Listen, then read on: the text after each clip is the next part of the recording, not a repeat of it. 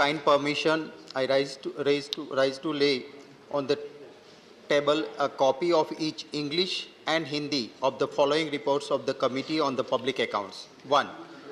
44th report on the functioning of Credit Guarantee Fund Trust for Micro and Small Industries. 2.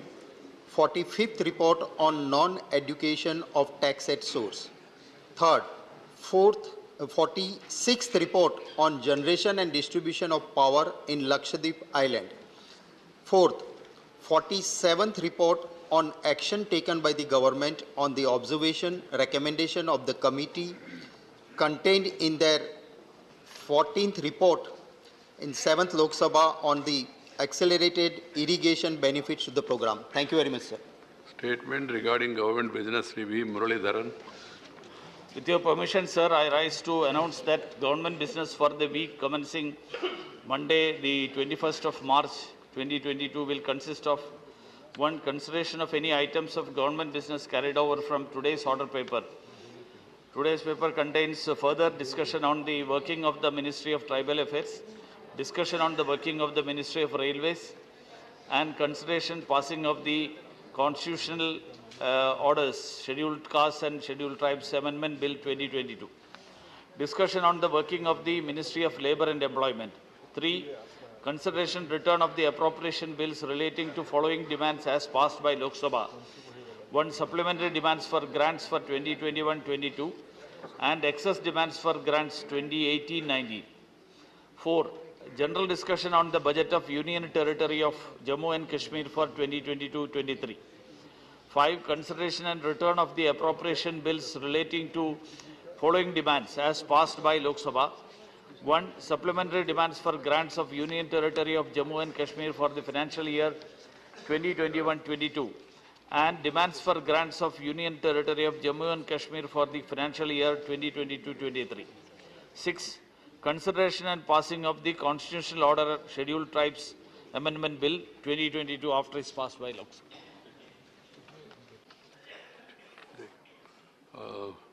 Tiruchi Siva has given a notice on to discuss the plight of fishermen of Tamil Nadu. The other day we have taken it up and it can be taken up during the discussion on demands for grant. Siva, please. Issue is important, I do agree, but it has been raised and then if you need to further discuss on that, you will have an opportunity. Then Sri Sukendra Sekhar Rai, sorry, Dr. Vandalavena, he sought my permission, Sukendra Sekhar. Dr. Vandalavena, where is Vandalavena? Honorable Chairman. Please. Yeah. Let me continue my speech of yesterday. Before that, firstly, sir, I want to express my gratitude for your visit to our state, Aizawl. I hope you may come again after some days. So today, sir, thank you so much for giving me an opportunity to speak. I have been to Mizoram. I had an opportunity to address the Mizoram Assembly and I found by the records there were no disturbance of any kind at any time in the Mizoram State Assembly. It's an example for the entire country. Okay, Honorable Chairman, being a chairman of... Not during my speech, in the entire tenure. Being a chairman of FCI Consultative Board of Mizoram, I have 2 sessions. Number 1, sir, the organization structure of Food Corporation of India, FCI, needs reconstruction in the Northeast region. The existing FCI in the Northeast has been divided into 5 zones as follows: Assam region, Arunachal region, Manipur region, Nagaland region, and NEF region. The 3 states, that is Mizoram, Meghalaya, and Tripura, are put under one NEF region, having main office at Shillong in Meghalaya, which created certain problems among the administrators of FCI. Honorable Chairman, I want to inform the honorable members of the House that it is not convenient to administer the 3 states of Northeast from Shillong. I therefore strongly request the Union Ministry to create new 3 zones, that is Mizoram region, Meghalaya region, and Tripura region, so that all the Northeast states could have the FCI regional office in our own state capitals. And secondly, Honorable Sir, I want to request the monthly allocation of rice be increased for the state of Mizoram. The present monthly allocation of rice from FCI for Mizoram is only 50,000 quintals. However, the requirement of the state is 1 lakh quintals per month, which means that only half of the requirement of the state of Mizoram is being received from FCI, which resulted the state government in the position to buy 50,000 more quintals of rice from open market with higher prices. So I kindly request the ministry to increase the monthly allocation of the food grains for Mizoram. Thank you, Chairman. Thank you, Vananda Viraji. Sri Mahesh Poddar. Thank you, sir. Sir, the World Health Organization की international agency for research on cancer ने 2015 में घोषणा की थी कि process meet के seven से इंसानों में कैंसर होता है और साथ ही रेड मीट के सेवन के संबंध में उन्होंने चेतावनी भी दी थी और कैंसर के संभावित खतरों से भी आगाह किया था। अकेले भारत में सर सालाना कैंसर की संख्या 2025 तक लगभग 16 लाख तक पहुंचने की संभावना है। यह विश्व स्तर पर बावेल की बीमारी कैंसर की बीमारी से वृद्धि से संबंधित है और हम सभी जानते हैं कि कैंसर की उच्च घटनाएं अमेरिकी जीवन शैली को बर्बाद कर रही है क्योंकि बड़ी मात्रा में प्रोसेस्ड मीट युक्त आहार की वहाँ पे बहुत अधिक खपत होती है। भारत के भीतर भी कई फास्ट फूड चेन रेफ्रिजरेटेड मांस के विचार को बढ़ावा दे रहे हैं जो चिंता का विषय है और समग्र आबादी के स्वास्थ्य के लिए खतरनाक है। महोदय, यह केवल कैंसर तक ही सीमित नहीं बल्कि पुरानी बीमारियां क्रोनिक बीमारियों को फिर से होने के अधिक जोखिम को भी प्रेरित करता है। यह ध्यान दिया जाना चाहिए कि धूम्रपान और प्रोसेस मीट को एक ही श्रेणी में वर्गीकृत किया है जो समूह एक कार्सिनोजन और सिगरेट के पैकेट को स्वास्थ्य के खतरे से वार्निंग देने के लिए अपने कवर की 85% सीमा तक चेतावनी प्रदर्शित करने के लिए अनिवार्य है। इस संबंध में मैं सरकार से इस पर कार्रवाई करने के लिए और ऐसे संशोधित प्रोसेस मीट पर कैंसर की चेतावनी अनिवार्य करने का आग्रह करता हूं और तंबाकू और सिगरेट उत्पादों के मामले में जिस तरह से होता है वैसे ही प्रोसेस्ड मीट के मामले में चेतावनी देने का आग्रह करता हूं। धन्यवाद। Shri Kanakamedala Ravindra Kumar. Honorable Chairman, sir, I am very thankful to you for giving this opportunity to raise an important matter which has direct bearing on the progress of the states and the welfare of the people. The central government implements various schemes at national level and state level. For implementing such schemes, certain pattern of funding projects is being followed. Costing share agreement in what such is model, in which the central government and respective state governments has to share the cost to be incurred for the respective projects. Such an amount is earmarked for as the share of the central government and the state government for the purpose of implementing the projects. Both the set of funds are to be pulled together for implementation of the project and to execute the works in the respective states. If the share of the particular party is not being deposited, the progress of this project will be hampered.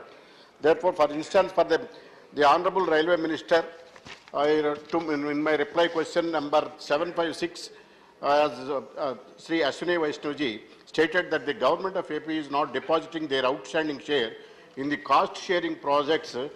This is affecting the execution of projects Nadikudi Srikalahasti, Bhadrachalam Kovuru, Kadapa Bengaluru, Kotipalli Narsapuram, Tumkuru Rayadurga New Railway lanes, and Vijayawada, Gudivada and Bhimavaram, Nidavolu doubling with electrification. Similarly, Hyderabad, Bengaluru corridor also. This devolution of funds from the central governments are being diverted. This caused a vertical fall in the credit position in the state, not transferring in finance management. The AP government raised their hands. They are not going to pay even single pay for the railway projects. Therefore, I request the central government to have a big heart and to find a solution to complete the projects for the benefit of the people of Andhra Pradesh. Since it's a newly formed state, I hope some other mode or kind of agreement to be evolved to complete the projects, since the projects are already abandoned by the state government, and the central government will interfere to take steps to complete the projects in view of the financial situation in the state of Andhra Pradesh. Thank you. Revati Raman Singh. Sri Revati Raman Singh. धन्यवाद chairman साहब। मैं आपके आपसे अनुज्ञा चाहता हूं कि एक महती इम्पोर्टेंट मैटर को सदन में आपके माध्यम से रखना चाहता हूं। मानवर, पूरे देश में कैंसर की बीमारी इतनी जोर से फैल रही है कि अभी पोद्दार साहब ने उस पर ध्यान आकृष्ट किया था। मानवर, करीब भारत में हर रोज 1400 से 1600 लोग रोज मौत की घाट उतर रहे हैं। सालाना तकरीबन 12 से 15 लाख लोग कैंसर से मर जाते हैं। मानवर, दिन पर दिन ये कैंसर इतनी तेजी से बढ़ रहा है कि आने वाले दिनों में ये सुनामी का रूप ले लेगा अगर इस पर चेक नहीं किया गया। मैं आपके माध्यम से ये चाहता हूँ कि सरकार 60% लोग गांव में रहते हैं, वहाँ उनकी कोई जांच नहीं होती। जो पीएससी और सीएससीज हैं, ये कोई जांच नहीं कराते। मैं चाहता हूँ कि पीएससी और सीएससी के द्वारा कैंप लगा के हर महीने जांच की जाए, जिससे कि ये पता लग सके कि कैंसर है कि नहीं है, जिससे शुरू में ही इलाज किया जा सके। अगर लेवल 2 और लेवल 3 पर कैंसर पहुंच जाता है तो उसका इलाज होना संभव नहीं है। मानवर, मैं ये भी चाहता हूं कि इसको रोकथाम के लिए तत्काल उपाय किए जाएं। अपना जगह में बैठना नहीं तो बाहर भारत में जाके हर बात साल करना। कैंसर के लगभग 20 लाख मरीज ग्रसित होने की उम्मीद है। मानवर, मैं आपसे आग्रह करूंगा कि जो जीएसटी लगाई जाती है कैंसर की दवाओं पर, वो ख़त्म की जाए और इसका 5 लाख से लेके 25 लाख आयुष्मान योजना के अंदर। आपने नोटिस में लिखा 15 लाख, अभी बढ़ा रहे 25 लाख। चलिए मानवर, थोड़ा अभी तो 10 मिनट हो गए ना इसके अंदर होगा। अच्छा, ये 10 मिनट्स में इन्फ्लेशन बढ़ गया। अगर मानवर ज्यादा फैलेगा तो उसका कॉस्ट बढ़ जाता है, इसका कॉस्ट भी एस्केलेट हो जाता है। Please please. ये धन्यवाद। रेवती रमन जी इस उम्र में भी बहुत मेहनत करके अध्ययन करके आते हैं, इसलिए मैं नॉर्मली उनको मौका दिया। Doctor L Hanumanthaiah. Thank you, Chairman sir. Sir, Kidwai Memorial Institute of Oncology in Bengaluru is a cancer care hospital and autonomous institute under the government of Karnataka and the country's second biggest regional center, cancer care center, and it is well organized tertiary cancer care by WHO and enclosed with well-trained professionals and para-professionals also. Sir, with all faculties for advanced medical investigation and treatment, it is also one of the big research organization in southern part of India, sir.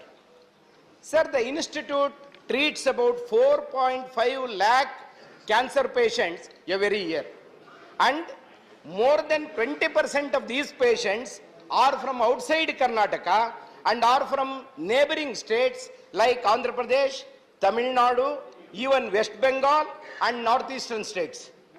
Sir, many of the patients belongs to below poverty line category, and only they will come to this institute, and they come from far off places also.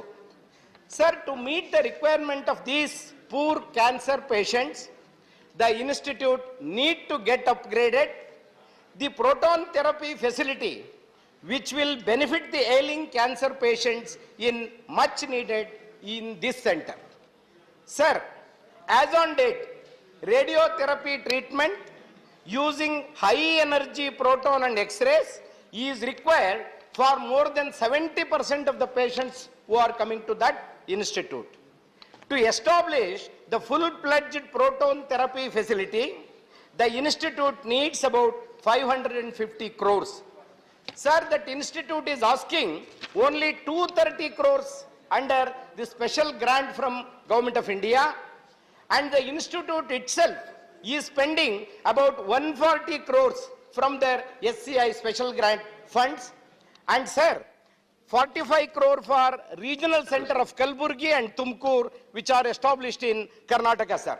Sir, I request the government through you, sir, special grant has to be sanctioned to Kidwai Memorial Institute of Oncology for establishing proton therapy facility, which will benefit most of the cancer patients of the country and mostly the southern India cancer patients, sir. Thank you. This is my request. Thank you, Hanumantaji. Please. Whoever want to associate, please send their names. And members of Rajya Sabha are free to contribute to the hospital also. Various facilities. I myself has given considerable amount to that institute in Karnataka. It can be done.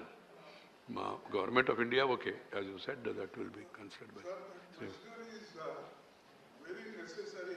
The proton therapy, 515 crores required. Nowhere in India except Chennai. I have, because I have facing that my son. Yeah. So every time whenever I go, we have to pay huge amount for that. Right. Therefore, AIMS at least you can have. Chennai prototype, this also is private that way. I myself has inaugurated that. You have got admitted your children there. Dr. Hanumantaya is over. Srimati Vandana Chavan. Thank you, sir, for giving me this opportunity. So my intervention is regarding the need to address the challenge of misinformation in health crisis situations. So in the past 2 years, we witnessed one of the worst health crises of our times.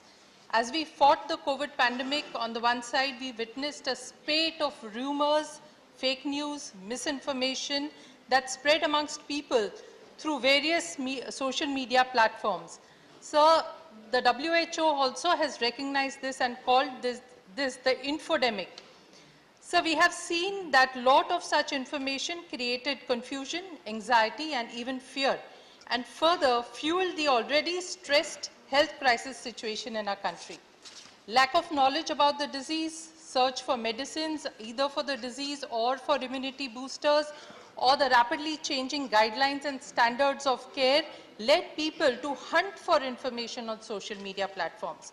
So due to misinformation, some people went to the extent of discrediting the threats of virus, whilst in some it resulted what we see even today, vaccine hesitancy.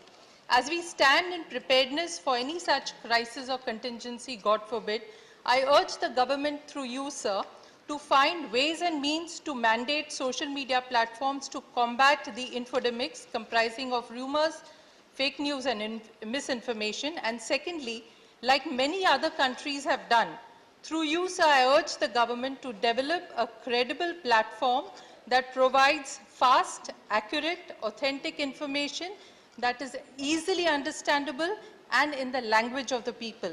This will, sir, save not only the people, but also safeguard interests of the government from the onslaught of misinformation at sensitive times. Thank you, sir. Thank you, Ma. Sri K.R. Suresh Reddy.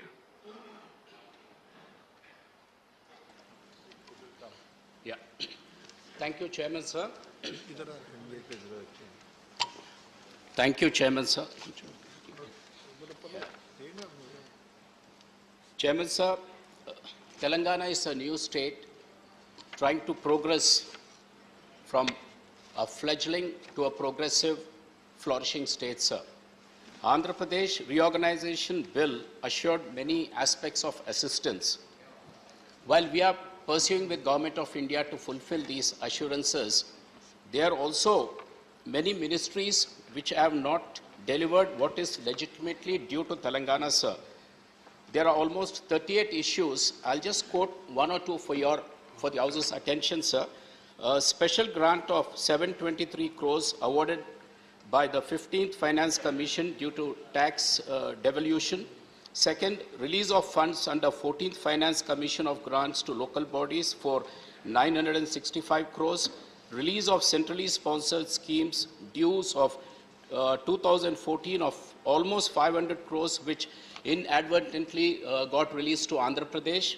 And sir, the GST and IGST compensation and settlement issues of almost 2,717 crores and 218 crores of IGST special assistance of 900 crores of backward districts as per the AP reorganization bill for the financial year 1920, 2021, and tribal university, coach factory, to name a few. There are many of these which are pending, sir. I request the Government of India to kindly convey a meeting to settle these issues. And also, sir, I would also seek your kind intervention, sir, with your vast experience in public life and with your passion for Parliament and its functioning. Now, bills have been passed almost 8 years back, sir. There are many assurances in the bill which are constitutionally the government's responsibility to fulfill. In the course of fulfillment of these assurances, if the government faces an hindrance or if they have any other alternate measures to comply with those assurances, the government with the concerned authorities can sit and settle the matter instead of keeping it pending, sir. As they say, justice delayed is denied, and people's belief in Parliament has to go up, sir, for which you have been a strong votary of Parliament and also strengthening parliamentary democracy, sir. My request is, at an appropriate time, I seek your kind intervention to give such directions. Thank you, sir. Thank you, Chairman, sir. Sir, the Chief Minister of Tamil Nadu, Mr. M.K. Stalin, has written a letter to the Prime Minister requesting him to drop the proposal of setting up a India-based neutrino observatory project in Theni district, Tamil Nadu, sir, in the larger interest of conservation of the rich wildlife and the biodiversity of that region. Sir, the said site falls within Madikettan, that's a Periyar Tiger Corridor, which has been recognized as one of the 32 major tiger corridors in the country by NTCA, National Tiger Conservation Authority. Sir, though it is said that the experiments of the observatory would be done deep below the ground, the structural activities itself will cause a great damage, sir. Sir, the State Environment Impact Assessment Authority of Tamil Nadu has clearly said that the tunneling work requires blasting the hard rock mass and use of huge quantity of high-strength explosives and an excavation of 6 lakh cubic meters of charmokite rock. The mountain rock will be under tremendous pressure due to the tunnel and cavern being at a depth of 1,000 meters from the top of the mountain, and the vertical stress is estimated at 270 kilograms per cubic square meter. So this creates the problem of rock burst and roof collapse as well. Sir, the site also falls the Bodhi Hills Wild Reserve Forest, sir, in the Western Ghats, which are considered as a global biodiversity hotspot for endemic flora and fauna. Sir, it further links to the eastern Ghats of Srivilliputtur and Megamalai Tiger Reserve, crucial for dispersal across the western Ghats, and the southern eastern projects through the Kambam Valley, hosting not only just tigers, sir, but also some species, very rare species like mammals, ungulates, reptiles, and amphibians. Sir, the said area also serves as a watershed and also water catchment for the Sambai and Kottakudi rivers, which is a lifeline for the local people and also caters to the drinking water needs of 5 districts of Tamil Nadu. So, sir, considering all these aspects, I think the government is urged, sir, to drop this proposal, sir, in the larger interest of the ecosystem and the rich wildlife in the state. Thank you. Thank you, Shiva. Whoever want to associate, you have to send the names. Sri Jose K. Mani. Jose K. Mani. Thank you, sir. Thank you, sir. I would like to draw the attention of the AVS Ministry through you, sir, regarding unregulated rise in fare of air tickets, especially to the Gulf areas, which is affecting the millions of Indians, sir. There are about 4 million, approximately more than 40 lakhs of Indians working in Gulf areas, and most of 90% of them are, approximately 40 lakhs of them are from Kerala itself. Sir, do the airfare hike is done during the vacation time? Mainly, it starts off from next month onwards, April, May, up to August. And that is the time when they get the vacation.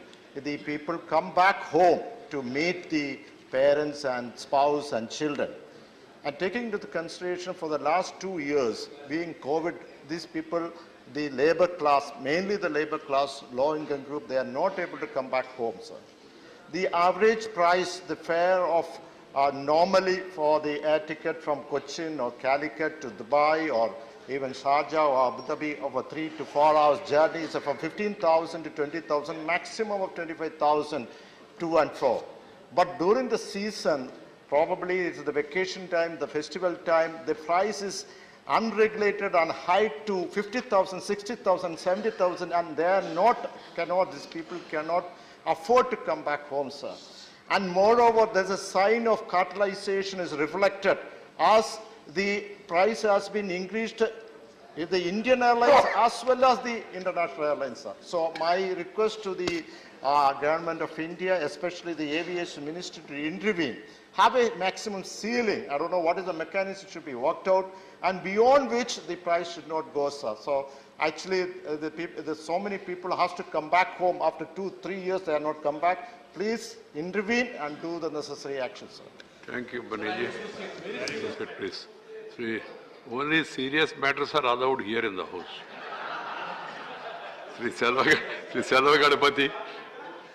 Sri Selva Gadapati. Thank you, Chairman. Honorable Chairman, sir. I would like to plead for the inclusion of the left 4 communities in under scheduled tribes. They are the Katunayakad, Yerukula, and the Malakuravan and the Kurumans. All these 4 communities are deserving to be included in the under scheduled tribe. But since 2016, the Puducherry government is pleading to include them in the under scheduled tribes. But the central government has not given permission to include them under scheduled tribes. Though they are living in clusters, they are living in the remote regions of Puducherry, they are not able to avail the facilities given to the scheduled tribes and also not able to avail the reservations and the other concessions. Therefore, the government of Puducherry has been pleading for a long time for inserting these 4 communities under scheduled tribes. In this connection, the government has formed a committee to study the matter, to look into the matter, and they come out with the result of including them under scheduled tribes. But state government recommended this to the central government, but the central government included only the Irundalas community under the scheduled tribes. In respect of the inclusion of the remaining 4 communities, which are now under the backward category, the Ministry of Tribal Affairs, Government of India has sought for additional particulars from the Government of Puducherry. To submit the particulars, the Government of Puducherry had sought the assistance of an officer from the central government, and the officer was deputed, and the officer conducted inspection in all the areas for a week and submitted report to the central government. But so far the permission is not being given and to include these 4 communities under the scheduled tribes. I request the Honorable Union Minister of Tribal Affairs, through you, sir, to kindly expedite the matter for getting the approval for inclusion of these remaining 4 backward communities under scheduled tribe, because they are most deserving and we will have to give them a chance to enjoy all the benefits. Thank you. Thank you, Sir Ganapati. Srimati Rajani Ashok Rao Patil. Marathi. She want to speak in Marathi. Yes, sir. Sir, Marathi भाषेला अभिजात दर्जा मिळावा याचा पुनरुच्चार करण्यासाठी या ठिकाणी उभी राहिलेली आहे. अनेक जातीचे धर्माचे लोक मराठीमध्ये बोलतात. अनेक पंथ धर्म प्रांत संस्कृती यांना मराठीने सामावून घेतलेले आहे. त्यामुळे खांद्यावर माय मराठीची पताका घेतलेल्या 12.5 कोटींची फादर स्टीफन यांनी 15व्या शतकामध्ये भाषा मांजी भाषा साजरी अशी मराठी, ती ज्ञानवंतांची भाषा आहे, ती कष्टकऱ्यांची भाषा आहे, ती धर्म भाषा आहे, ती श्रमाची आणि घामाची भाषा आहे, ती अजरामर भाषा आहे, ती अमृतातही पैजा जिंके अशी भाषा आहे. 15 वर्षापूर्वी केंद्र सरकारने तमिळ भाषेला अभिजात भाषेचा दर्जा दिला आणि त्यानंतर कन्नड, मल्याळम, ओडिया यांनाही अभिजात भाषेचा दर्जा दिला. बोली भाषांची विविधता हे मराठी भाषेचे खरे वैभव असून मराठीमध्ये 52 बोली भाषा आहेत. अनेकविध साहित्यिकांनी, संतांनी, कवींनी मराठी भाषा समृद्ध केलेली आहे. प्राचीनता, श्रेष्ठता, स्वयंभूपणा, सलगता या चारही निकषांवर मराठी भाषा खरी उतरलेली आहे. 27 फेब्रुवारी नुकताच झालेला आहे. हा मराठी भाषेचा गौरवदिन मानला जातो आणि या दिवशी कुसुमाग्रज, कवी कुसुमाग्रज यांचा जन्मदिन आम्ही साजरा करतो. या दिनाचे औचित्य साधून आमच्या महाविकास आघाडीने आपल्याकडे येऊन विनंती केलेली आहे आघाडी सरकारने की केंद्र सरकारच्या सांस्कृतिक मंत्र्याकडे प्रस्ताव पाठवलेला आहे आणि लवकरात लवकर आम्हाला सांस्कृतिक दर्जा दिला पाहिजे अशी मागणी, अभिजात दर्जा दिला पाहिजे अशी मागणी आम्ही केलेली आहे. सर, पाठारे समितीने याच्यापूर्वी लोकसभेमध्ये ही मागणी केली होती आणि लोकसभेने ही मागणी मान्य केलेली होती सांस्कृतिक मंत्र्यांनी अभिजात दर्जा मिळावा म्हणून. आम्ही परत एकदा सांगतो की सर्व प्रोसिजर पूर्ण झालेली आहे. फक्त आता मंत्रिमंडळामध्ये त्याला शिक्कामोर्तब होणं बाकी आहे. आपण सर्व भाषांचा अभ्यास करता, आपण ज्ञानी आहात. आम्ही आपल्याला विनंती करतो की आपण आपलं वजन वापरून प्रधानमंत्र्यांना आणि मंत्रिमंडळाला सूचना द्याव्यात आणि मराठी भाषेला लवकरात लवकर अभिजात भाषेचा दर्जा देण्यासाठी प्रयत्न करावेत. धन्यवाद.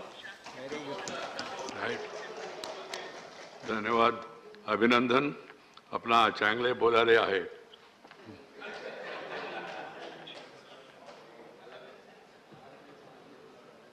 Sri Zuzino Joachim Pellerio. Thank you, Chairman Sir, for permitting me to raise this very important issue. So, on behalf of the Goa TMC, I would like to bring to the notice of Honorable Finance Minister the hardships and the harassments faced by the honest taxpayers in Goa on account of faceless assessment scheme, faceless penalty procedure scheme, and faceless disposals. Chairman Sir, you may be aware that Goa is the only state in India which follows common civil code. In fact, Goa is the only state in India which fulfills Article 44 of the Constitution of India. And therefore, the Government of India, by bringing Finance Act, they have amended and brought Clause 5A of the Income Tax Act. Chairman Sir, the people in Goa, especially the taxpayers, have been enjoying this Article 5A for the last 6 decades. However, with the introduction of the faceless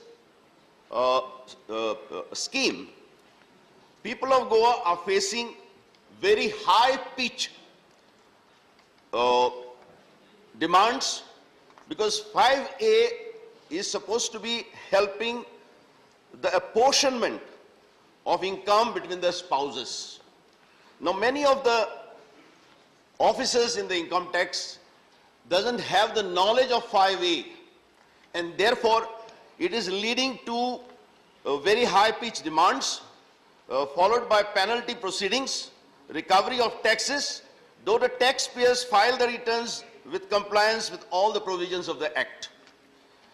Now, I know some cases, Mr. Chairman, where many people who are earning hardly 15 to 20 lakhs of rupees per year are given notice to pay 8 crores. I know one lady whose income is 20 lakhs. She is issued a notice to pay 8 crores. She finally got a massive heart attack and she landed in the intensive care unit. Now, Chairman Sir, government cannot afford to be so cruel even though the income tax officials are. Government have to be human, fair and just. My request to you, thank you, Honorable Chairman, and to the Honorable Finance Minister to have a review of... Thank you. Time is over. You know the position. I suggest to you, please write the details of the person to the Finance Minister. She will get it examined. Doctor Vinay Sahasrabuddhe. धन्यवाद सभापति जी। मैं एक अलग विषय उठाना चाहता हूं जो भारत की सांगीतिक परंपरा के बारे में है। मान्यवर, हमारे भारत की एक बहुत समृद्ध और गौरवशाली संगीत की परंपरा है जिसे हम भारतीय संगीत कहते हैं, और इसमें वोकल और इंस्ट्रूमेंटल इस तरीके की बहुत सारी शाखाएं, मगर ये दो प्रमुख शाखाएं हैं। मगर वोकल म्यूजिक में भी इंस्ट्रूमेंट का उपयोग होता है बिना किसी संगीत के वादन की सहायता से, और मौखिक संगीत इतना सामने नहीं आता। ऐसी स्थिति में भारत में जो तारवाद्य निर्माता है, जिनको हम स्ट्रिंग इंस्ट्रूमेंट्स कहते हैं या एकॉस्टिक इंस्ट्रूमेंट्स कहते हैं, ये पूरा हाथ से चलने वाला काम है, हैंडीक्राफ्ट के माध्यम से ये होता है। इसमें मशीन की या फैक्ट्री की कोई व्यवस्था नहीं होती, और इसमें लगे हुए जो सारे लोग हैं मुख्य रूप में एक परिवार की परंपरा के आधार पर काम कर रहे हैं। और महाराष्ट्र में मीरज में, उत्तर प्रदेश में वाराणसी में, पश्चिम बंगाल में कोलकाता में, और तमिलनाडु में तंजावुर में ये काम चलता है। और मुख्य रूप में तानपुरा, एकतारी, रुद्रवीणा और वीणा और दिलबहार, ऐसे जो आज कुछ कम संख्या में बजे जा रहे हैं, ऐसे भी साधन यहाँ से बनते हैं। मेरी भूमिका ये है कि इन जगह पर ये जो काम करने वाले परिवार है, जो भारतीय संगीत की परंपरा को बरसों से समृद्ध करते रहे, चाहे एमएस सुब्बलक्ष्मी जी हो, चाहे भीमसेन जोशी जी हो, सारे लोग यहीं से अपने संगीत के साधन खरीदते हैं, तानपुरा खरीदते हैं, मगर इनको जो सम्मान मिलना चाहिए वो नहीं मिल रहा। और मेरा आपके माध्यम से सरकार को निवेदन है कि कुल मिलाकर इनका भारत के वाद्यों की निर्यात में भी बड़ा योगदान है। लगभग 3000 ऐसे वाद्य विगत कुछ सालों में निर्यात हुए हैं। मगर ये परंपरा अगर जीवित रहनी है तो मेरे 6 प्रमुख बिंदु है जो मैं आपके माध्यम से सदन के सम्मुख रखना चाहता हूं। माननीय वित्त मंत्री जी यहाँ उपस्थित है। मेरा अनुरोध है कि बैंकों से इनको ऋण मिलाने के बारे में कुछ व्यवस्था की जाए। साथ ही साथ शिक्षा मंत्री जी से मेरा अनुरोध है कि एआईसीटी के माध्यम से इस कला को एक पाठ्यक्रम के रूप में तब्दील करने के लिए कुछ व्यवस्था की जाए, अन्यथा ये क्षीण हो जाएगी, समाप्त हो जाएगी धीरे धीरे। हमें इसको बचाना है। तीसरा, मार्केटिंग की दृष्टि से और इनके लिए जो वेयर हाउसेस और गोडाउन्स चाहिए, क्योंकि वाद्य बनता है तत्काल नहीं जाता, उसकी कुछ व्यवस्था होनी चाहिए। इसका एक डॉक्यूमेंटेशन, संरक्षण होना चाहिए, प्रलेखन होना चाहिए। और अंतिम, संस्कृति मंत्रालय से मेरा विनम्र अनुरोध है कि श्रीमती लता मंगेशकर जी के नाम से एक भारतीय पारंपरिक वाद्य संग्रहालय बनाया जाए। Thank you. एसोसिएट नाम भेजना, please send your names. Shri Rakesh Sinha. सभापति महोदय, धन्यवाद, आपने मुझे ये अवसर दिया। भारत एक ऐसी सभ्यताई राष्ट्र है जिसकी विरासत और ऐतिहासिक भूमिका देश के विभिन्न भागों में फैला हुआ है। कभी कभी उदासीनता, उपेक्षा के और अज्ञानता के कारण हम अपनी विरासत को समेट नहीं पाते हैं। इसी संदर्भ में मैं बिहार के बेगूसराय के नौलागढ़ और जयमंगलागढ़ की चर्चा करना चाहता हूँ। ये दोनों क्षेत्र वे हैं जो पाल वंश, जिस पाल वंश ने भारत के इतिहास में एक बहुत ही महत्वपूर्ण और निर्णायक भूमिका अदा की थी, जिसमें देवपाल और धर्मपाल दोनों का नाम हम जानते हैं, जिन्होंने विक्रमशिला और नालंदा जैसे विश्वविख्यात विश्वविद्यालयों की स्थापना और उसको संरक्षण दिया था। उस पाल वंश में अनुग्रह पाल द्वितीय की राजधानी होती थी नौलागढ़ और जयमंगलागढ़। यह वह क्षेत्र है जिसको बिहार सरकार ने 1987 में 1976 के कलानिधि एक्ट के द्वारा लगभग 275 एकड़ लैंड को संरक्षित किया था पर्यटन के लिए। लेकिन 1972 में राधा कृष्ण चौधरी इतिहासकार ने जाकर उसका सर्वेक्षण किया, वहाँ सिक्के मिले थे, बहुत सी मूर्तियाँ मिली थीं, और उसके बाद Jaiswal historical and archaeological society ने जाकर उसका सर्वेक्षण किया था। लेकिन 35 वर्षों के बाद और 72 में हुए सर्वे के लगभग 50 साल के बाद भी आज वह क्षेत्र यूं ही पड़ा हुआ है। यदि उस क्षेत्र का संवर्धन करते हैं तो और उसका रिसर्च करते हैं तो इसमें एएसआई, कल्चर मिनिस्ट्री और पर्यटन मंत्रालय तीनों की भूमिका है। मैं इस बात को इसलिए रखना चाहता हूँ, 3 बातें इससे रेखांकित होती हैं। पहली बात कि भारत में जो मोनार्की था, मोनार्क राजतंत्र होते हुए भी पाल वंश में मोनार्की विथ डेमोक्रेटिक आउटलुक, दुनिया के मोनार्की से कैसे हमारी मोनार्की भिन्न थी, यदि उसका हम सर्वे करते हैं, हम उसके इतिहास को टटोलते हैं तो वह एक विषय मिलेगा। दूसरा, शिक्षा के क्षेत्र में उस युग में 400 वर्षों के शासन में 8वीं सदी से लेकर 12वीं सदी तक वर्तमान युग में जो शासन व्यवस्था थी वो पहली ऐसी शासन व्यवस्था थी जो कोअर्सिव नहीं था, दमनात्मक नहीं था। तीसरी जो महत्वपूर्ण बात है कि उनका योगदान कला में, चित्रकारी में, वास्तुकला में, धातु कला में था। तो मुझे लगता है यदि जयमंगलागढ़, नौलागढ़ को पर्यटन मंत्रालय, संस्कृति मंत्रालय और शिक्षा मंत्रालय का ICHR ये तीनों मिलकर यदि काम करते हैं तो हम पूरे देश में जो हमारे पास पर्यटन स्थल और ऐतिहासिक स्थल है उसके रूप में हम विकसित कर सकते हैं। एक और महत्वपूर्ण बात मैं सभापति महोदय आपके माध्यम से बताना चाहता हूं कि जयमंगलागढ़ वह जगह है जहां एक शक्तिपीठ भी है। तो जो देश में शक्तिपीठ हैं उसमें से एक शक्तिपीठ जयमंगलागढ़ में है। तो मुझे लगता है आध्यात्मिक, ऐतिहासिक और विरासत की दृष्टि से इस सभ्यताई राष्ट्र को एक संबल देने के लिए ऐसे क्षेत्रों का विकास करना चाहिए। मैं आपके माध्यम से सरकार से मांग करता हूं कि जयमंगलागढ़, नौलागढ़ के विकास का और सर्वेक्षण का कार्य त्वरित गति से करें। धन्यवाद। धन्यवाद जी। Special mention Shri Ajit Kumar Bhuyan. Ajit Kumar बुयान।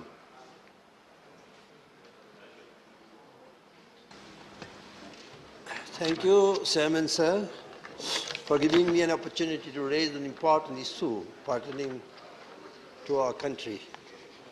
Sir, in the years 2020 and 2019, a total of 4,604 and 4,002 MD, MS seats remained vacant respectively. Criteria for MBBS students to qualify for the NEET PG exam is based on 50 percentiles. Although the cutoff percentage reduces after round 2 of medical counseling from 50 percentile 30 in the year 2020, 4,614 MD MS seats remain vacant in 2020. Chairman Sir, many desirous MBBS doctors do not get admission in MD MS courses only because the NEET PG cutoff mark is not reduced sufficiently. MBBS students who remain disqualified due to high cutoff marks in the NEET PG exam are registered doctors who have already passed all the 12 major exams successfully during the period of the MBBS course of 5.5 years. It is not desirable to keep MBBS doctors ineligible for further study based on a high NEET PG cutoff score when they have already passed the MBBS course successfully. Sir, if seats remain vacant, the country will get fewer specialist doctors each year and it will aggravate the present shortage. Recently, the Indian Medical Association has also appealed to the government to make all the MBBS doctors eligible to take part in MD, MS admission irrespective of NEET PG scores because they have already cleared the MBBS exams successfully. Chairman Sir, I urge the Government of India through you to reduce the disqualifying NEET PG cutoff marks more than last year, reduce at least 100 marks after round 2 of counseling. That can be done to prevent the MD, MS seats from remaining vacant. Thank you. Sir. G.K. Vasan.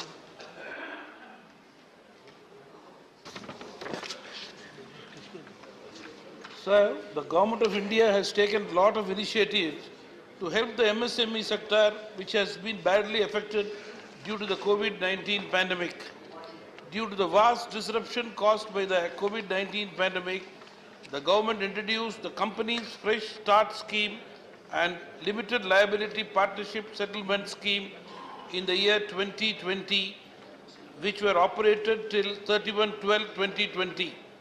The CFSS scheme provided for delayed submission of various statements and return to the MCA 21 electronic registry without any higher additional fees. It also gave immunity to directors against prosecution of proceedings and huge penalties on account of delays. The LLP settlement scheme also had similar provisions for delayed filing of annual returns. However, sir, many MSMEs could not benefit from these schemes since they could not revoke their cancelled directors' identification numbers through the courts that were not functioning during the lockdowns. As a result, MSMEs have not been able to complete their submission before 31/12/2020 and have been facing penalties imposing by the Register of Companies. The government also brought out GST penalty waiver scheme for MSMEs. Most of the business in this sector are being asked to pay penalties since they could not file their returns even during the extended period owing to the second wave of COVID-19. Sir, I request the government may consider further extension of penalty waiver under this scheme so that the MSME sector, which has suffered the most during the pandemic, can hope for further revival. Thank you. Thank you. Dr. Ami Agnik. Thank you, Honorable Chairman, sir, for permitting me to raise a very important issue. The special mention is related to fast-track costs for speedy redressal and access to justice for women. Sir, the pandemic has severely impacted the justice delivery mechanism in our society, in our country. The courts are already burdened with a huge backlog of cases. A 2018 survey of the Law Ministry revealed that there are 19 judges per 10 lakh people, and the ratio has further declined during the social distancing and virtual hearing norms that were adopted during the pandemic. The crisis has impacted women the most as there has been a steep rise in domestic violence and gender-based violence cases. Although there is some awareness in society that women can get free legal aid and can get respite by calling helplines, the issue of reaching courts and getting justice is definitely a challenging task for women. For most women, access to justice is difficult. The pandemic and post-pandemic situation has come with new challenges for women seeking justice securely, swiftly, and effectively.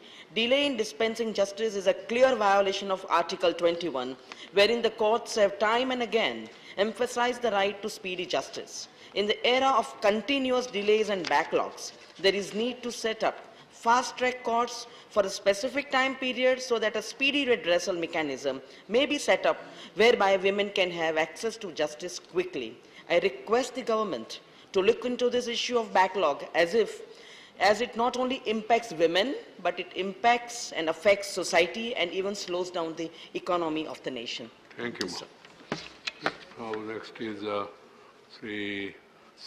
Srimati Santa Chetri, Gallery 4.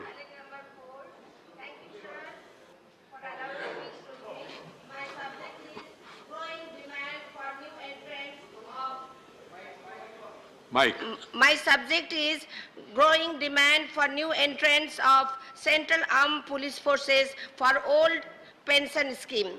Sir, I would like to draw your kind attention that there is a growing restlessness amongst the paramilitary force who joined after 2004 have been denied old pension scheme.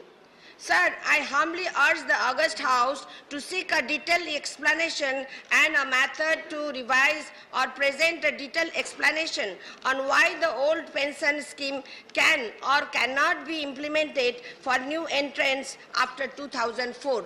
Thank you, sir. Thank you, ma'am. Very sincere member sitting alone in there and raising issues.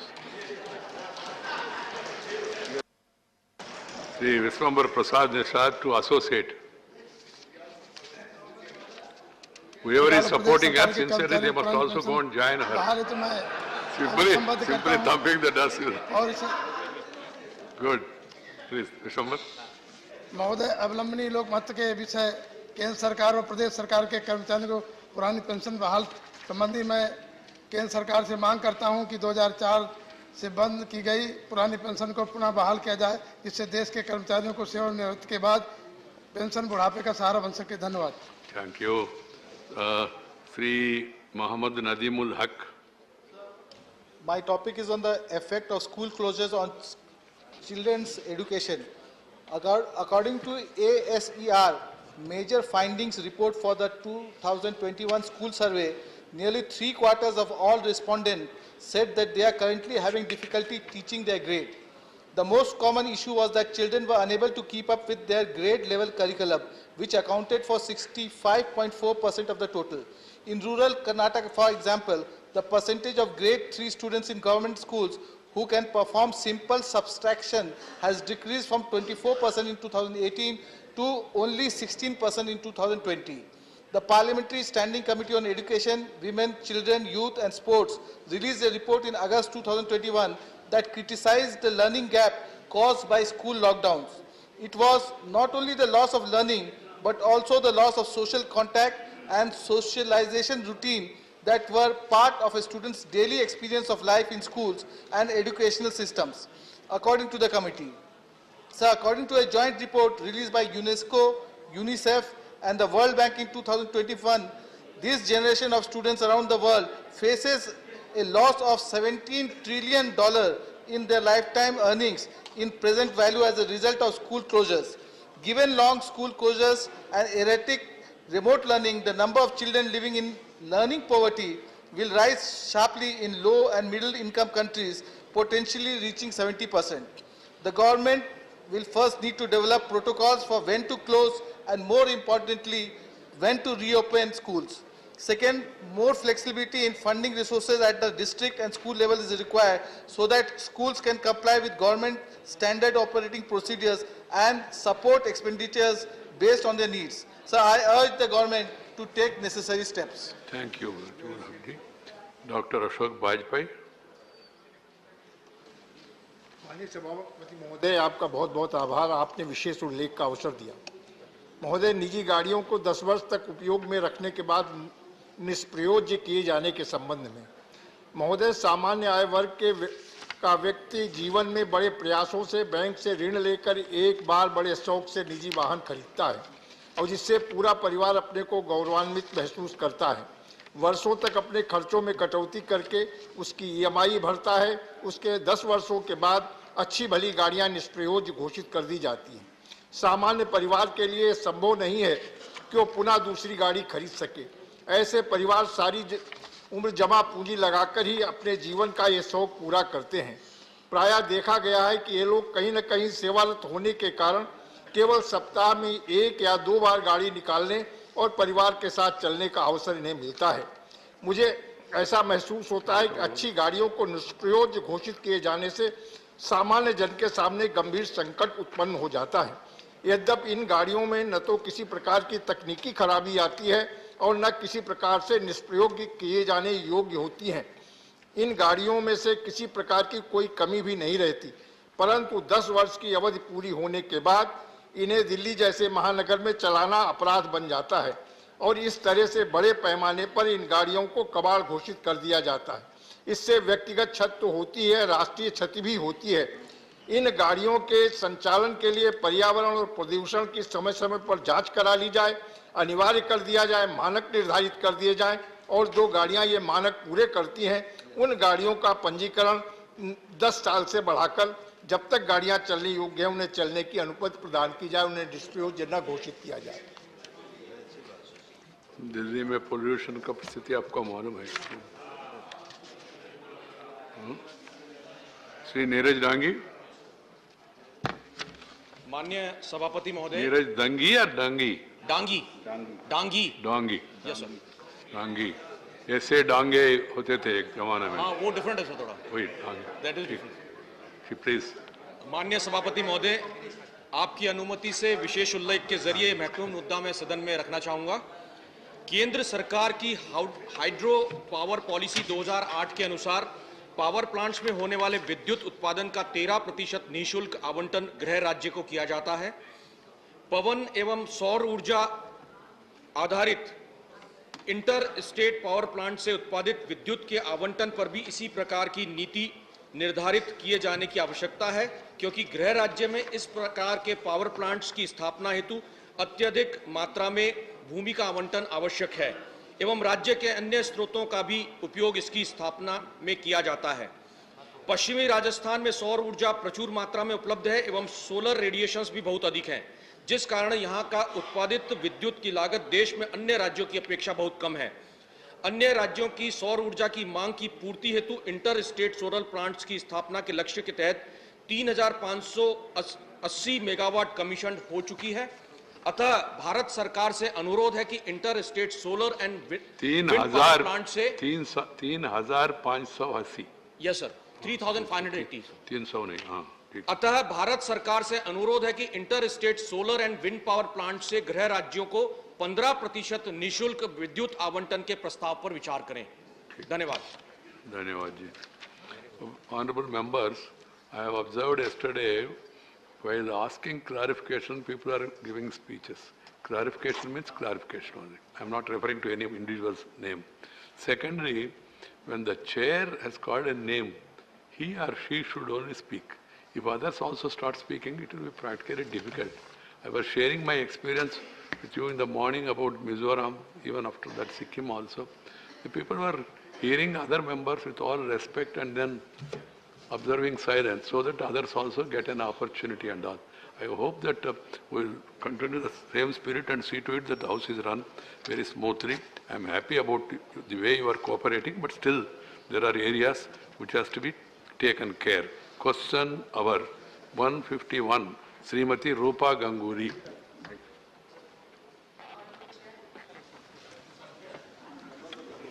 Honorable Chair, question number 151. Question number 151. Question number 151. माननीय मंत्री जी, first supplementary Rupa Ganguly ji. Thank you, Honorable Chair. Minister's reply is quite satisfactory. I still have a few supplementary questions. What are the plans of the ministry to impart the Vedic education in schools and also to stop incidents of beating teachers in some states? Ekal Vidyalaya number in the country is 79,000. So how do we promote them? सभापति महोदय, अभी राष्ट्रीय शिक्षा नीति 2020 देश में 34 साल के बाद लागू किया गया है। उस शिक्षा नीति में भारतीय मूल्य आधारित शिक्षा व्यवस्था को लागू करने के लिए अनेक चैप्टर्स में चर्चा किया गया है। उसकी तैयारी सारे राज्यों में और सर्वभारतीय स्तर पे नेशनल कैरिकुलम फ्रेमवर्क और स्टेट कैरिकुलम फ्रेमवर्क, ये दो फोरम पे चर्चा हो रही है। अगले 1-2 सालों में इसकी एक व्यापक मसौदा तैयार हो जाएगा। उसकी आधारित भारत की 21वीं सदी में भारत की शिक्षा को आधुनिक लेकिन जड़ से जुड़ी हुई व्यवस्था बनाने की कल्पना है। वैदिक शिक्षा भी उसके एक अंश है। अभी भी अनेक यूनिवर्सिटीज में, अनेक अच्छे रेपुटेड कॉलेज में इंडिक शिक्षा की व्यवस्था है जिसमें वैदिक की शिक्षा के बारे में चर्चा है। अभी राष्ट्रीय शिक्षा नीति में उसकी और ध्यान दिया जाएगा। यही सदस्य की दूसरा supplementary Rupa ji. Thank you. How are teachers trained for developing the relationship of a mentor with the student? And sir, kindly keep this in mind that para teachers' salary is 10,000 per month. Recruitment process is vague and job applicants are in dhanna for more than few years in some states. Last few 1 month hunger strike is happening in and 1.5 lakh permanent teachers post vacant in state of West Bengal. So how do we plan to train teachers, sir? सभापति महोदय, मैं जब राष्ट्रीय शिक्षा नीति के बारे में उल्लेख कर रहा हूं, राष्ट्रीय शिक्षा नीति में इस बार पहली बार शिक्षकों के बारे में बहुत ध्यान दिया है। जब तक हमारे शिक्षक ठीक से प्रशिक्षित नहीं होंगे, वेल ट्रेन नहीं होंगे, तब हमारी विद्यार्थियों की लाभ भी नहीं मिलेगा विद्यार्थियों को। इसलिए एनसीटी ने एक नया इंटीग्रेटेड कोर्स फ्रेमवर्क लाया है। राज्य सरकार ने और भारत सरकार दोनों मिलकर टीचर्स ट्रेनिंग के बारे में बहुत महत्व दे रहे हैं। ये भी राष्ट्रीय शिक्षा नीति में अंतर्गत है, इसकी अनफोल्डमेंट हो रही है। बाकी सदस्य ने एक और पूरक प्रश्न पूछी है कि पैरा टीचर्स के बारे में क्या है। मैं आपकी अनुमति से सदन को एक विषय में अवगत कराना चाहूँगा। 20-25 साल पहले जब स्वर्गीय अटल बिहारी वाजपेयी देश के प्रधानमंत्री होते थे, उसकी पहले ये टीचर वगैरह के विषय मूलतः राज्यों के पास था। सर्व शिक्षा अभियान के तहत जिन राज्यों में टीचरों की संख्या कम है विद्यार्थियों की तुलना में, एक गैप फिलिंग की इनिशिएटिव भारत सरकार एक सेंट्रल स्पॉन्सर्ड स्कीम पे लागू करके चलाया। उसको अभी लागू करके अभी तक समग्र शिक्षा के नाम पे चल रहा है। अभी देश की टीचर स्टूडेंट्स रेशियो अगर दिखा जाएगा तो पर्याप्त मात्रा में ठीक है, लेकिन कुछ चुनौतियां हैं। ये जो विषय पारा टीचर की बात उठाएं, हम कोई नहीं चाहेंगे सदन में या देश में कोई नहीं चाहेगा कि भविष्य की पीढ़ी को पढ़ाने वाले विद्यार्थी टीचर अनट्रेंड हो। उनको लंबे समय तक मौका दिया गया है। पारा टीचर कोई व्यवस्था नहीं है। कभी जिला पंचायत के माध्यम से उनको 20 साल पहले रखा गया था, लेकिन इन दिनों में राज्य सरकारों ने उनको मौका दिया ट्रेंड होने के लिए, +2 में मिनिमम मार्क रखने के लिए। ये सारा व्यवस्था हुआ है। सुप्रीम कोर्ट की निगरानी में अभी लाटेस्ट 2-2.5 साल पहले सुप्रीम कोर्ट ने उसको एक सर्वोच्च मत भी दिया है। इसी आधारित पे लगभग राज्यों ने उस फॉर्मेट में आगे एक आधा राज्य राजनीतिक उद्देश्य या बाध्यता से रोजगार से विषय जुड़ा हुआ है और इसको एक तटस्थ आरोग्यजिम पे चला रहे। लेकिन भारत सरकार की स्पष्ट मत है उन लोगों के प्रति और सुप्रीम कोर्ट ने भी उसको कहा है विद्यार्थियों को पढ़ाने के लिए, नई पीढ़ी को तैयार करने के लिए ट्रेंड टीचर ही होना चाहिए। इसमें कोई कॉम्प्रोमाइज नहीं होनी चाहिए। धन्यवाद। माननीय Naresh Bansal ji.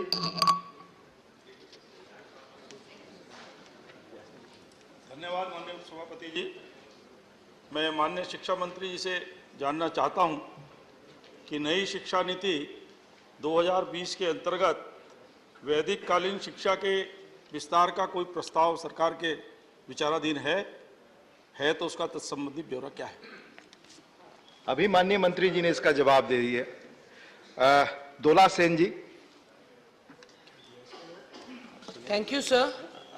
Since the answer to the question mentions the National Education Policy 2020, let me ask the Honorable Minister to explain to this House why is the Union government interfering into the teacher recruitment and management of minority-run, especially Christian institutions. These great institutions have been imparting top-quality education to children of all caste, creed, and education. As I have also done my schooling in Christian minority school. When will this interference stop, sir? Dola ji. Thank you. उपाध्यक्ष महोदय, आदरणीय सदस्य शायद कुछ गलतफहमी में होगी। शिक्षा एक राज्य की विषय है, राज्य ही चलाते, शायद उन्हीं की सरकार वही है, वो कुछ गड़बड़ी हुई होगी। शिक्षा मंत्री दीदी से शायद पता नहीं होगा, इसलिए हमको ही और बाकी उसमें से प्लीज भारत सरकार कोई क्विज मास्टर जी आपको मौका नहीं, आप प्लीज समझते हैं क्या? नहीं जा रहा रिकॉर्ड पर, प्लीज सिर्फ मंत्री जी का जवाब नहीं हो रहा है। उपाध्यक्ष महोदय, ये हाई टोन पे डोला जी मेरे बहन है, वो पूछिए, मैं उत्तर दे रहा हूँ। ये क्विज मास्टर इतना क्यों उछल रहे हैं? प्लीज बैठिए, ठंडा से बैठिए। अरे मैं दे रहा हूँ उत्तर। प्लीज माननीय मनोज कुमार झा जी, प्लीज माननीय मनोज कुमार झा जी, अरे माननीय मनोज कुमार झा प्लीज दीदी प्लीज हमारी भारत, मैं फिर कह रहा हूँ please let us Manoj Kumar Jha ji का सवाल है। ठीक है प्लीज माननीय मनोज जी आपको इजाजत दें, प्लीज आपको इजाजत दें, please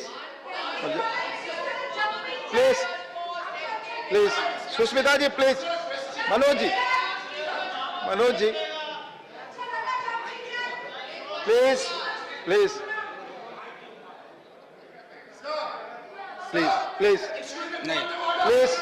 no point of order in question hour, Manoj Jha ji. Sir, with your kind permission, sir, we'll see. We'll see personal remarks. I wish to ask Honorable Minister, sir, through you, there has been a talk of Associate Professor of Practice, and PhD apparently is no more inclusion criteria. Has it been done on the basis of some study? If yes, we would like to know the study. If no, why? That's it. Sir, I think my dear friend Mr. Jha has raised a good question, but this is nothing related to present question. We can discuss separately. This is a separate question. Thank you. Question number 152, doctor Kirodi Lal Meena. Question number 152। माननीय मंत्री जी, जवाब Patel. First supplementary. माननीय Kirodi Mal ji, first supplementary. Identify on national highways maintained by NHAI across the country, and how much block spots have been rectified till now? What is the target to rectify the black spot during 2022 and 2023? सम्माननीय उपाध्यक्ष महोदय, जहां बार बार accident होते हैं उन spot को चिन्हित करके उसको ब्लैक स्पॉट कहते हैं। NHAI के राष्ट्रीय महामार्गों पर ऐसे करीब 4,500 ब्लैक स्पॉट आइडेंटिफाई हुए और इस लिस्ट में लगातार एडिशन भी होता है। इसमें इसको तुरंत सुधारने के बारे में आदेश दिए गए, पर बाद में ऐसा ध्यान में आया कि ये जो ब्लैक स्पॉट है इसके बारे में जो हमारे RO है NHAI के जो रीजनल ऑफिसर है और मिनिस्ट्री जो NHAI का काम करती स्टेट में उसका भी जो RO है, उनको हमने इस प्रकार का अधिकार दिया अभी कि इसके बाद अगर वहाँ 1 से 2-3 बार अगर एक्सीडेंट होते, 2 बार से ज़्यादा एक्सीडेंट होते हैं तो ब्लैक स्पॉट करके वो वहाँ तुरंत कार्रवाई करें और उसको इम्प्रूव करें, और इसकी जिम्मेदारी उनको दी है और उनके अधिकार 50 करोड़ तक बढ़ाए गए हैं और उनको किसी भी प्रकार का प्रपोजल अब यहाँ हेड ऑफिस में भेजने की आवश्यकता नहीं होगी, क्योंकि सरकार चाहती है कि किसी भी प्रकार से एक्सीडेंट का प्रमाण कम हो।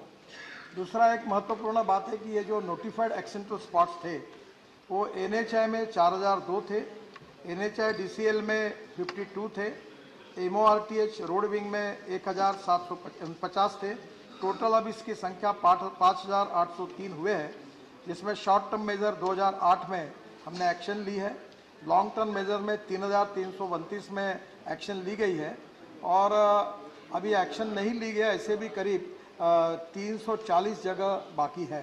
पर इसके बाद में और एक निर्णय किया है और मैं सम्माननीय सांसद महोदय से प्रार्थना करूंगा कि आपके ध्यान में हमने इनकी अध्यक्षता में एक अपघात निवारण एक्सीडेंट निवारण कमेटी भी अपॉइंट की है, कलेक्टर उसके सदस्य हैं।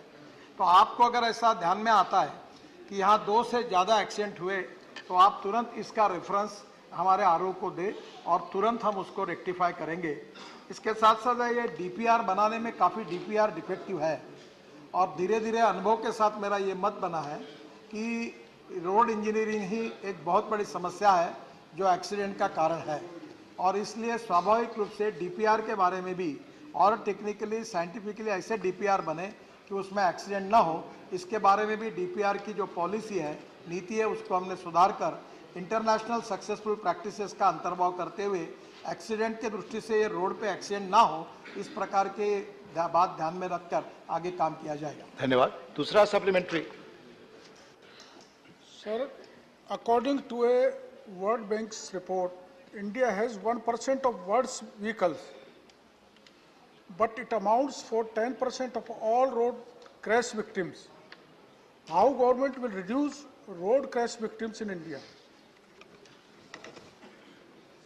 उपाध्यक्ष महोदय, ये थोड़ी सी दुखद बात है कि इस विषय के बारे में जितनी सफलता मिलनी चाहिए उतनी नहीं मिल पा रही है। 2018 में 4,67,044 एक्सीडेंट हुए, 2019 में 4,49,000 एक्सीडेंट हुए और 2020 में 3,66,138 एक्सीडेंट हुए। इसमें ऐसा हुआ है कि 2020 में 18.46% एज कंपेयर विथ 19 ये एक्सीडेंट कम हुए और जो लोग मृत्युमुखी हुए हैं वो 2020 की तुलना में 12.84 ये भी उसमें कम हुए हैं और इसमें कोविड का भी समय था, इसलिए ये कोई समाधान कारक नहीं है। इसके साथ साथ नंबर ऑफ पर्सन इंजूर्ड ये भी डिक्लाइन 22.84% हुए एज कंपेयर विथ 19। दुर्भाग्य ये है कि 2020 के बाद इसका स्टैटिस्टिक ही हमको मिलता नहीं, क्योंकि स्टेट गवर्नमेंट में बार बार हम इस बारे में जिक्र करते हैं, पर इसके बारे में जिस प्रकार से गति से जानकारी मिलनी चाहिए वो थोड़ा सा अड़चन होती, क्योंकि ये कॉन्करेंट लिस्ट में सब्जेक्ट है। सरकार इसके बारे में बहुत ही सेंसिटिव है।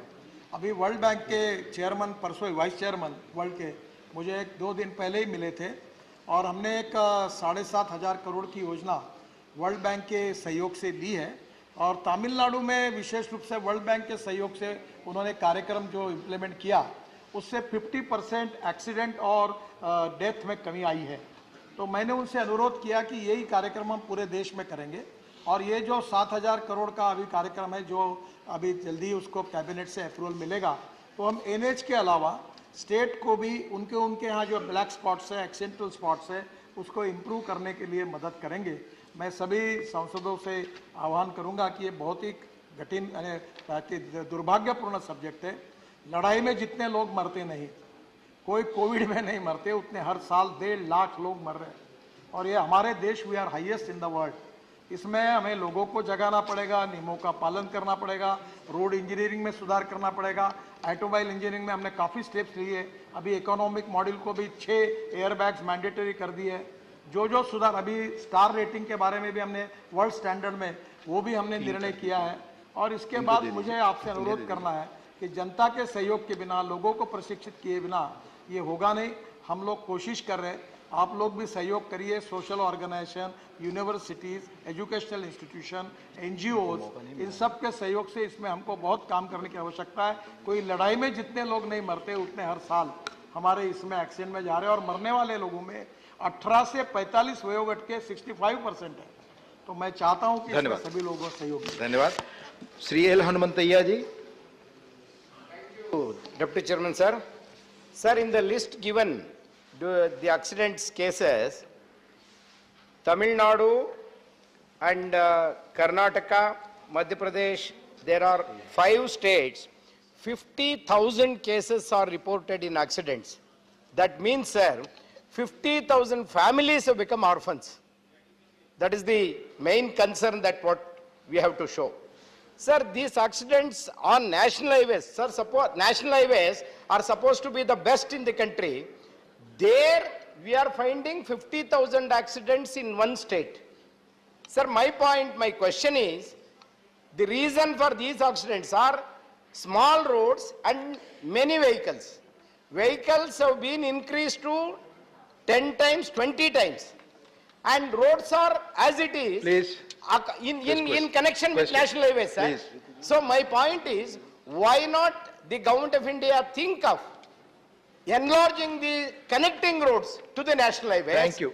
To that standard. Thank you, so that you can reduce the accidents. Thank you. You can reduce the accidents. माननीय सदस्यगण, माननीय मंत्री जी से मैं अनुरोध करूं, इसके पहले आप सबसे आग्रह करना चाहूंगा। आज कुछ सदस्य, वरिष्ठ सदस्य, लगभग कई पक्षों के माननीय चेयरमैन से मिले थे।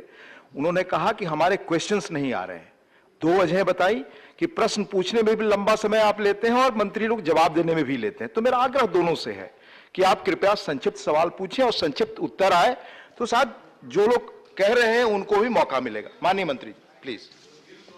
Sir, he is absolutely correct. We need to increase the national highway. When I was taken charge as a minister, it was 96,000 kilometers. Presently, it is 1,47,000 kilometers. We have already making the world record, particularly in 4 places. And we are expanding the road network. We are making 22 green express highways, making 26 industrial corridors, connecting to the ports, connecting to the religious tourism point of view, we are connecting the roads, and 100% we are planning to develop the road infrastructure of India equivalent to USA road infrastructure up to the end of 24. So already the things are moving fast, but still the problem is not because of the only road. The problem is because of road engineering, problem is because of automobile engineering, problem is because of education, and problem is because of to create more awareness in the mind of the people about road safety, and that is the need of the hour. As I say, unfortunate for us, it is the easiest methodology by which you can get the license in India. It is the most available thing in the world that you get the license easily. Anywhere in the foreign countries, you have to go with lot of rules, regulation. After that, you will get the license. So regarding the system in RTO, we are making digitalized system. We are making mandatory compulsory training. We are making driving institutes. Lot of things we are taking, but still, these are the more important thing where we need to work more. And without the cooperation of the people by and large, without the education of the people, I feel that it will be difficult. So with the cooperation of all of you, we need to achieve that goal to at least save the life of the people, and we are on the path for maintaining the road in a good condition. And actually what the emotions you have already expressed, we are all with you and we will try to do it. माननीय अनिल देसाई जी. Chairman sir. Sir, my question to the minister is regarding the compensation to the victims. Two aspects are important in this. One is availability of a motor accidents claims tribunal, which is state-wise, which is usually dealt by the state. And the procedure is so complicated and lengthy that it takes longer time for the victims or the next of the victims, next of the kin to the victims. But there is a provision in the special provisions which has been mentioned, Solatium Fund. And recently, Solatium Fund revision has been made regarding the compensation to be paid to, but it is very limited and very meager upward revision has been made. My request to the minister that will it be looked into, will it be reconsidered, that compensation which is being paid to the next of the kin of the deceased need to be substantial, because depending on the MACT claim is not certain, but whatever amount is given to the family, that will be of great use. Thank you, Anil. Thank you. Thank you. We have already taken decision. We have increased immediate compensation amount from 12,500 to rupees 50,000 for serious injury. And from rupees, we have increased, if the death is there, we have already increased the amount from 25,000 to 2 lakh rupees. If anywhere if the death is there, you can apply to collector, and within 2 days you will get the compensation. And that will be important help to the family of the, particularly when the accident is going. Thank you. माननीय रामनाथ ठाकुर जी. उपसभापति महोदय, मैं आपके माध्यम से मंत्री जी से पूछना चाहता हूं. अभी मंत्री जी ने जवाब में कहा है कि 35 से 45 वर्ष के नौजवानों की एक्सीडेंट में ये एक्सीडेंट हुआ है 60 वर्ष में.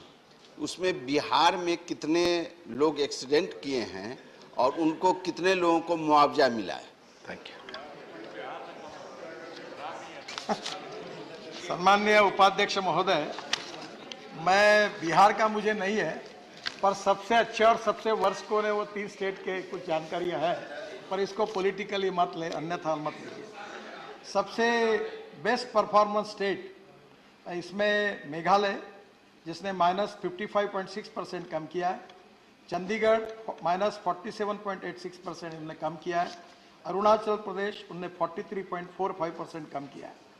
सबसे वर्स्ट जो है जिन्होंने बढ़ा है एक्सीडेंट, उसमें दादरा एंड हवेली, नगर हवेली 47% बढ़ा है. नागालैंड 40% बढ़ा है. तो निश्चित रूप से एक बात भी जरूर है कि ये छोटे स्टेट है, पर ये विशेष रूप से आंध्र, कर्नाटका, महाराष्ट्र और इन प्रदेशों में ज़्यादा ध्यान देने की आवश्यकता है. वहाँ का भी रिकॉर्ड ठीक नहीं है. ओवरऑल देश का ही रिकॉर्ड ठीक नहीं है. और मैं कभी मेरे मिनिस्ट्री के सभी सक्सेस स्टोरी की बात करता हूँ तो मुझे इस बात का बिल्कुल संकोच नहीं होते स्वीकार करने में कि ये एक सब्जेक्ट है कि इसमें अभी भी जैसी सफलता चाहिए प्रयास करने के बाद भी नहीं मिली है. और ये वर्ल्ड में जब वर्ल्ड कॉन्फ्रेंस में जाता हूँ और जब दुनिया के लोग भाषण में बोलते कि हाईएस्ट इन द वर्ल्ड, तब भारत का नाम लेते तो मुझे बहुत दुख होता है. तो मुझे लगता है कि ये सबके सहयोग से होगा. और एक तरफ अभी हमने ट्रैफिक सिग्नल लगाए, कैमरे लगाए, अब लोग उसकी भी तकरार करते हैं कि भाई फाइन भरना पड़ रहा है, रेट बढ़ा, आपने सहयोग किया, हमने बिल पास किया. थोड़ा बहुत फर्क पड़ा है लोगों के बिहेवियर में, एटीट्यूड में, पर कानून के प्रति सम्मान भी नहीं और डर भी नहीं, ऐसी अवस्था थी. वो आप सुधर रही है और आप सबके सहयोग से सुधर कर हम लोग लोगों की जान बचाएं, यही मैं आपसे अनुरोध करूँगा. धन्यवाद. क्वेश्चन नंबर 153 श्रीमती छाया वर्मा जी. जी सर. माननीय मंत्री जी, फर्स्ट सप्लीमेंट्री. छाया जी. मंत्री जी ने जवाब दिया है, उनके जवाब से मैं इत्तेफाक नहीं रखती और मुझे लगता है कहीं न कहीं गुमराह करने की कोशिश हो रही है. माननीय उपसभापति महोदय, सुप्रीम कोर्ट बार बार कह रहा है कि 50% से अधिक आरक्षण नहीं होना चाहिए और इनके जवाब में आया है कि ईडब्ल्यूएस का जो 10% आरक्षण है उसको उसमें समाहित किया गया, जबकि संविधान कहता है संविधान में शैक्षणिक और सामाजिक आधार पर आरक्षण दिया गया है, तो आप आर्थिक को उसमें कैसे समाहित किए गए? मेरा प्रश्न ये है माननीय उपसभापति महोदय, अभी जाति जनगणना हो रही है, क्या जाति जनगणना को संख्या के आधार पर आगे आरक्षण दिया जाएगा? धन्यवाद। जो ईडब्ल्यूएस के बारे में बताया वो 10% हमारी जो 50% है उसके बाहर है, और 10% में 10% में एससी एसटी ओबीसी नहीं है, एससी एसटी ओबीसी नहीं है, वो एसटी एससी ओबीसी नहीं है, और पिछड़े वर्गों का जो जनगणना में भित्तिक आप बोल रहे हैं ना, वैसा नहीं है व्यवस्था। दूसरा सप्लीमेंट्री छाया जी। जवाब तो सही नहीं मिला पहले का ही, ये जवाब नहीं मिला। दूसरा सप्लीमेंट। बैकलॉग भर्तियों को पीछे छोड़कर सामान्य वर्ग ईडब्ल्यूएस भर्तियों को विभिन्न मंत्रालय प्राथमिकता दे रहा है। माननीय मंत्री जी से मैं ये जानना चाहती हूँ कि अनुसूचित जाति, जनजाति और पिछड़े वर्ग की कितनी भर्ती अब तक हुई आरक्षण ईडब्ल्यूएस आरक्षण के बाद, और ईडब्ल्यूएस में कितने लोगों की भर्ती विभिन्न मंत्रालय में हुई, उसकी संख्या मैं जानना चाहती हूँ, ताकि अनुसूचित जाति, जनजाति और पिछड़े वर्ग के लोगों में निराशा और हताशा की भावना ना आए। धन्यवाद। एसटी ओबीसी का ईडब्ल्यूएस से कोई मतलब नहीं है, वो अलग है। मैं फिर आपको बोलता हूँ, ईडब्ल्यूएस अलग से किया है, और ईडब्ल्यूएस में जो पिछले 2 सालों में जो नौकरी में डीयूपीटी विभाग ने 84 लोगों को उसमें फ़ायदा दिया है, और जो एजुकेशन में जो सेंट्रल यूनिवर्सिटी में 2019-20 में 20,240 लोगों को हम लोगों ने वहाँ पे एकोमोडेट किया है स्टूडेंट को, और 2020-21 में 26,983 लोगों को एकोमोडेट किया है। Thank you. Doctor Kanimozhi ji please, doctor please doctor please, कोई बात रिकॉर्ड पे नहीं जा रही आपकी। Doctor Kanimozhi ji, you please put your question. Reservation is only on the basis of socially and educationally, sir, and not on economically weaker section. How do you take it as an individual, and what basis are they calculating? I would like to know that. Thank you. EWS का जो है वो 10% किया गया है। जो जनगणना SC ST OBC का अंदर एसटी एससी का है, ओबीसी का भी जनगणना नहीं है। जो ईडब्ल्यूएस का है, जो उसके लिए जो जनगणना है, उससे आर्थिक रूप से जो वीकर सेक्शन है उसके लिए व्यवस्था है। माननीय विश्वंभर प्रसाद निषाद जी, माननीय विश्वंभर प्रसाद निषाद जी प्लीज। उपसभापति महोदय, मैं धन्यवाद देता हूँ। डॉक्टर लोहिया जी ने कहा था, सन सूपा ने बांधी गांठ, 100 में पिछड़े पाँव 60। मानवर आधी आबादी वाले ओबीसी को 60% की परिकल्पना की गई थी। मैं ये पूछना चाहता हूँ मंत्री जी से, ईडब्ल्यूएस के लिए गरीबी रेखा की 8 लाख सीमा मानी गई है, और ओबीसी के लिए 48,000, तो क्या ओबीसी के लिए भी 8 लाख की गरीबी रेखा तय की जाएगी? ये बताएं मंत्री जी, नहीं तो सबका साथ सबका विकास कैसे होगा? धन्यवाद। धन्यवाद। ओबीसी के लिए भी 8 लाख है और ईडब्ल्यूएस के लिए भी 8 लाख है। धन्यवाद। माननीय GVL Narasimha Rao. Thank you, sir. It seems the Congress party is opposed to the EWS reservations to the poor. Please. And sir, in a reply to question 2542, so it seems the Congress party is opposed to 10% reservation to the put your question, EWS candidates. Sir, my question, please seat पर बैठ कर ना बोलें। Sir, in a reply to question 2542 in this house on OBC reservations, the ministry stated that that ministry does not have list of OBCs who are given reservation in the state governments. They said it's in the state list of the constitution.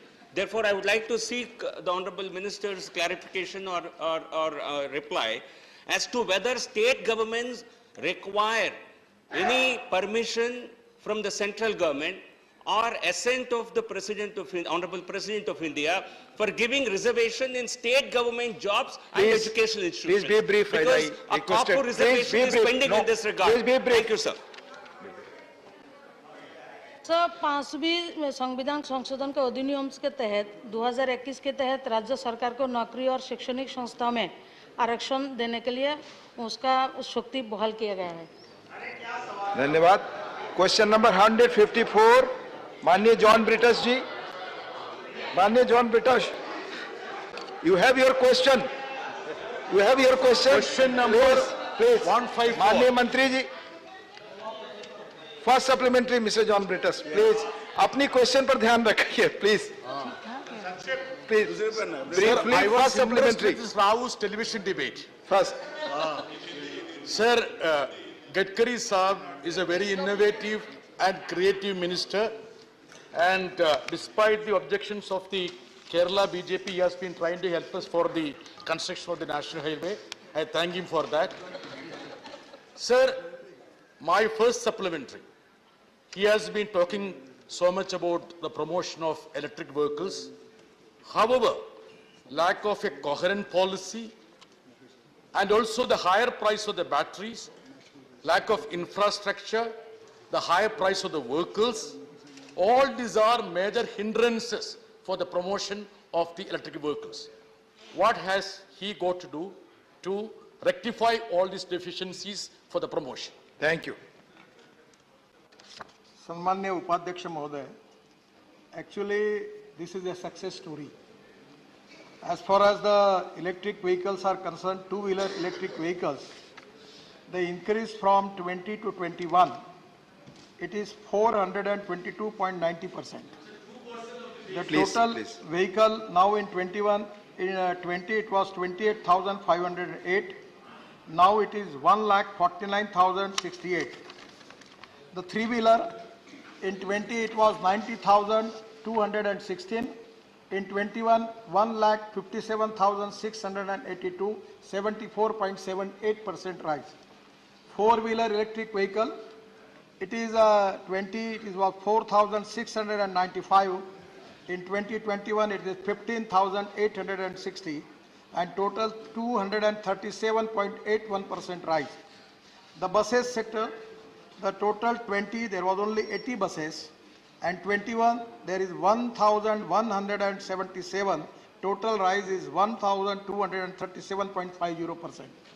Sir, I am sure, and with full confidence I am giving to the House, that up to the end of this year, the cost of petroleum two-wheeler, petroleum car, and petroleum bus, even I'm not sure about the bus only, but about the car, three-wheeler and two-wheeler, the cost will be same.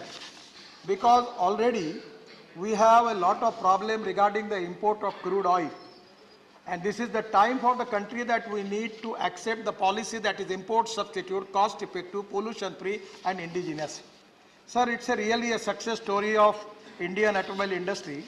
Presently we have turnover of 7.50 lakh crore. The all prestigious brand in the world now present in India. And sir, I am confident within 5 years we will make it up to 15 lakh crore. And actually we will be the highest in the world, and we will be the manufacturing hub, #1 hub in the world.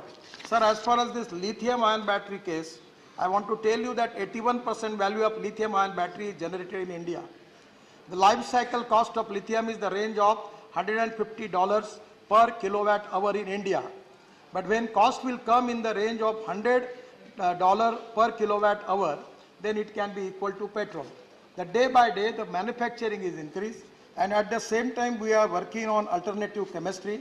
Particularly lot of startups are doing good thing. The R&D in alternate battery chemistries such as sodium ion, zinc ion, aluminum ion will further reduce the cost. The CSIR, Central Electrochemical Research Institute, is working on the above technologies. The DRDO is funding research in academia for various alternate chemistries.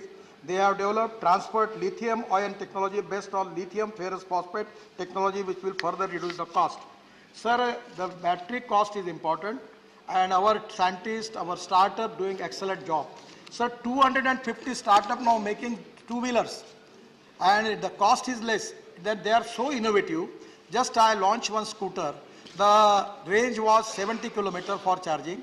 The speed was 40 km. And 40 km per hour, and anyone small person can purchase. The cost is only 70,000 rupees. And all startups are doing in Uttar Pradesh, Kanpur, Lucknow. There are people are starting manufacturing. And so today in my house, the first time in India, we are launching the car, from Toyota, which is running on green hydrogen. So 100% I am confident that they will come that as per our dream of our Prime Minister Atmanirbhar Bharat, 100% we will reduce import. Because of this import, we are not only facing economic problem, but because of import, we are facing crucial environmental problem. The air pollution is a big problem for us. Delhi people are already facing it. Sir, this I am sure about it, sir. Within 2 years, the picture will change and India will get clean fuel, alternative fuel, biofuel, and all type of battery chemistry we are going to change, sir. It will resolve the issue. And the sale is increased. I am giving you the assurance in this house. My prediction is at the end of this year, this sale will be increased by 10 times more. And this is the market is now supporting. Thank you. Second supplementary. Admire the optimism of the minister when he talks about the contribution to the environment, protection of the environment. He should also understand the fact that EVs doesn't mean that we are doing a great service to the environment. See, more than 60% of the electricity comes from the fossil fuel and also the battery. So we need to have a holistic view of the whole issue. And my focus would be on the second supplementary question, which says that each state government is coming out with their own policies. Will the government of India come out with a model policy so that all the state government can emulate for the promotion of the EVs? Thank you. Giving lot of facilities. For the petrol SUV, the GST is 48% and the electric is only 5%. Sir, in the FEMA scheme also from our industries minister, already there are lot of subsidies we are giving. In the registration, there is also concession. And sir, people are giving good response. Sir, for the cost of 1 kilometer, for example, the cost of petrol, for example, is 10 rupees.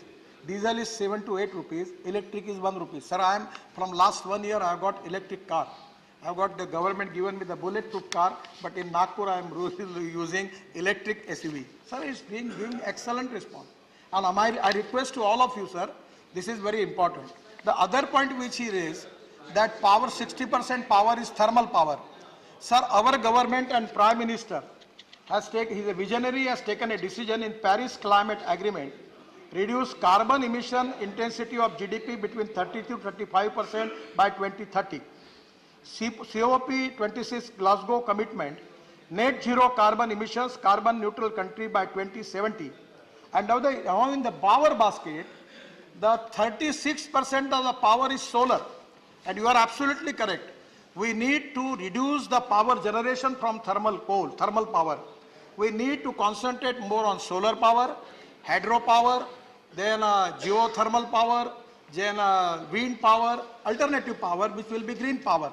And now the green hydrogen is the fuel for the future, sir. We can use green hydrogen in Europe. They are using green hydrogen in railway. In even aviation also they are using. Now the first time we are launching the car on green hydrogen.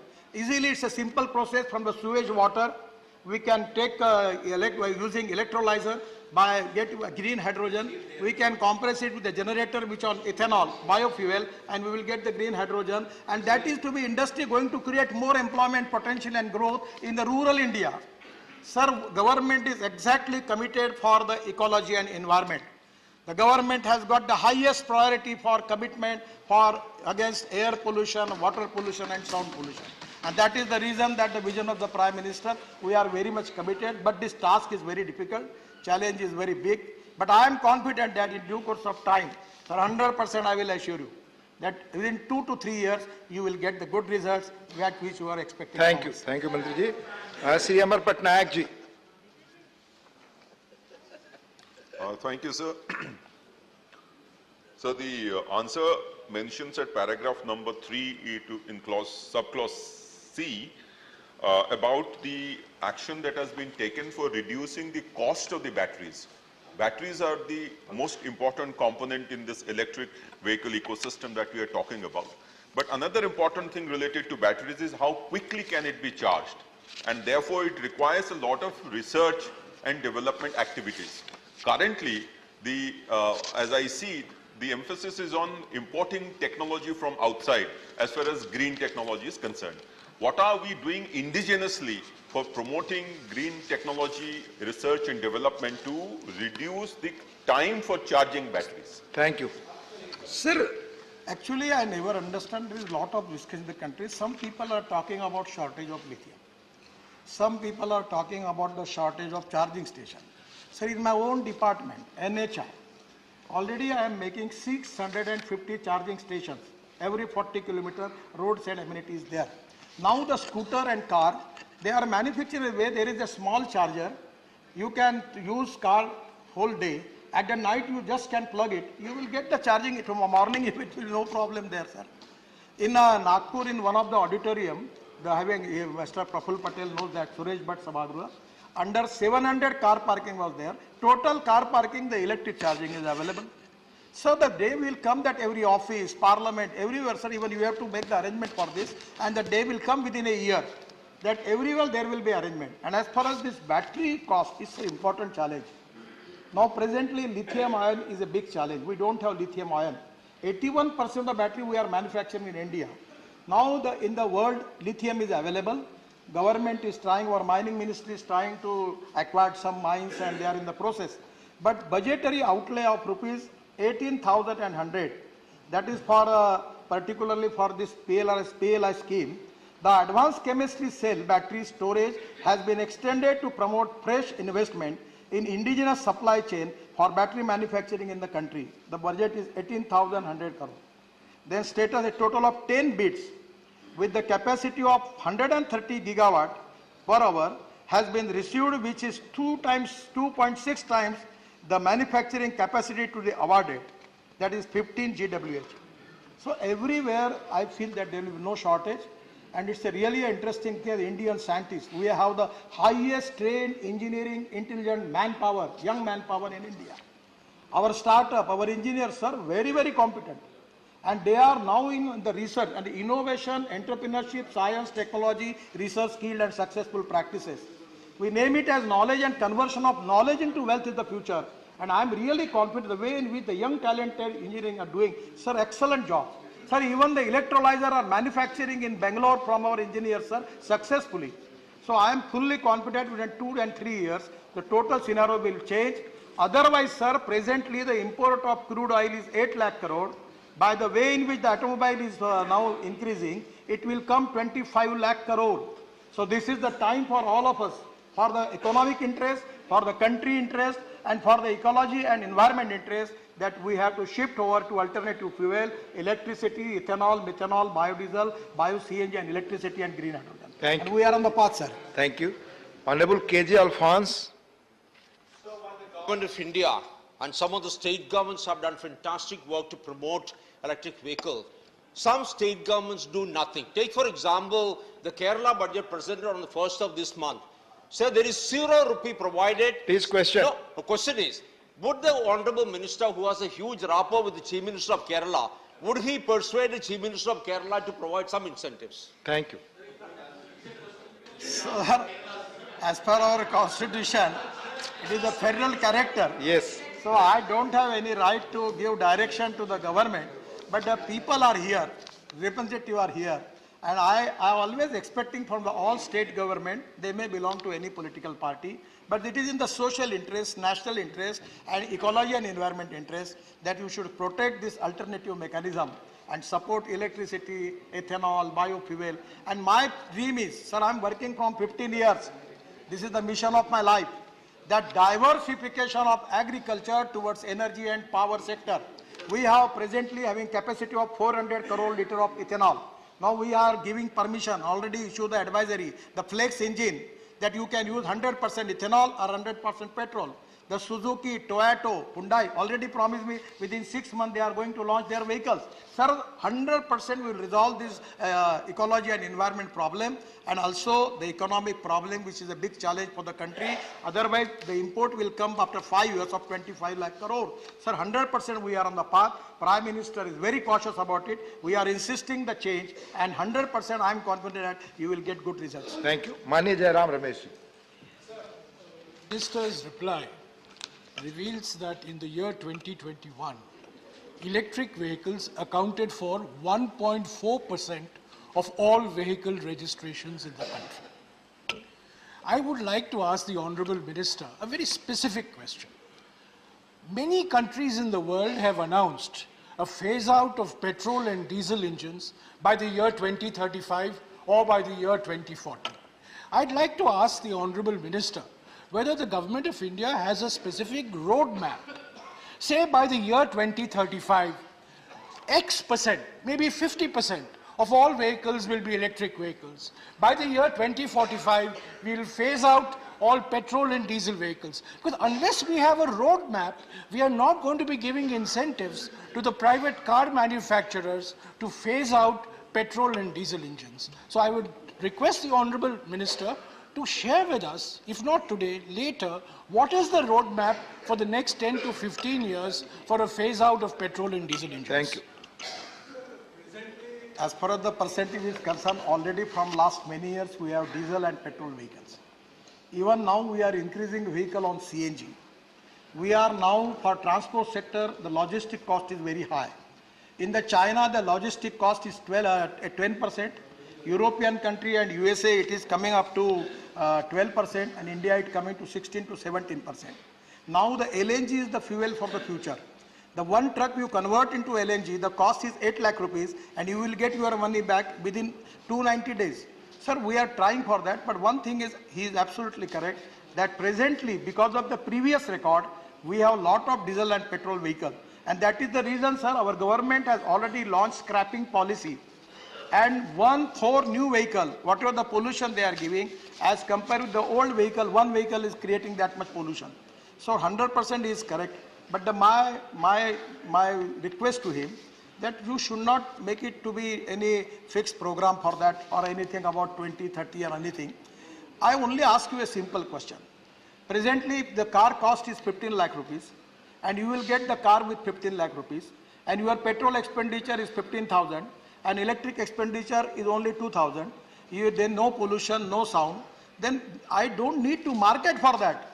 Now it is a natural choice of the people. I am telling you, you go in to see the BMW SUV model, 48% GST in place of there was 5%, the cost is reasonable. Go to Mercedes electricity car, SUV, you can see a Volvo. Even all the cars are so excellent, so beautiful.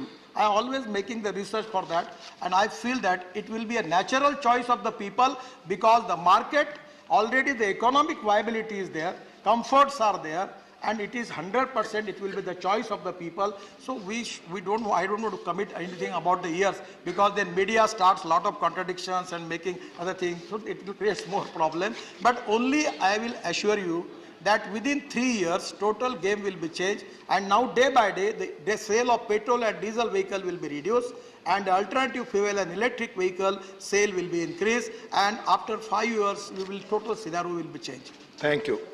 Question number 155, Honorable M. Shanmugam ji. माननीय मंत्री जी, first supplementary. Sir, I want to know from the Honorable Minister, what is the disaster response time when NDRF has got all infrastructure and equipments? Whether any joint training has taken place between national team and the state team to rush to the spot and providing disaster relief and saving maximum lives during major disaster? माननीय मंत्री। और सभापति महोदय, जैसा भी माननीय अध्यक्ष महोदय माननीय सांसद महोदय जो पूछ रहे थे कि एनडीआरएफ और एसडीआरएफ के लिए कितनी इस प्रकार की ट्रेनिंग कर या कितनी बैठकें या कितने कॉन्फ्रेंस हुए हैं या कितने समन्वय के काम हुए हैं, इस क्षेत्र में काफ़ी काम हुए अध्यक्ष महोदय। भारत सरकार सभी प्रभावित राज्य के क्षेत्रों में आपदा के प्रत्येक स्थिति से निपटने के लिए लगातार नियंत्रण कक्ष तो स्थापित किया ही है, और इसके लिए एसडीआरएफ और एनडीआरएफ के कर्मियों के विभिन्न प्रशिक्षण पाठ्यक्रमों के माध्यम से प्रशिक्षण भी किया जाता है। एनडीआरएफ ने विभिन्न राज्यों संघ क्षेत्रों में 6,868 कार्यक्रमों को आयोजित किया है। कार्यक्रम आयोजित करने का मतलब है कि हम कोऑर्डिनेशन कर रहे हैं और उसके साथ जो अनुभव है उसको हम साझा भी कर रहे हैं। एनडीआरएफ द्वारा एसडीआरएफ के प्रशिक्षण उपकरण एवं पूर्व तैनाती के संबंध में भी सलाहों का हम आदान प्रदान करते रहते हैं। एनडीआरएफ अनेक स्टेक होल्डर सहित एसडीआरएफ के साथ सम्मेलन आयोजित कर आपदा की स्थिति में पारस्परिक सहयोग समन्वय के माध्यम से कार्रवाई की जाने की क्षमता में सुधार लाने के लिए सर्वोत्तम पद्धतियों को भी साझा करते हैं। एनडीआरएफ, एसडीआरएफ और अन्य स्टेक होल्डरों के साथ मॉक ड्रिल अभ्यास आयोजित करता है। एनडीआरएफ सामुदायिक क्षमता निर्माण एवं प्लीज ब्रीफली आप बताएं। सुबह ही माननीय चेयरमैन साहब ने कहा था जो माननीय मंत्रियों से और माननीय सदस्यों को प्लीज बी ब्रीफ ताकि हम अगले क्वेश्चंस ले सकें। प्लीज। एनडीआरएफ, एसडीआरएफ से एवं गृह मंत्रालय राज्यों से सभी स्टेक होल्डरों के साथ मीटिंग, ट्रेनिंग कैंप और उसके साथ विभिन्न प्रकार के आपदाओं के समय समन्वय करके हम आपदाओं से निपटने के लिए काम। धन्यवाद। Second supplementary. Sir, my second supplementary is for the coordination and better functioning of both teams during disaster. What training is being given especially for equipment maintenance, rendering first aid, etc.? Whether any joint staff courses for senior and middle level officers, NDRF and STRF are conducted periodically for this purpose. Thank you. महोदय, NDA में लगातार राज्यों से संपर्क कर उनकी क्षमताओं की बढ़ोतरी के प्रयास में लगी रहती है और जो एनडीआरएफ के पास जो उपकरण है और एसडीआरएफ के पास जो उपकरण है तो एनडीआरएफ अपने उपकरणों की सूची को भी उससे साझा करती है ताकि एनडीआरएफ उसको एडॉप्ट करे और अपनी क्षमता को बढ़ाए।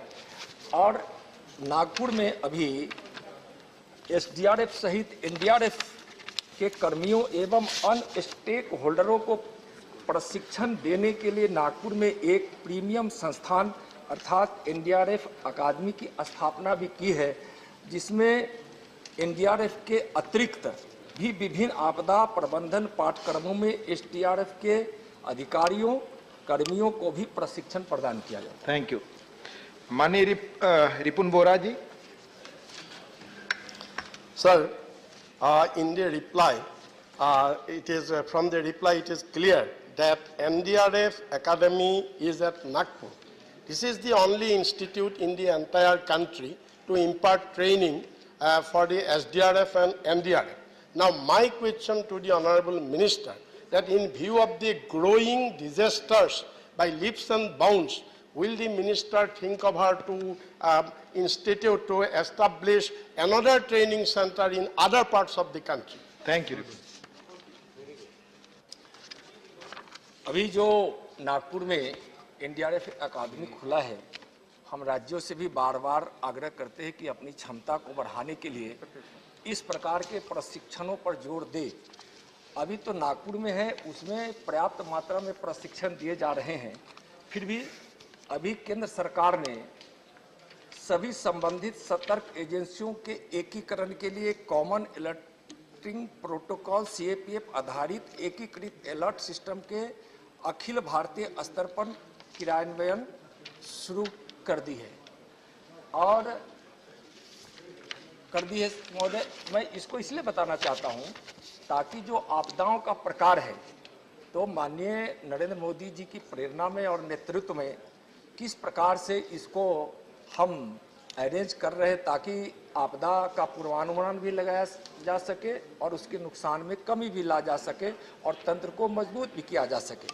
जैसे इसके लिए चक्रवात के लिए भारत मौसम विभाग, सुनामी के लिए भारतीय राष्ट्रीय महासागर सूचना केंद्र, बाढ़ के लिए केंद्रीय जल आयोग, भूस्खलन के लिए माननीय मंत्री जी प्लीज ब्रीफली बताएं। ठीक है, आप सूची को पढ़ लेंगे लोग please.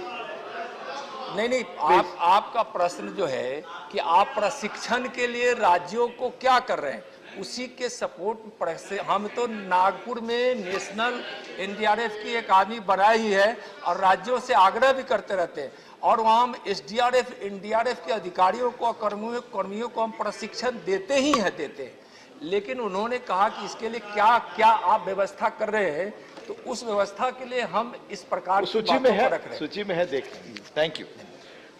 Doctor Santanu Sen ji. As the reply of Honorable Minister states that central government supplements the state governments whenever there is any national disaster or calamity. Sir, as we all know that Bengal got badly affected by Bulbul in 2019, Amphan in 2020 and Yash and Javed in 2021. Though our state government did its best, my question before my minister is, what are the funds released for West Bengal government for these particular natural calamities? Thank you. Thank you. अध्यक्ष महोदय, जो आपदाओं में राशि जारी की जाती है वह एक कोई मुआवजा नहीं, एक सहयोग होता है।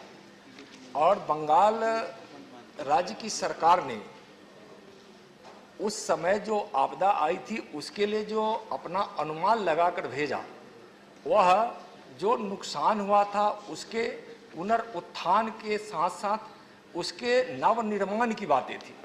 इसलिए जो प्रश्न जानना चाह रहे हैं कि जितनी बातें वहाँ से आई थी, फिर भी प्रधानमंत्री जी ने 1000 करोड़ अलग से बंगाल दौरे पर जब गए थे तो घोषणा की थी, जिस राशि का भुगतान हो गया है। इसके अलावा एसडीआरएफ की राशि जो हम राज्यों के आपदा के समय तत्क्षण वह अपने शिविरों को लगा सके या फिर उस सहयोग कर सके, वहाँ आपदा के समय लोगों का बचाव कर सके, इसके लिए हम एसडीआरएफ की राशि जारी करते हैं, जो पिछले वर्ष और बंगाल का आंकड़ा हम इनको दे देंगे। ठीक, लेकिन इतना हम जरूर कहना चाहेंगे कि जो 13वें वित्त आयोग में यानी 2010 से 15 के बीच में महत्वपूर्ण महोदय जो राशि वित्त आयोग के अनुशंसा पर आवंटित की गई थी उसके तुलना में 82% बढ़ाते हुए 14वीं वित्त आयोग में जो राशि पहले 33,580 करोड़ की थी, माननीय मंत्री जी उसको 2000 आप ये फिगर भिजवा एक मिनट हो गया, भिजवा देंगे। 61,264 करोड़ है जो अब 15वीं वित्त आयोग की अनुशंसा पर 2021 से 26 के बीच में है। वह महोदय 1,28,122 करोड़ है। माननीय मंत्री जी, इसमें 109% हम यह कहना चाह रहे हैं कि उसमें हम 109% की बढ़ोतरी केंद्र सरकार ने वित्त आयोग के अनुशंसा पर की है। इसके अलावा इसमें सर समन निधि को अलग रखा गया है, उसके तहत 32,031 करोड़ रुपए अलग से आवंटित किए हैं। जहां तक उन्होंने बंगाल की बात कही है उसका आंकड़ा अलग से दे। प्लीज माननीय संस्करण प्लीज बैठे। मैंने आज क्वेश्चन आवर शुरू होने के पहले ही आप सबसे निवेदन किया था कि आज माननीय सदस्य कई वरिष्ठ माननीय चेयरमैन से मिले थे। प्लीज अध्यक्ष महोदय, आप भी डिस्टर्ब कर रहे हैं। प्लीज सीट पर बैठ करना चला। बंगाल का आंकड़ा मैं दे रहा हूं। प्लीज माननीय मंत्री जी, आपकी बात रिकॉर्ड पर नहीं जा रही। प्लीज, हम माननीय चेयरमैन का आदेश मैंने पूरे सदन को बताया अधिक से अधिक क्वेश्चन लेने का। जिस तरह से जवाब आ रहे हैं और जिस तरह से क्वेश्चन भी पूछे जा रहे हैं, इसमें आप 3-4 से अधिक नहीं बढ़ पा रहे। ये हाउस को तय करना है। माननीय चेयरमैन ने सुबह में कहा, मैंने हाउस से निवेदन किया। Mister P Wilson, please. Honorable Minister, sir, why not additional funds be released to coastally situated states like Tamil Nadu, which is vulnerable to flood and cyclones? And what is the yardstick for release of NDRF and SDRF funds? And why not purchase missionaries to retrieve the persons who falls into the borewell? And there are a lot of deaths on that. Thank you, Honorable Chairman, sir.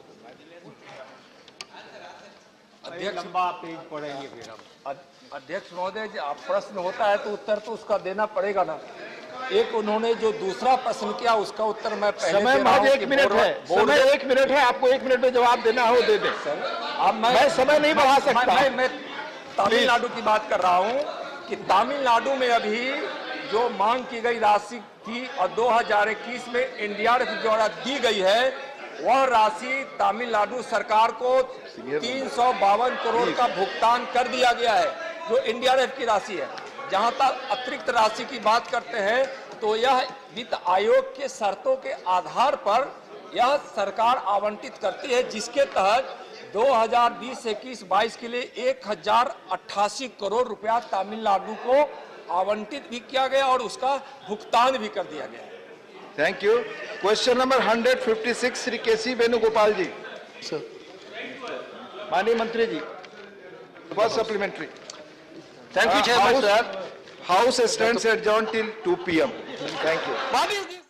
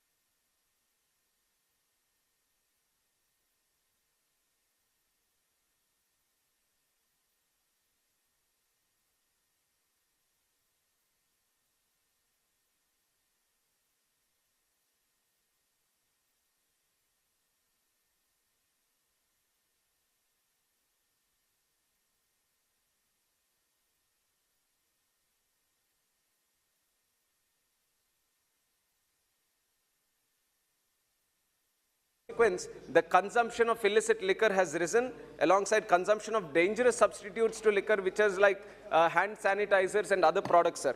And what is interesting here, sir, a government which says that it is going to prohibit it's going to ban the total sale of liquor, it is earning 16,500 crores just by the sales of liquor, sir. So, and the most important point, sir, recently because of the consumption of spurious liquor, 18 people have died in Jangareddy Gudam in West Godavari district, sir. This is how serious the issue is. Our honorable leader, Nara Chandrababu Naidu garu, went and visited the victims' families, spoke to the doctors there, and the doctors are suggesting that this number could rise in the coming days also. So it's not going to end here, sir.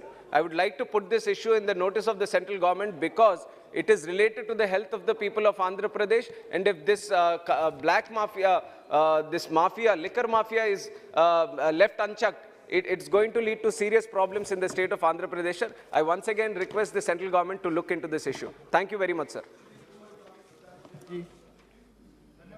महोदय, आपने मुझे आखिर में at least बोलने का मौका दिया। Ballot में मेरा नाम सबसे ऊपर तीसरे नंबर पे था, तो लेकिन उसके बावजूद क्योंकि मैं एक महत्वपूर्ण मुद्दा यहाँ उठाना चाहता था। मान्यवर काशीराम जी की जयंती थी कल, 88 जयंती थी। उन्होंने इस समाज को, बहुजन समाज को इकट्ठा करके जागरूक करने का काम किया और हमारी ये मांग है कि उनको भारत रत्न दिया जाना चाहिए। तो मैं कल भी ये बात उठाना चाहता था। मैं विषय पर आना चाहता हूँ। मुझे उम्मीद है कि सरकार इसको ध्यान में लेगी और मान्यवर काशीराम जी को भारत रत्न से अवार्ड करेगी। मान्यवर, मैं सभापति महोदय, मेरा जो विषय है, मेरे क्षेत्र में जो बिजली के तार हैं, आप जाते होंगे NH9 पर नेशनल हाईवे बन गया और नेशनल हाईवे के ऊपर पावर ग्रिड कॉरपोरेशन की बड़ी लाइन जा रही है और वो लाइन जो है किसी भी वक्त हादसा हो सकता है। कभी तो हाईवे उसको खोल देता है, और जब ब्रजघाट में मेला लग रहा था उस वक्त इसलिए नहीं खोला कि साहब ऊपर से लाइन जा रही है। और कल जब मैं क्षेत्र में जा रहा था मैंने देखा कि ट्रैफिक चल रहा है, कैसी भी वक्त दुर्घटना हो सकती है। मेरी आपके माध्यम से सरकार से मांग है कि डिपार्टमेंट को आप निर्देशित करें, मेरे लोकसभा क्षेत्र में जो जर्जर तार हैं उनको बदलने का काम किया जाए। कई जगह रोज दुर्घटनाएं होती हैं, तार गिर जाते हैं, और खासतौर से किसानों की जो मांग है, उनके जो ट्यूबवेल्स के ऊपर कनेक्शन होते हैं, उन कनेक्शंस में वहां पर ट्रांसफार्मर कम कैपेसिटी के हैं। पता चला 63 का ट्रांसफार्मर है, 100 की डिमांड है, लेकिन नहीं हो पा रही है। हम एक साथ कई बार हमने ये डिमांड की है कि क्षमता वृद्धि की जाए। मैं आपके माध्यम से सरकार से मांग करूंगा कि ट्रांसफार्मर्स की कृषि क्षेत्र में जो ट्यूबवेल किसान चलाते हैं उनके यहाँ क्षमता वृद्धि की जानी चाहिए। बहुत बहुत धन्यवाद। श्री कोथा प्रभाकर रेड्डी साहब जी, प्लीज। थैंक यू सर, ये शून्य काल में बात करने का मौका दिया, बहुत बहुत धन्यवाद स्पीकर जी। हमारा तेलंगाना राज्य में हर जगह पे कोने पर कई सालों से कम ये खेत बोर्डी के लिए हमारा सरकार ने, टीआरएस पार्टी, हमारा सीएम साहब ने, चंद्रशेखर राव साहब ने फार्मर्स के लिए बहुत कुछ सहूलत दिया। अभी ये साल में, पिछले साल में, ये साल में एग्रीकल्चर 10 गुने बढ़ गए। अभी सबसे मुद्दा ये है, 3 महीने से हमारा अभी पैडी का मौसम आ गया, हर जगह पे खेती बोड़ी का चालू हो गया, अभी 2-2.5 महीने हो गए। अभी फर्टिलाइजर का बहुत दिक्कत हो रहा, हर गांव में फर्टिलाइजर का फार्मर्स जो है सुबह शाम तक लाइन पे लगा के अब 2-4 घंटा, 5-5 घंटा अभी लाइन पे हजारों फार्मर्स पूरा काम धंधा छोड़ के फर्टिलाइजर्स के लिए फिर लाइन पे टायर के भी एग्रीकल्चर ऑफिसर, फर्टिलाइजर शॉप्स के ऑफिसरों के साथ में बैठे, मगर 1 लाख टन शॉर्टेज है इस साल में। फिर ये शॉर्टेज किस लिए हो गया? पिछले हफ्ते में अपना सदन में भी अपना मंत्री जी बताया, ये यूक्रेन रशिया का ये वार के वजह से कुछ भी प्रॉब्लम नहीं आता बोल के हमारे को प्रॉमिस भी किया। फिर इस बार 3 महीने से फर्टिलाइजर का तेलंगाना पूरा स्टेट के अंदर शॉर्टेज, बहुत शॉर्टेज है। हमारा फार्मर्स बहुत दुख से है। ये इमीडिएटली ये फार्मर्स के लिए हमारा फर्टिलाइजर के बारे में फिर तुरंत फिर 1 लाख टन शॉर्टेज है, वो शॉर्टेज छोड़ के और 1 लाख फिर टन का रिक्वायरमेंट है, 2 लाख टन का रिक्वायरमेंट है पूरा स्टेट के अंदर। पूरा हमारा स्टेट में सारे 90% ऑफ द। माननीय सभापति महोदय, वर्तमान में देश आजादी का अमृत महोत्सव मना रहा है, जिसमें सरकार द्वारा अनेक राष्ट्रवाद से प्रेरित कार्य किए जा रहे हैं। इसी परिप्रेक्ष्य में मैं आपसे अनुरोध करता हूं और माननीय मंत्री जी से कि मेरे संसदीय क्षेत्र बालाघाट के अंतर्गत मेरे गृह जिला सिवनी मुख्यालय में अंग्रेजी शासन काल में निर्मित पुरानी जेल है। इस जेल में तत्कालीन समय में आज़ादी में अपना सर्वस्व त्याग करने वाले अनेक विभूतियाँ रही हैं, जिसमें सिवनी में स्थित पुरानी जेल में हम सबके पूजनीय सम्मानीय द्वितीय सरसंघ चालक श्री गुरु गोलवलकर जी, सुभाष चंद्र बोस जी, शरद चंद्र बोस जी, आचार्य विनोबा भावे जी, पंडित द्वारका प्रसाद मिश्र जी, काका कालेलकर जी, अभ्यंकर जी सहित अनेक ऐसी विभूतियाँ उस जेल में 55 विभूतियाँ उस जेल में निरुद्ध रही हैं 1932 से आज़ादी के वर्ष तक। वर्तमान में इस जेल भवन में कन्या महाविद्यालय अस्थायी रूप से संचालित हो रहा है। आपसे आग्रह है कि पुरानी संचालित कन्या महाविद्यालय को अन्यत्र स्थानित करते हुए इस पुरानी जेल का जीर्णोद्धार करते हुए इन महान विभूतियों की प्रतिमा स्थापित की जाकर उनके जीवन व्रत अंकित करते हुए स्मारक बनाया जाए। इन अमर विभूतियों की याद में जिला सिवनी में स्थित पुरानी जेल को इन अमर विभूतियों की स्मारक बनाया जाता है तो यह इन अमर विभूतियों को सच्ची श्रद्धांजलि होगी। इसलिए आग्रह है कि सिवनी स्थित पुरानी जेल का आज़ादी में अपना सर्वस्व न्यौछावर करने वाले अमर विभूतियों की याद में स्मारक बनाया जाए। धन्यवाद। श्री दुर्गादास उइके जी। आदरणीय सभा का आभार व्यक्त करता हूं, आपने लोकहित के मुद्दे पर विचार अभिव्यक्ति का अवसर प्रदान किया है। माननीय अध्यक्ष जी, मेरा लोकसभा क्षेत्र मध्य प्रदेश में सतपुड़ा की सुरम्य वादियों में स्थित है। समूचा क्षेत्र इमारती लकड़ियों, सागौन, शीशम से लेकर दुर्लभ वन औषधियों के लिए प्रसिद्ध है। माननीय सभापति जी, मेरा लोकसभा क्षेत्र जनजाति वर्ग के लिए आरक्षित है। महोदय, लंबे अरसे से वन माफियों द्वारा धड़ल्ले से चोरी छिपे वनों को नष्ट किया जा रहा है। भारी क्षति पहुंचाई जा चुकी है। ऊंची ऊंची पर्वत श्रेणियां वृक्षों से मुक्त हो चुकी हैं। सभापति जी, आपके माध्यम से केंद्रीय वन मंत्रालय से प्रार्थना करता हूं कि वन माफिया के खिलाफ सख्त कार्रवाई की जानी चाहिए। सभापति जी, आपके माध्यम से भारत सरकार को सुझाव देना चाहता हूं कि वन संरक्षण अभिवर्धन की दिशा में आगामी 10 वर्षों तक शासकीय और शासकीय स्तर पर वनों की कटाई पर रोक लगाने की आवश्यकता है, ताकि वन नैसर्गिक रूप से पल्लवित पुष्पित विकसित हो सकें तथा मानव जीवन एवं प्राकृतिक संसाधनों को बचाया जा सके। आपका बहुत बहुत धन्यवाद सभापति जी, आपने बोलने का अवसर दिया। जय हिंद। माननीय सदस्यगण, काफी संख्या में सदस्य शून्य प्रहर में बोलना चाहते हैं। 1 मिनट में कृपया कर अपनी बात पूरी करिए, केवल 1 मिनट, ठीक है जी? नहीं तो मैं दूसरा नाम बोलूंगा। श्री गिरीश चंद्र जी।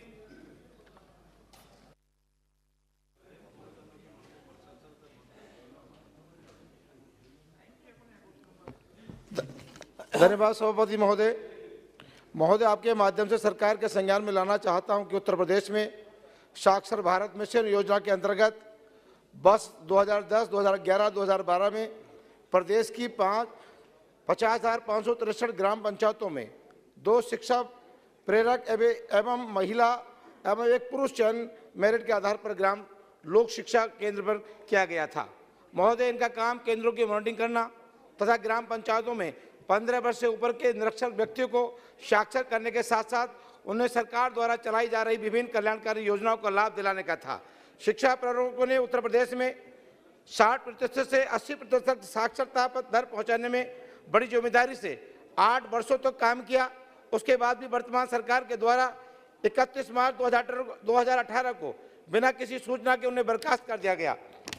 महोदय, आपके शिक्षा प्रेरक मानदेय धनराशि जो 35 से 40 महीने तक बकाया है, जिसका अभी तक सरकार द्वारा भुगतान नहीं किया गया है, अब उन्हें अपने परिवार को जीविकोपार्जन करने में परेशानी हो रही है। मेरी सरकार से मांग है कि साक्षर भारत मिशन की योजना के अंतर्गत सभी कार्यरत शिक्षक प्रेरक एवं ब्लॉक समन्वयक को पुनः बहाली की जाए और उनका बकाया मानदेय भुगतान किया जाए। बहुत बहुत धन्यवाद।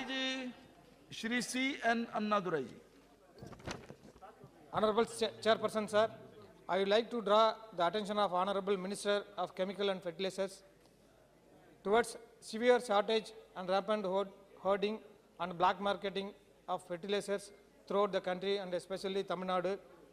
Farmers are running from pillar to post and the productivity of various crops is declining.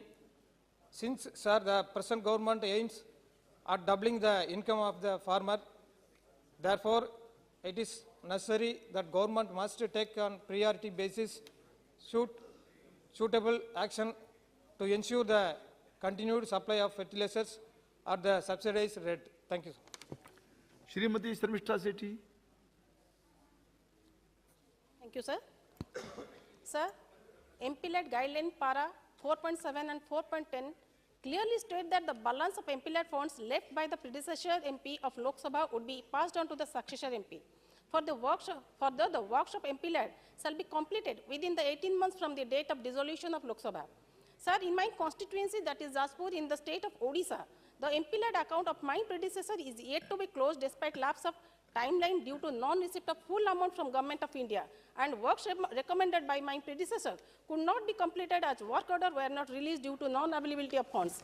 Sir, when the MP-led was suspended for the financial year 2020 and 21 and 22, I requested the Ministry of Statistics and Program Implementation for clarification in this regard and release of funds, so that the amount, including the interest accrued to my predecessor account, can be utilized for the developmental activities of my constituency. But I am yet to get any response from the ministry. Sir, I humbly request the Honorable Minister, through you, sir, to look into the matter and issue necessary clarifications, instructions to the authorities concerned to release the funds accordingly. Thank you, sir. Shri Karti Chidambaram ji. Technology creates new opportunities, and today we have something called the gig economy. And a gig worker is somebody who has a non-traditional relationship between the employer and employee because of technology. In India, there are 15 million workers in the gig economy, and it is bound to grow to 25 million and perhaps to even 100 million in the long term.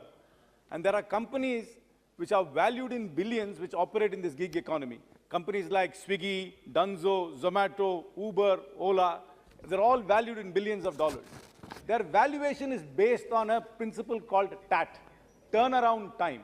The shorter the turnaround time of them providing the service, the greater the valuation is.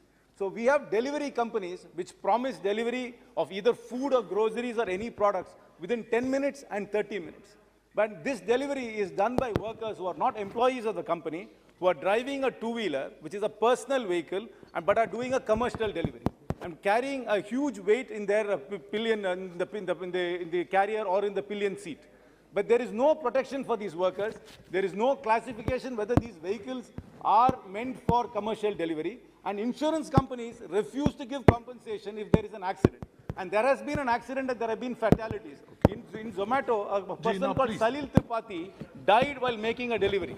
So these delivery companies need to be regulated. They can't have these unrealistic and unreasonable delivery times, which is putting the life of these workers in great peril. So I urge upon the government to come up with some guidelines and also some protection of all the workers in the gig economy. Thank you. Thank you, sir. Chairman, sir. Sir, Tamil Nadu has always been a state which is very peaceful, and we celebrate communal harmony and faith. But for the past few years, there is a new kind of politics called dead body politics has started in Tamil Nadu. And particularly, there is an IPS officer who is a retired IPS officer who had come to Tamil Nadu from Karnataka. His work is to create tension in each one of the death of young kids who commit for suicide. He connects with the minority communities.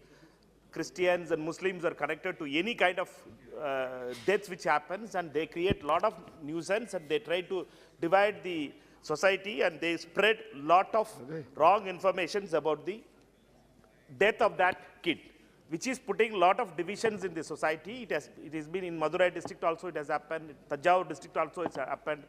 I request through you, sir, the Honorable Prime Minister should intervene, and he should tell to his party men not to do this kind of cheap politics. Shri V. Komti Reddy. Thank you. Thank you, Speaker sir. ये तेलंगाना का गंभीर समस्या है सब। ये Musi project का जो हैदराबाद से क्रॉस होके ये प्योर तेलंगाना रिवर है सर। विकाराबाद में शुरू होके थ्रू पोचमपल्ली रंगारेड्डी डिस्ट्रिक्ट से नलगोंडा से फिर कृष्णा रिवर में मिल जाता है। पूरा हैदराबाद का untreated drainage water mixing in that Musi river, it goes through along with 150 kilometers in my constituency and other constituency also.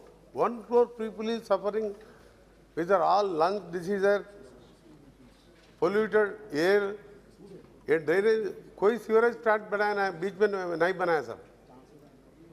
कितने बार रिक्वेस्ट करे, ये हाउस में मैं भी 2-3 बार रिक्वेस्ट करा, हमारा स्टेट गवर्नमेंट को रिक्वेस्ट करा, मैं आपके बारे भारत सरकार को रिक्वेस्ट कर दूं, नमामि गंगा कैसा ऑनरेबल प्राइम मिनिस्टर साहब क्लीन करके ऐसा कर रहे, वैसा नहीं करेंगे तो 1 करोड़ पब्लिक का हेल्थ खराब होगा साहब। इसके बाद में जो फार्मा इंडस्ट्रीज है वो लोग भी अनट्रीटेड वाटर को इसमें छोड़ देते साहब, इसीलिए पूरे तेलंगाना पूरा गंदे हो गए साहब। Thank you. और एक बार रिक्वेस्ट कर दूं भाई, thank you sir. Shri Virendra Singh जी।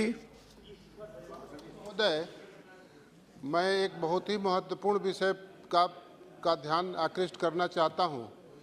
मैं बलिया लोकसभा से आता हूं। अभी पिछले दिनों मैं 2 शहीदों के मूर्ति का अनावरण करके आया हूं, विजय शंकर पाल और मनोज सिंह का।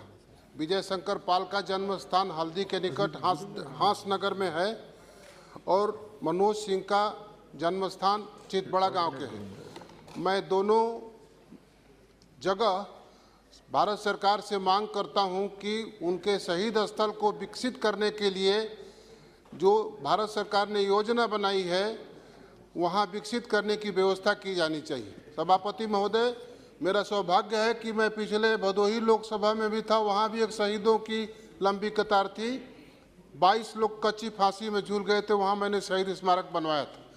और बलिया भी 1942 में आज़ाद हो गया देश, 47 में आज़ाद हुआ। बलिया में भी शहीदों की एक लंबी कतार है।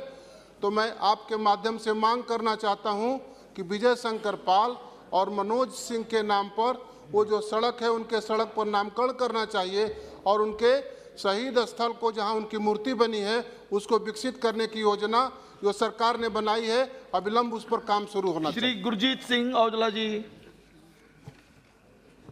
Thank you speaker sir. Speaker साहब, मैं जो पिछले दिनों यूक्रेन और रशिया के युद्ध में हमारे जो विद्यार्थी फंसे थे उनको लेने के लिए भी वहां पोलैंड तक गया हूं। सर, सबसे पहले तो दुख की बात यह है कि हमारा एजुकेशन सिस्टम बहुत नीचे है कि हमारे जो विद्यार्थी हैं एक छोटे से कंट्री में जाकर MBBS की एजुकेशन ले रहे हैं। ये पहले बड़े शर्म की बात है, दुख की बात भी है। पहले तो सरकार से ये निवेदन है कि हमारे स्कूल का एजुकेशन, हमारे इंडिया का एजुकेशन सिस्टम थोड़ा बढ़िया कीजिए ताकि विद्यार्थी यहाँ रह सकें।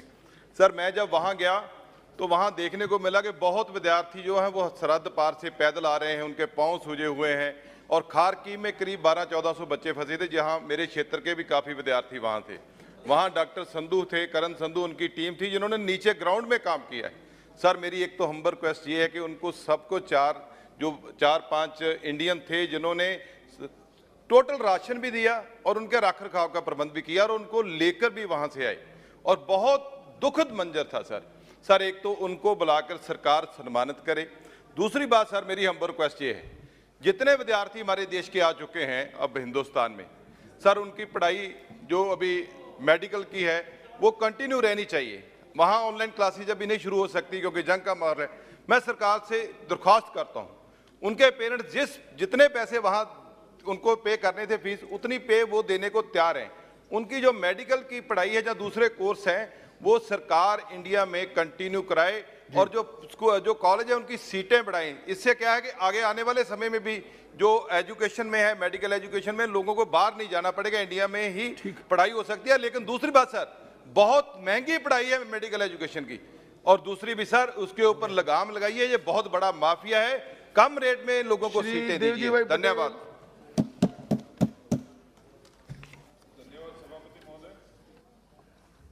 सभापति महोदय, पिछले खरीफ 21 में राजस्थान में बारिश बहुत कम हुई थी। मेरे संसदीय क्षेत्र में मैंने अगस्त में CM और DM को भी पत्र लिखा था और अकाल घोषित करने के लिए हमने उनसे रिक्वेस्ट की थी। महोदय, राजस्थान के अंदर सरकार किसानों के साथ में अन्याय कर रही है, उसका जीता जागता उदाहरण मेरे संसदीय क्षेत्र में मिला। खरीफ 21 के जो पत्र लिखा उसमें केंद्र से टीम सर्वे के लिए आ रही है और उस टीम के साथ में हम जब जुड़े तो महोदय उस टीम ने हमें बताया कि मेरे संसदीय क्षेत्र में सिरोही जिला जो है उसमें मात्र 2 ब्लॉक को लिया, रेवदर और पिंडवाड़ा ब्लॉक को छोड़ दिया गया। प्रधानमंत्री फसल बीमा योजना के तहत पिंडवाड़ा और रेवदर में भी फसल बीमा का लाभ मिला, लेकिन अकाल का जो सर्वे करना था उस केंद्रीय टीम को गुमराह किया और उनसे सर्वे नहीं करवाया गया। महोदय, मेरा आपके माध्यम से सरकार से एक अनुरोध है, हमने वहां पे भी उस केंद्रीय टीम को ज्ञापन दिया था, मेरे MLA ने भी ज्ञापन दिया। ये 2 ब्लॉक जो है हमारे विधानसभा है मैडम महोदय, वहां पे भारतीय जनता पार्टी के MLA है और जिस ब्लॉक को लिया वो एक निर्दलीय कांग्रेस समर्पित MLA का है, इसलिए उस ब्लॉक को चयनित किया। मैं आपके माध्यम से महोदय मांग करता हूं कि यहां से निर्देश उनको दें कि केंद्रीय टीम जो सर्वे करके आई है उन रेवदर और पिंडवाड़ा के किसान जो है उनको भी मुआवजा मिले, उनको भी राहत मिले, ऐसी मैं आपके माध्यम से मांग करता हूं। धन्यवाद। अधीर जी। सर, हमारे हिंदुस्तान में सदियों पुरानी security printing and minting corporation of India limited की आपको जानकारी शायद होंगे, ये हमारे बहुत बड़ा संस्था है।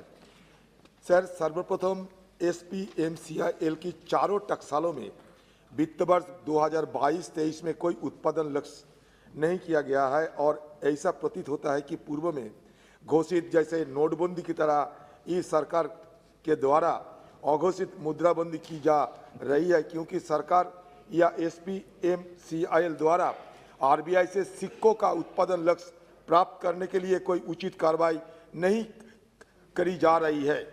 सिक्कों की वितरण प्रणाली को केवल RBI के हाथ में रखने के अलावा बैंकों के द्वारा ATM में नोट रखने के लिए जिस तरह प्राइवेट कंपनी को रखा जाता है उसी प्रकार दुकानों पर सिक्कों का वितरण करने हेतु प्राइवेट कंपनियों से सिक्कों का वितरण की व्यवस्था करना एवं बैंकों के अलावा पोस्ट ऑफिस के द्वारा सिक्कों के वितरण की व्यवस्था करना, क्योंकि डाकघर देश भर में विशेष रूप से ग्रामीण क्षेत्र में स्थित है और उनके द्वारा देश के हर क्षेत्र में सिक्कों का वितरण सुनिश्चित हो सकते। सर, इसीलिए मैं सरकार को ये निवेदन करूंगा कि सरकार कृपया टकसालों को बंद करने की बजाय सिक्कों का उत्पादन लक्ष्य जारी करने के लिए आदेश दे। श्री होरन सिंह बेजी जी, प्लीज। चेयरमैन साहब जी, मैं आपके माध्यम से रेलवे मंत्री जी को आग्रह करना चाहूँगा कि मेरा जिले के डिस्ट्रिक्ट हेडक्वार्टर डिफू में पहले राजधानी एक्सप्रेस जो दिल्ली से डिब्रूगढ़ तक जाता है उसका स्टॉपेज था, लेकिन जब कोरोना या इसके बाद अभी तक स्टॉपेज नहीं मिला, इसलिए लोगों का बहुत तकलीफ हुआ कि इसलिए मैं आपके माध्यम से मंत्री जी से आग्रह करना चाहूँगा कि जल्द ही जल्द ये व्यवस्था करें। धन्यवाद सर। भारती सियाल जी, डॉक्टर भारती जी, डॉक्टर भारती सियाल, हाँ नहीं, okay, he be done. Shri Hasnain Masoodi ji. जनाब बहुत शुक्रिया। जनाब एक संगीन माहौलियाती आलूदगी का मामला उठाने की आपने मुझे इजाज़त दी जनाब, उसके लिए बहुत शुक्रिया। जनाब मेरी कॉन्स्टिट्यूंसी में खरीवेन एरिया में कोई 8 के करीब सीमेंट फैक्ट्रीज़ हैं जो माहौलियाती आलूदगी का सबब है, सोर्स है बहुत बड़े पोल्यूशन का। इलाके में पहले ही इस पोल्यूशन से जनाब जो डस्ट पोल्यूशन है, इससे पहले ही वहाँ का जो ये बड़े माना जाता था ये इलाका हॉर्टिकल्चर के लिए और सैफरन के लिए, वो पहले ही मुतासिर है। और जनाब यही नहीं बल्कि पास में जो जंगलात हैं वो भी मुतासिर हैं, और दाशीगाम का नेशनल पार्क जो कि गौरव है जम्मू कश्मीर का, वो भी खतरे में है। तो अब उसके बाद एक तो ये resource cement factories resources local इस्तेमाल करते हैं, वहाँ की लोकल जो लाइमस्टोन है वो भी इस्तेमाल करते हैं। अब जनाब सेहत पर असर पड़ा है, अब का जो दिल के मरीज़ हैं उनकी तादाद बढ़ती जा रही है और जो रेस्पिरेटरी डिजीज़ हैं वो बढ़ती जा रही हैं। तो मेरा ये मुतालबा होगा पहले एक ऑडिट किया जाए, फैक्ट्रीज चलें काम हो, लेकिन पहले ऑडिट किया जाए क्या ये माहौलियाती आलूदगी के लिए जो इक्विपमेंट है क्या वो लगाया गया है।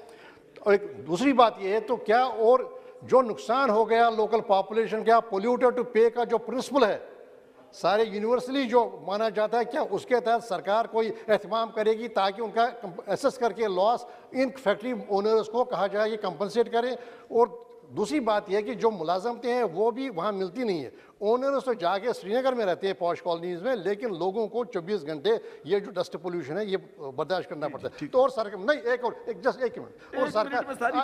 मिनट और सरकार वहाँ के जो हॉस्पिटल है उसका सब डिस्ट्रिक्ट हॉस्पिटल बनाए। और तीसरी बात जनाब ये है कि जो आप ऑडिट करने जा रहे हैं तो इस ऑडिट का जो भी रमा देवी जी उससे वो हाउस के सामने रखें और जो भी इक़दाम करें उनसे हाउस को। एक मिनट प्लीज, सभी ध्यान रखें, 1 मिनट की सीमा का ध्यान रखें प्लीज जी।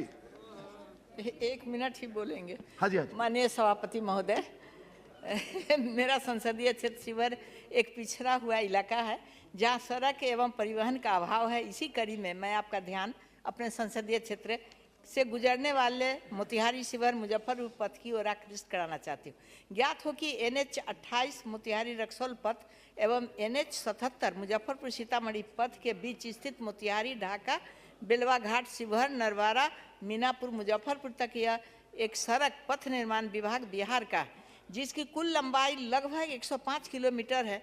अनुरोध पूर्वक कहना है कि यदि उपरोक्त 2 महत्वपूर्ण NH के बीच में अवस्थित मोतिहारी शिवर मुजफ्फरपुर पथ का चौड़ीकरण एवं सुदृढ़ीकरण जनहित में अति आवश्यक है, क्योंकि इस रूट पर प्रतिदिन सैकड़ों गाड़ियां का आवागमन होता है। इस राष्ट्रीय राजमार्ग की श्रेणी में शामिल करते हुए यदि इसका रूट मोतिहारी ढाका बेलवा घाट शिवहर नरवारा मीनापुर मुजफ्फरपुर किया जाता है तो पूर्वी चंपारण जिला से शिवहर जिला के बीच की दूरी कम होने के साथ साथ पूर्वी चंपारण शिवहर एवं मुजफ्फरपुर जिला आपस में एक रूट में जुड़ जाएगी तथा इनसे जुड़े पिछड़े इलाकों का विकास संभव हो सकेगा। अतः सदन के माध्यम से सरकार से अनुरोध होगा कि जनता के व्यापक हित में मोतिहारी ढाका बेलवा घाट शिवहर नरवारा मीनापुर मुजफ्फरपुर तक नए राष्ट्रीय राजमार्ग स्वीकृत करने की आवश्यक निर्देश देने की कृपा करें। बहुत बहुत धन्यवाद। Thank you very much, Mr. Chairperson. Mr. Chairperson, I would like to draw the attention of this House towards the privatization of electricity utilities in Chandigarh. Chandigarh has the cheapest power in the country, but notwithstanding that, the government is going ahead in privatizing the power utilities in the most arbitrary manner. This privatization, Mr. Chairperson, sir, can only be done under Section 63 of the Electricity Act after notifying the competitive biddings as per Government of India guidelines. Now, interestingly, Mr. Chairperson, sir, on 20th of September 2020, when the standard bid document was published, there was a disclaimer which said, and I quote, "The provisions contained in the SBD do not represent the views of the ministry." My submission, Mr. Chairperson, is that the privatization of electricity utilities in Chandigarh is being done in a completely illegal manner. And this must be immediately stopped by the Power Ministry. I would like to request the Government Parliamentary Affairs Minister is sitting here that please convey our sentiments to the Power Ministry that what they are doing is completely illegal. Dada Chandrasen Jadon ji, please. Hello, आदरणीय अध्यक्ष महोदय, मैं आपका आभारी हूँ कि आपने आज बोलने का अवसर प्रदान किया। मेरे क्षेत्र में बड़ी समस्याएं हैं। आए दिन जो है रेल के दरवाजे से यात्री गिर जाते हैं और बहुत बड़ी हानि होती है, या तो उनकी मृत्यु हो जाती है या जो है क्षतिग्रस्त हो जाते हैं। तो मेरा कहना है कि मेट्रो रेल की तरह सभी गाड़ियों के दरवाजे जो है स्वचालित हों, जिससे यात्री न गिरें और उनकी जनहानि न हो। दूसरी बात है, मेरी लोकसभा फिरोजाबाद में एक टूंडला रेलवे स्टेशन है। टूंडला रेलवे स्टेशन से एक गांव है नगला छुटिया अनवारा, इसमें 3-4 हज़ार की आबादी है। सैकड़ों वर्षों से यात्री और गांव वाले जो है इस रेलवे स्टेशन से गांव पहुंचते हैं, लेकिन आज वहाँ पानी भरा हुआ है या निकलने के लिए रास्ता नहीं है। जब गांव वालों ने रास्ता पक्का करने के लिए कहा तो रेलवे वालों ने मना कर दिया। अब वो है धरना दे रहे हैं, कोई उपाय नहीं है। मेरा आपके द्वारा रेल मंत्री से विनय अनुरोध है कि उनको जो है पहले की तरह निकलने दिया जाए और रास्ता पक्का करने दिया जाए। धन्यवाद।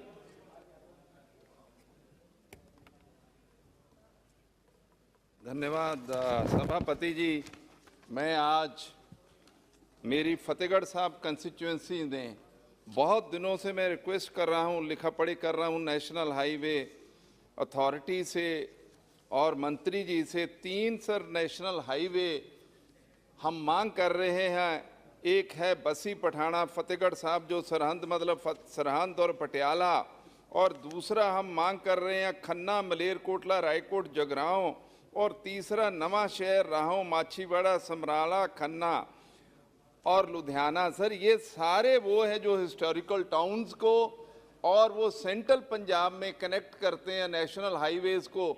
ये इलाके की तरक्की के लिए बहुत हमें मदद करेंगी। इसलिए मैं बार बार निवेदन करता हूं, आज 0 आवर में भी निवेदन कर रहा हूं माननीय मंत्री जी को आपके माध्यम से कि इन तीनों national highways doctor Bharati Sial ji.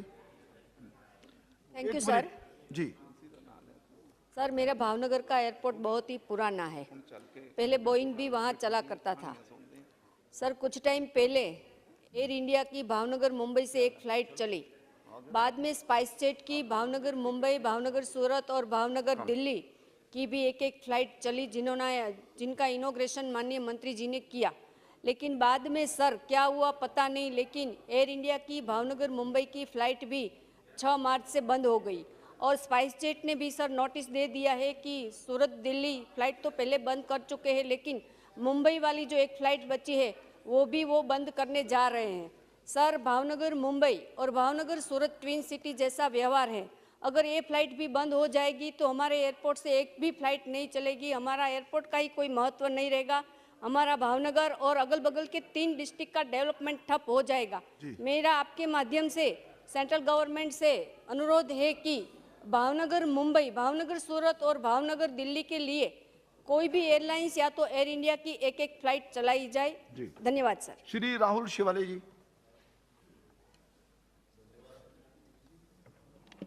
धन्यवाद अध्यक्ष महोदय। शून्यकाल में एक महत्वपूर्ण विषय की ओर सरकार का ध्यान आकर्षित करना चाहता हूं। महोदय, केंद्र सरकार द्वारा स्थापित महाराष्ट्र राज्य में केवल मराठी भाषी लोगों के लिए कास्ट वेरिफिकेशन, कास्ट वैलिडिटी की अनिवार्यता की हुई है। महोदय, BRC बाबा एटॉमिक रिसर्च सेंटर मेरे संसदीय क्षेत्र के अंतर्गत आता है। डिपार्टमेंट ऑफ एटॉमिक एनर्जी ने 8 अक्टूबर 2020 को एक सर्कुलर जारी कर महाराष्ट्र में मराठी भाषी लोगों को कास्ट वेरिफिकेशन करने के लिए बाध्य किया है। नोटिस में कहा गया है कि 2001 के महाराष्ट्र अधिनियम संख्या 23 के नियम संख्या 2 के अनुसार कास्ट वेरिफिकेशन समय पर जमा नहीं करने पर उनके खिलाफ कानूनी कार्रवाई की जाएगी। कास्ट वेरिफिकेशन अधिनियम 2001 अधिनियम 2000 के अनुसार सरकार का उल्लेख महाराष्ट्र सरकार है। यह अधिनियम महाराष्ट्र सरकार के आरक्षित पदों के लिए है और केंद्र सरकार पर लागू नहीं है। मैं डॉक्टर बाबा साहब अम्बेडकर अनुसंधान एवं प्रशिक्षण संस्थान पुणे का एक परिपत्र दिनांक 17/12/2021 के अनुसार यह सर्कुलर नियम के विरुद्ध है, लेकिन यह बहुत दुख की बात है कि DAE मराठी भाषी कर्मचारियों को कास्ट वेरिफिकेशन करने के लिए मजबूर कर रहे हैं, ताकि उपरोक्त धाराओं की गलत व्याख्या के जानबूझकर दूर किया जा सके और उन्हें परेशान किया जा सके। महाराष्ट्र सरकार का जो कास्ट वेरिफिकेशन लेटर है वो केंद्रीय प्रतिष्ठानों में रोजगार के लिए पर्याप्त है, क्योंकि उन्हें राज्यों के कर्मचारियों को केवल कास्ट सर्टिफिकेट जोड़कर नियोजित किया जाता है और उनकी कास्ट वेरिफिकेशन नहीं होती है। लास्ट है एक बहुत इंपॉर्टेंट BRC ने उन मराठी कर्मचारियों को नोटिस दिया है जिन्होंने 35 to 40 साल तक सेवा की है। नोटिस ने कास्ट वैलिडिटी के एक्ट नियम संख्या 4(2) के संदर्भ में लास्ट के अंत का एक माहौल पैदा किया और 500 से अधिक मराठी कर्मचारियों को पेंशन। धन्यवाद माननीय अध्यक्ष जी, आपने मुझे मेरे लोकसभा क्षेत्र कुरुक्षेत्र की समस्या को उठाने का मौका दिया। मैं सबसे पहले देश के लोकप्रिय प्रधानमंत्री आदरणीय नरेंद्र मोदी जी का धन्यवाद करना चाहूँगा कि इस आज़ादी के अमृत महोत्सव में उन्होंने जो देश के पूरे रेलवे के अंडरपास और ओवरब्रिज बनाने का जो कार्य किया है वो सराहनीय है। उसके लिए मैं आदरणीय प्रधानमंत्री जी का धन्यवाद करना चाहता हूं। और इसके साथ ही मैं अपने लोकसभा क्षेत्र कैथल के अंदर एक शहर के बीचों बीच एक IC नंबर 30 फाटक है और एक IC नंबर 31 फाटक है। हाल ही में ही रेलवे विभाग ने इस एक IC नंबर 31 फाटक को बंद कर दिया है। माननीय अध्यक्ष जी, इस फाटक के दोनों तरफ घनी आबादी है और रेलवे लाइन के एक तरफ जहां सैनी सीनियर सेकेंडरी स्कूल है, वहीं दूसरी तरफ नई अनाज मंडी व मुख्य बाजार है, जिसकी वजह से प्रतिदिन इस फाटक से स्कूल के बच्चे सहित भारी संख्या में लोगों व वाहनों का आवागमन होता है। लेकिन अब इस फाटक के बंद होने से स्थानीय लोगों को बहुत कठिनाई का सामना करना पड़ रहा है। माननीय उपाध्यक्ष महोदय, मैं आपके माध्यम से भारत सरकार एवं माननीय रेल मंत्री जी से निवेदन करना चाहूँगा कि इस वर्ष का जो 2022-23 के लिए रेल मंत्रालय के नियंत्रणाधीन अनुदानों की मांगों पर चर्चा चल रही है। मेरी क्षेत्र की इन मांगों को भी इसमें सम्मिलित करते हुए माननीय अध्यक्ष जी, फाटक नंबर IC 30 और को बंद किए गए फाटक नंबर IC 31 के बीच में एक लो हाइट सबवे, कम ऊंचाई का सबवे का निर्माण कराया जाए, जिससे यहाँ के लोगों की और छात्रों की समस्या का समाधान हो सके। Sir, I would like to draw the attention of the House to a very important matter, a heinous crime committed by the goons of the Students' Federation of India in Trivandrum Government Law College. Sir, a girl student was brutally beaten up. Kerala Students' Union KSU unit president Safna and her colleagues were very brutally beaten up by the SFI Gundas in the state, sir. Sir, Students' Federation of India in Kerala should be banned like a terrorist organization, because the number of crimes committed every day by this particular organization is unimaginable, sir. The state government, with the help of the state government, the students are ganged and beating the opposite parties, students who doesn't believe in their left ideology has been brutally and massively attacked, sir. See, government should take proper action. I urge the central government to intervene in this matter, sir. Thank you. Shri Dilip Saikia जी।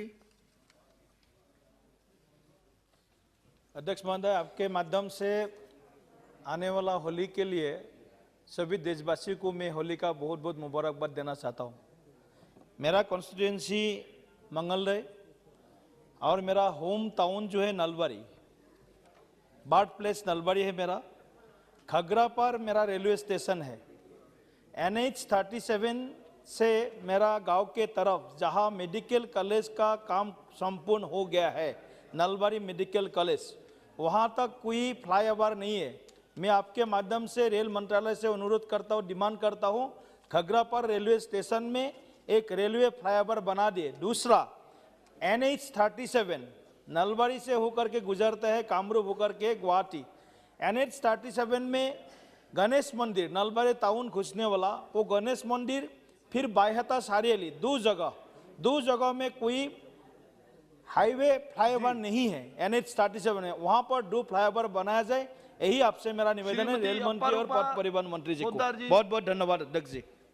धन्यवाद अध्यक्ष महोदय जी। मैं आपके नज़र में एक अपना क्षेत्र का बात उठाना चाहूँगी। हमारे आरामबाग लोकसभा क्षेत्र जो है हमेशा बाढ़ आते हैं और इस साल जो है 2021 में एक साल में 3 बार बाढ़ आ चुके हैं और हम चाहते हैं, हमारे आपके माध्यम से प्रधानमंत्री जी से ये दरखास्त है कि प्रधानमंत्री आवास योजना जो है, जो भी पिछड़े क्षेत्र है इसमें नंबर्स बढ़ाए जाएं और इसके राशि को बढ़ाए जाएं। और तीसरी मांग है कि इसमें जैसे केंद्रीय विद्यालय के कुछ हम लोगों को कूपन्स दिए जाते हैं, हर एमपीज को प्रधानमंत्री आवास योजना का कुछ कोटास दिया जाए ताकि हम लोग भी जब क्षेत्र में जाते हैं पिछड़े जगह पर तो वहां पर हम लोग किसी का मदद कर सकें। धन्यवाद।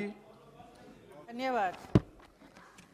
हमारा भारत अपनी संस्कृति और सांस्कृतिक विरासत के कारण पूरे विश्व में सर्वश्रेष्ठ है। हमारी कला और संस्कृति और कलाकारों इसका आधार है। दुनिया के जिस देश में संस्कृति और कला की उपेक्षा की है उस देश का पतन ही हुआ है। हाल ही में प्रधानमंत्री नरेंद्र मोदी जी के साथ विश्व ने काशी में भारत की सांस्कृतिक श्रेष्ठता की अद्भुत छटा देखी। मेरा ये महोदय कहना है कि कला क्षेत्र की और कलाकारों की कुछ गंभीर समस्याएं हैं। मैं स्वयं कलाकार होने की वजह से मैं बहुत ही चिंतित हूं उन लोगों के लिए। हमारे देश के लोक, शास्त्रीय और अन्य विधा के कलाकारों का अस्तित्व संकट में है। कोरोना महामारी की वजह से भी गंभीर आर्थिक उनका मुश्किल सामना करना पड़ रहा है, जिसके वजह से वो अपनी जीविका के लिए अपनी कला छोड़कर दूसरे छोटे छोटे काम करने पर मजबूर हुए हैं। मेरी सरकार से यही मांग है कि संस्कृति के वाहक इन कलाकारों के लिए आर्थिक सहायता व्यवस्था की जाए, उनके पेंशन की व्यवस्था हो सके। संस्कृति मंत्रालय द्वारा 2017 में कला और कलाकारों से संबंधित सूचना इकट्ठा करने के उद्देश्य से national mission on cultural mapping की योजना शुरू की हुई थी। कला और कलाकारों के संरक्षण के लिए इस अच्छी पहल थी है, जिसके तहत ब्लॉक स्तर तक इन कलाकारों की सूचना इकट्ठी की जानी थी।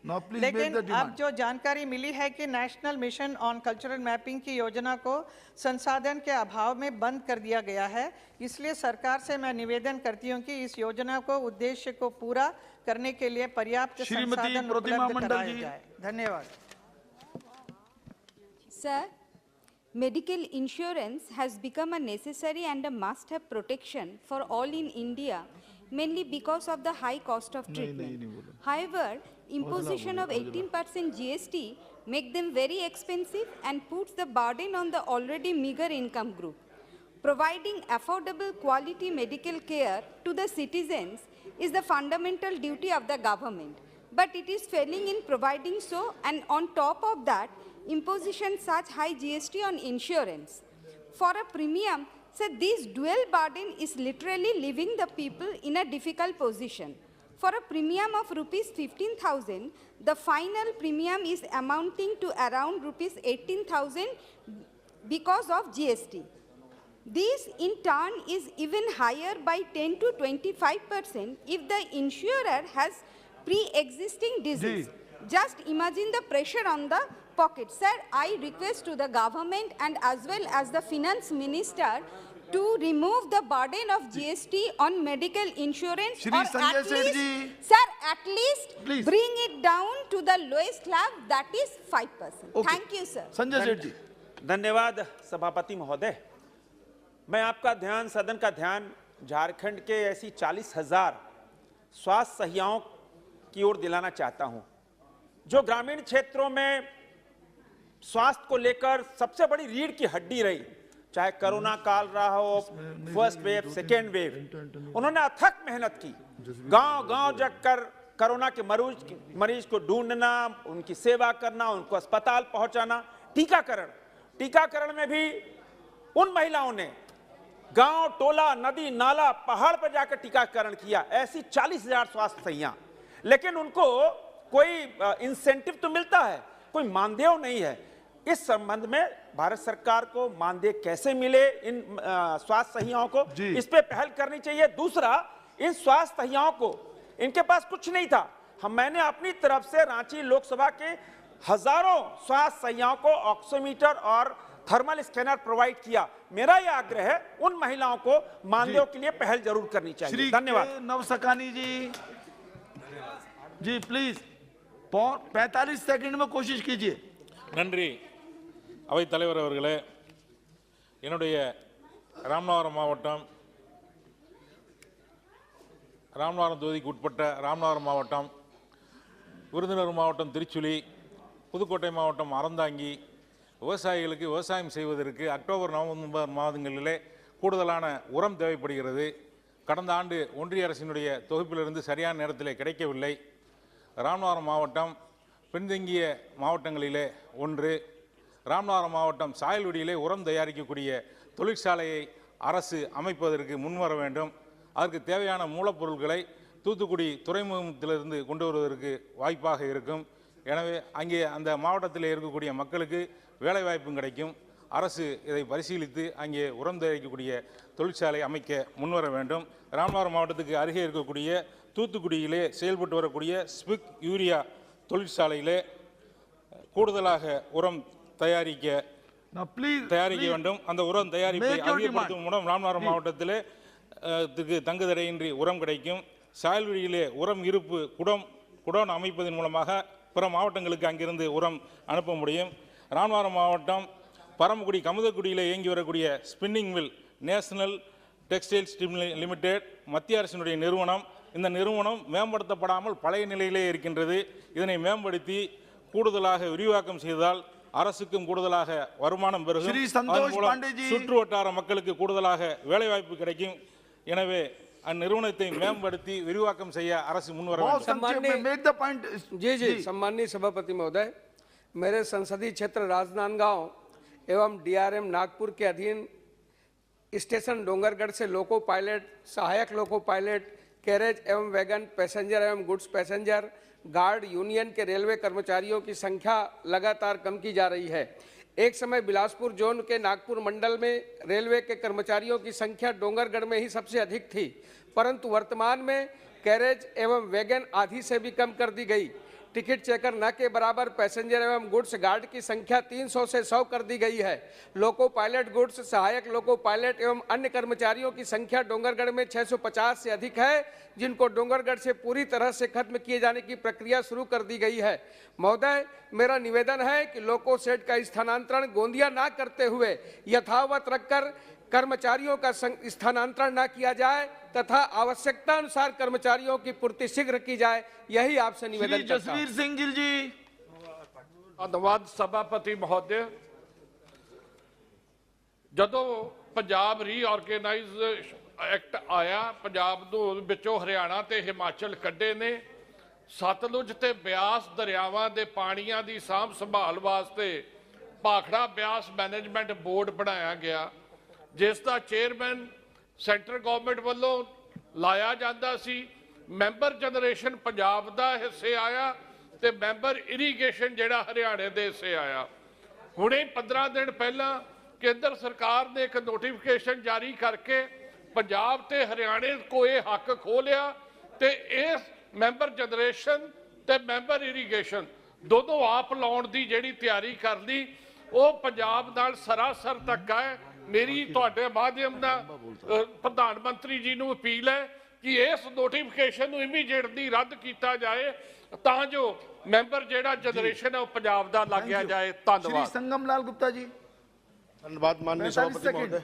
एकदम संक्षेप में मैं आपके माध्यम से माननीय रेल मंत्री भारत सरकार का ध्यान आकृष्ट कराना चाहता हूं कि मेरे लोकसभा क्षेत्र के जनपद मुख्यालय पर स्थित रेलवे स्टेशन प्रतापगढ़ जंक्शन 5 वर्षों से प्लेटफार्म विस्तार सहित अनेक परियोजनाओं का कार्य किया जा रहा है, किंतु सभी परियोजनाएं गुणवत्ता बेहद खराब, प्रगति अत्यंत धीमी होने के कारण जनमानस में मुझे बहुत ही आक्रोश का सामना करना पड़ रहा है। अतः मैं आपके माध्यम से भारत सरकार के रेल मंत्री जी से अनुरोध करना चाहता हूं कि जनपद प्रतापगढ़ में विगत 5 वर्षों से विभिन्न रेलवे स्टेशनों के विकास कार्यों के लिए एक विशेष तकनीकी समिति की गठन कर मेरी उपस्थिति में विकास कार्यों को स्थलीय सत्यापन कराकर उसे गुणवत्ता है दोषी सभी संबंधित अधिकारी कर्मचारियों और फार्मों के विरुद्ध कार्रवाई करते हुए उसकी गुणवत्ता में सुधार कराए जाने की कृपा करें। धन्यवाद जी। I request the government through you to kindly give immediate necessary directions to the banks to quash the foreclosure procedures in Kootikal and Mundakam villages in Kottayam district, Kerala, in my constituency. People in these flood and landslide affected regions have not back to normal life as their houses, shops, agricultural land, etc. are washed away in flash floods. It will take years to convert the land into cultivable agricultural land. Therefore, they are not in a position to pay back the loan amount. The banks, including public sector banks, are using private agencies and gundas to force them to repay the loan and revenue recovery procedures. Such kind of activities are inhuman and denial of natural justice. Hence, I request the government to kindly do the needful to waive off the loan amount borrowed or to declare moratorium for the repayment of loans by people, those who lost everything in the repeated natural calamities. In addition to that, the government may introduce a rehabilitation package to these flood victims. Chairman, one more second. The floods damaged as many as 36 bridges and roads in these areas. The government may take immediate measures to reconstruct the infrastructure in these affected regions. Many families are still residing the banks of the flood-ravaged rivers. Hence, I also request the government to kindly install an early warning mechanism in this landslide, earthquake, and flood-prone regions so that the people can prevent the damages related to flood floods to a great extent. Thank you. Please. धन्यवाद सभापति महोदय। मैं आपके माध्यम से राजस्थान सहित देश में बढ़ते नशे के कारोबार से उत्पन्न स्थिति के संबंध में सरकार का ध्यान आकर्षित करना चाहूँगा। समझ बदे दुनिया भर में नशे की वजह से तकरीबन 2 लाख मौतें हर साल होती है और भारत में पिछले 3 सालों में ड्रग्स का बाजार 455% तक बढ़ गया, जो कि चिंतित करने वाला आंकड़ा है। सभापति महोदय, मेरा आपके माध्यम से अध्यक्ष जी से भी, सरकार से भी आग्रह रहेगा कि 193 के तहत बढ़ते हुए नशे की प्रवृत्ति को लेके नौजवान, आज नशे के अंदर हालात ये हो गए सभापति, हम गांव के अंदर जहाँ जाते हैं, शहरी क्षेत्र में जाते हैं, तो नौजवान बेरोजगार से तंग आके दूसरे मामलों से नशे की ऐसी 1 मिनट के अंदर अपनी बात समाप्त करूंगा। एक रिपोर्ट के अनुसार देश के 2.1% लोग गैर कानूनी नशीली पदार्थों का सेवन करते हैं, जिसमें मिजोरम में पहले, पंजाब दूसरे, दिल्ली तीसरे नंबर पर। 44% ड्रग एडिक्ट नशा छोड़ने की कोशिश करते हैं, लेकिन उनमें से 25% को इलाज मिल पाता है। मेडिकल स्टोर से नशीली दवाएं ले लेते हैं, उनसे नशा करते हैं। मेरा सरकार से आग्रह रहेगा कि मेडिकल स्टोर पे ऐसा मॉनिटरिंग सिस्टम बने कि अगर उस मेडिकल स्टोर पे नशीली दवाएं, एक मिनट साहब समाप्त करो, 1 मिनट साहब, हम रात को 1-1 बजे तक बैठने वाले लोग, आधा मिनट लास्ट। मेरा निवेदन रहेगा कि ऐसे मेडिकल स्टोर पे जहाँ नशीली दवाएं बेची जाए, वहाँ के संबंधित अफसर को भी उसके खिलाफ भी कार्रवाई की जाए। देश में ड्रग्स का बढ़ता कल्चर गंभीर समस्या बन सकता है। कोकीन, अफीम, डेड्राइट, इसमें एक एमडी और नशीली दवाओं का इस तरह का नशा करने की वजह युवाओं की मानसिक स्थिति बिगड़ जा रही है। सभापति महोदय, मैं मेरी बात तो समाप्त कर दूं, जल्दी करिए। मेरा निवेदन है सभापति महोदय कि सरकार इस ओर विशेष ध्यान दे, क्योंकि नौजवान देश की रीढ़ है। अगर ये नशे की प्रवृत्ति से कमजोर हो गया तो देश कैसे बढ़ेगा? इसलिए नशे को रोका जाए, कठोर कानून बनाए इस मामले के अंदर। धन्यवाद सभापति साहब, आपने टाइम दिया। सर ये सारे ही पंजाब के लिए बहुत ही गंभीर और इम्पॉर्टेंट मुद्दा है सर। जो पहले एमपीज ने भी बात की सर, हमारे जब पंजाब पहले तो जॉइंट पंजाब था, उसके बाद सर जब ये पंजाब रीऑर्गेनाइजेशन एक्ट आया 1996 में, तो एक रूल था 1975, उसे 23 फरवरी 2022 को सर उसमें कुछ अमेंडमेंट्स की गई हैं, जिसमें पंजाब का जो हिस्सा था सारे डैम में सर, बाखड़ा नंगल कौन नहीं जानता, जवाहरलाल नेहरू जी ने, कैरों साहब ने, और दुनिया में वो मशहूर डैम है सर। वहां पे क्या था, जो रेशो थी पहले वो पंजाब की 58% सर, हरियाणा की 42%, ये बिल्कुल ठीक चल रहा था। तो वहां पे सर जो मेंबर पावर, जो डिस्ट्रीब्यूशन बिजली करनी है भी किस स्टेट को कितनी जाएगी, वो मेंबर पावर जो पंजाब का लगता था, इरिगेशन भी पानी कहाँ कितना जाएगा, वो हरियाणा का लगता था। उसके बाद में सभापति साहब एक मिनट, उसके बाद में चेंज लाके चंडीगढ़, हिमाचल और राजस्थान को भी ये पानी दिया गया, बहुत अच्छी बात है। और अब लेकिन क्या किया सर, बहुत ही मतलब ये एक गलत मैसेज आएगा पंजाब में। पहले आपको पता है कितना किसान बड़ा एजुटेशन खड़ा, एक सेकंड, किसान एजुटेशन खड़ा हो गया, एक मन में उनके भाव आता है भी क्यों दिल्ली हमारे साथ ये कर रहा है।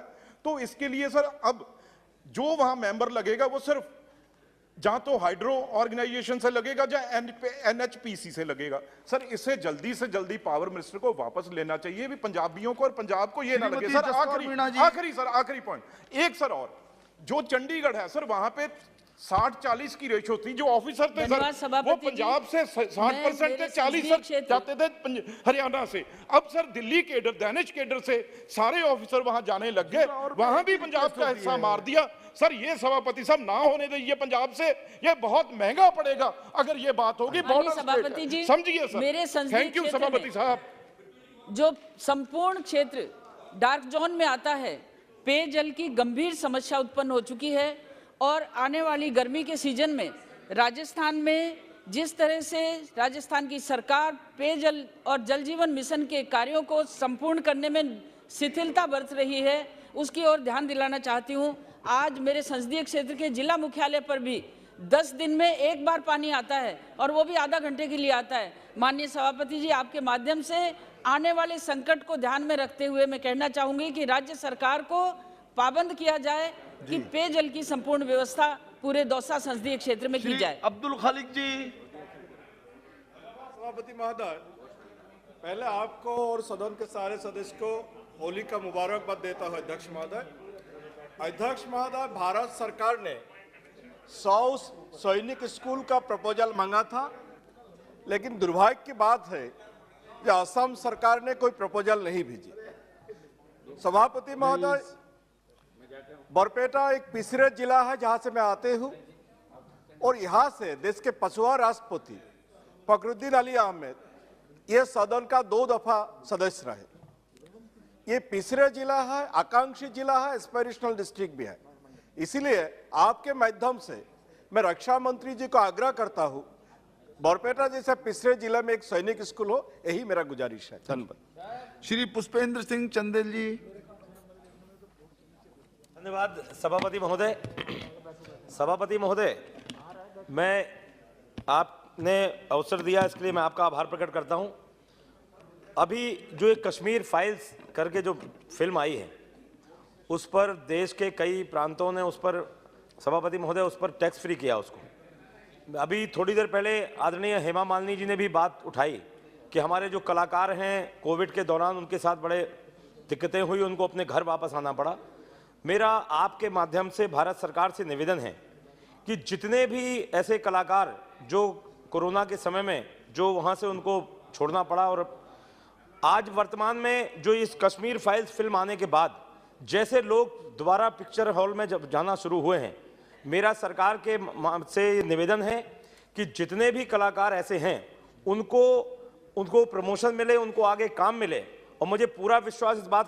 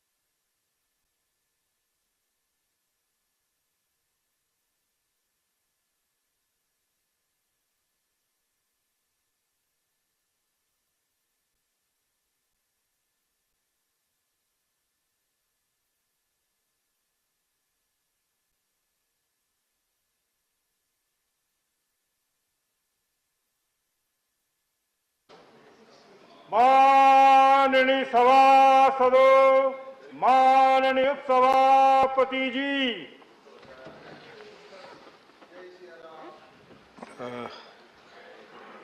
discussion on working of the Ministry of Tribal Affairs. Manya Suresh Gopi ji. Thank you, Honorable Deputy Chairman, for giving me this opportunity. I am standing in deep gratitude towards my party's chief whip and also the Parliamentary Affairs Minister. Sir, he is in the washroom. He is coming on way. Sir, since yesterday I was very closely listening to the material content raised by Netam ji, Fulo Devi ji, Rathwa ji, Shri Shiva Prasad, Hamare Solanki ji, and Sampatia ji, who had deep interest in tribal affairs and their well-being, the well-being of the tribals. And I was very closely listening to the contentions raised. Sir,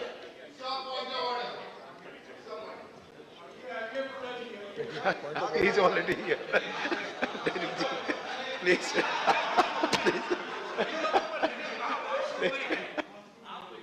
Continue. Gopi ji, please continue. Gopi ji, please. Gopi ji, Derek ji, please. Gopi ji, please continue. Yeah. Sir,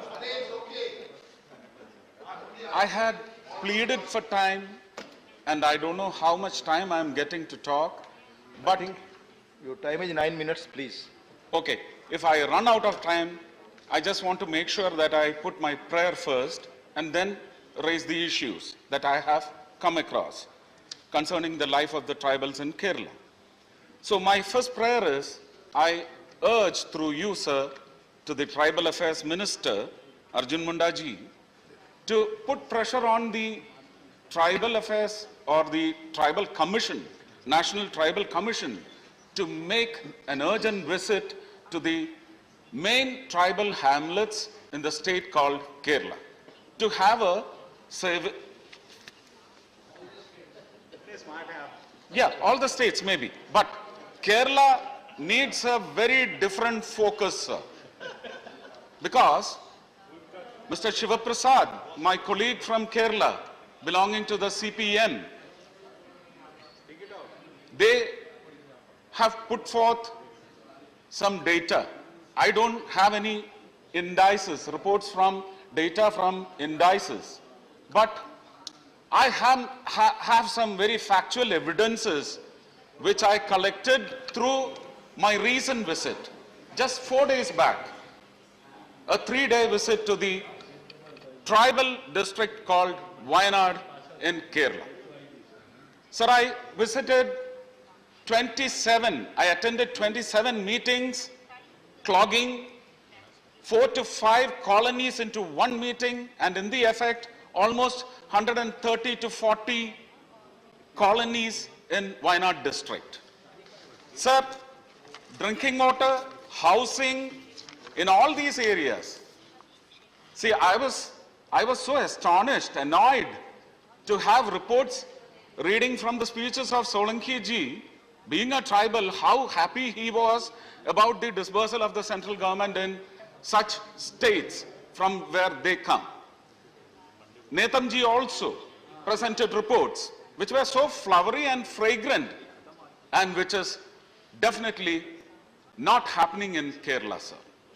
Sir, Shri Shiva Prasad also had presented some data to effect his contention, saying that the dispersal of the central ministry, tribal ministry, or the budgetary allocations were not dispensed appropriately and timely. But I just want to ask some questions, sir, through you, sir. Sir, Kolattur colony, the first colony that I visited, had around 4 other colonies getting into the meeting. housing around 2,000 members from the tribal community and the localites also. Sir, they did not have drinking water. They raised the issue.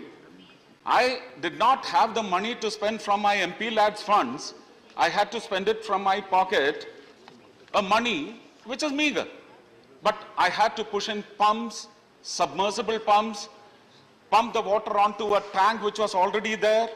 And the same night I went back, traveling 120 kilometers almost, to that colony again in the wee hours of the night, inaugurating the drinking water project. And again, yesterday, the channel belonging to our left alliance group, Shri Shreyams Kumar, his channel has reported that the Kerala government has rehabilitated Adivasis 12 years back. They are still living in minor hutments which will contain all that water from the first to the last drop of rainwater in their homes. So this is the pathetic, the poignant, the deplorable, lamentable and sad state of affairs with the tribals in Kerala. Sir, no, please, sir, through you, sir, if I'm putting it on record, sir, Edamalakudi was picked as the last village in the country in the Prime Minister's Narendra Modi ji's focused action plan for supplying electricity. But it was only the last village, and the last home in that village, or the first home in the village, was the responsibility of the state government. Did they do it or not? Even if I am retiring from politics, my friend Mr. Brittas should come forward with facts or data ruling out my contention. That is my request. And again, Edamalakudi, I had given 12.5 lakhs from my MP lads funds. This is happening again and again. And the collector told me the DFO of Idukki is poking his nose into this, and this money cannot be utilized because it can happen. Maybe after processes, it may happen after 1.5 years. My term is ending this April, sir. So I cannot put that money to be lapsed. So I had to pay again a huge sum, sir.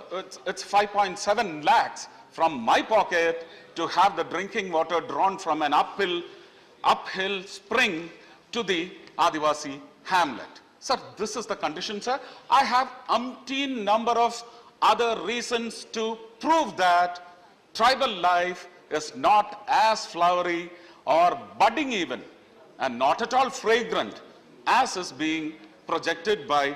I do believe in their reports. I am happy over their happiness, but it is not happening for Kerala, sir.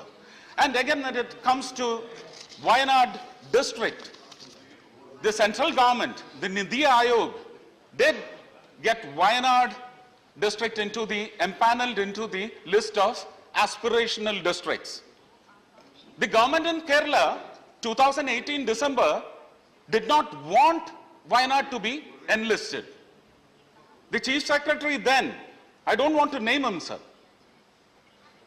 he said, we do not want Wayanad to be in that list.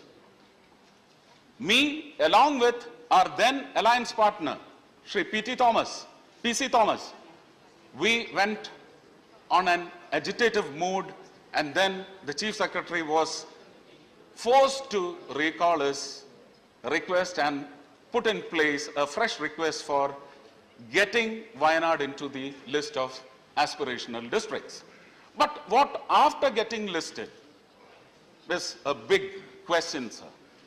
So I request, there are lots of other issues relating to practicing doctors among Adivasis who practice traditional Adivasi Ayurveda. Sir, if I remember right, you were also there. We had the medical amendment bill allowing practicing doctors without MBBS degree to carry on with their medical disbursals.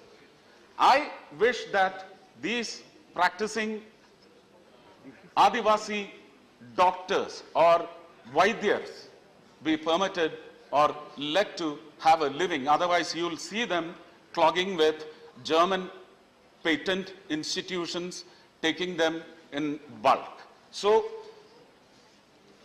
same is the situation in Kannur Aralam, Trichur Pichi, Chalakudi Peringalkuttu. Again, the infant mortality rate is again and again being raised in so many subjects which are brought into discussion relating to Adivasis or women's welfare. So the toxicity which is pushed onto their tongue, they are used to having ragi for their staple food. The ragi cultivation was vast and wide in Adivasi hamlets.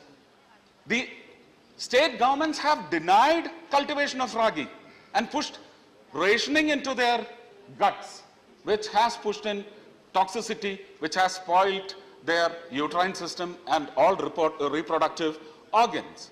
So I have only one request, sir. Please send the tribal commission on a very harsh survey and keep the central government informed of what all enhancements in the form of focus on upliftment of tribal life should be accessed. I am very obedient, sir. You have rung the first bell. I am sitting down. Thank you very much, sir. Thank you. Thank you. Dr. Prasant Nandaji. Thank you, Deputy Chairman, sir. In my speech, I would like to attract the attention of Honorable Minister to very many difficulties faced by different states in different schemes.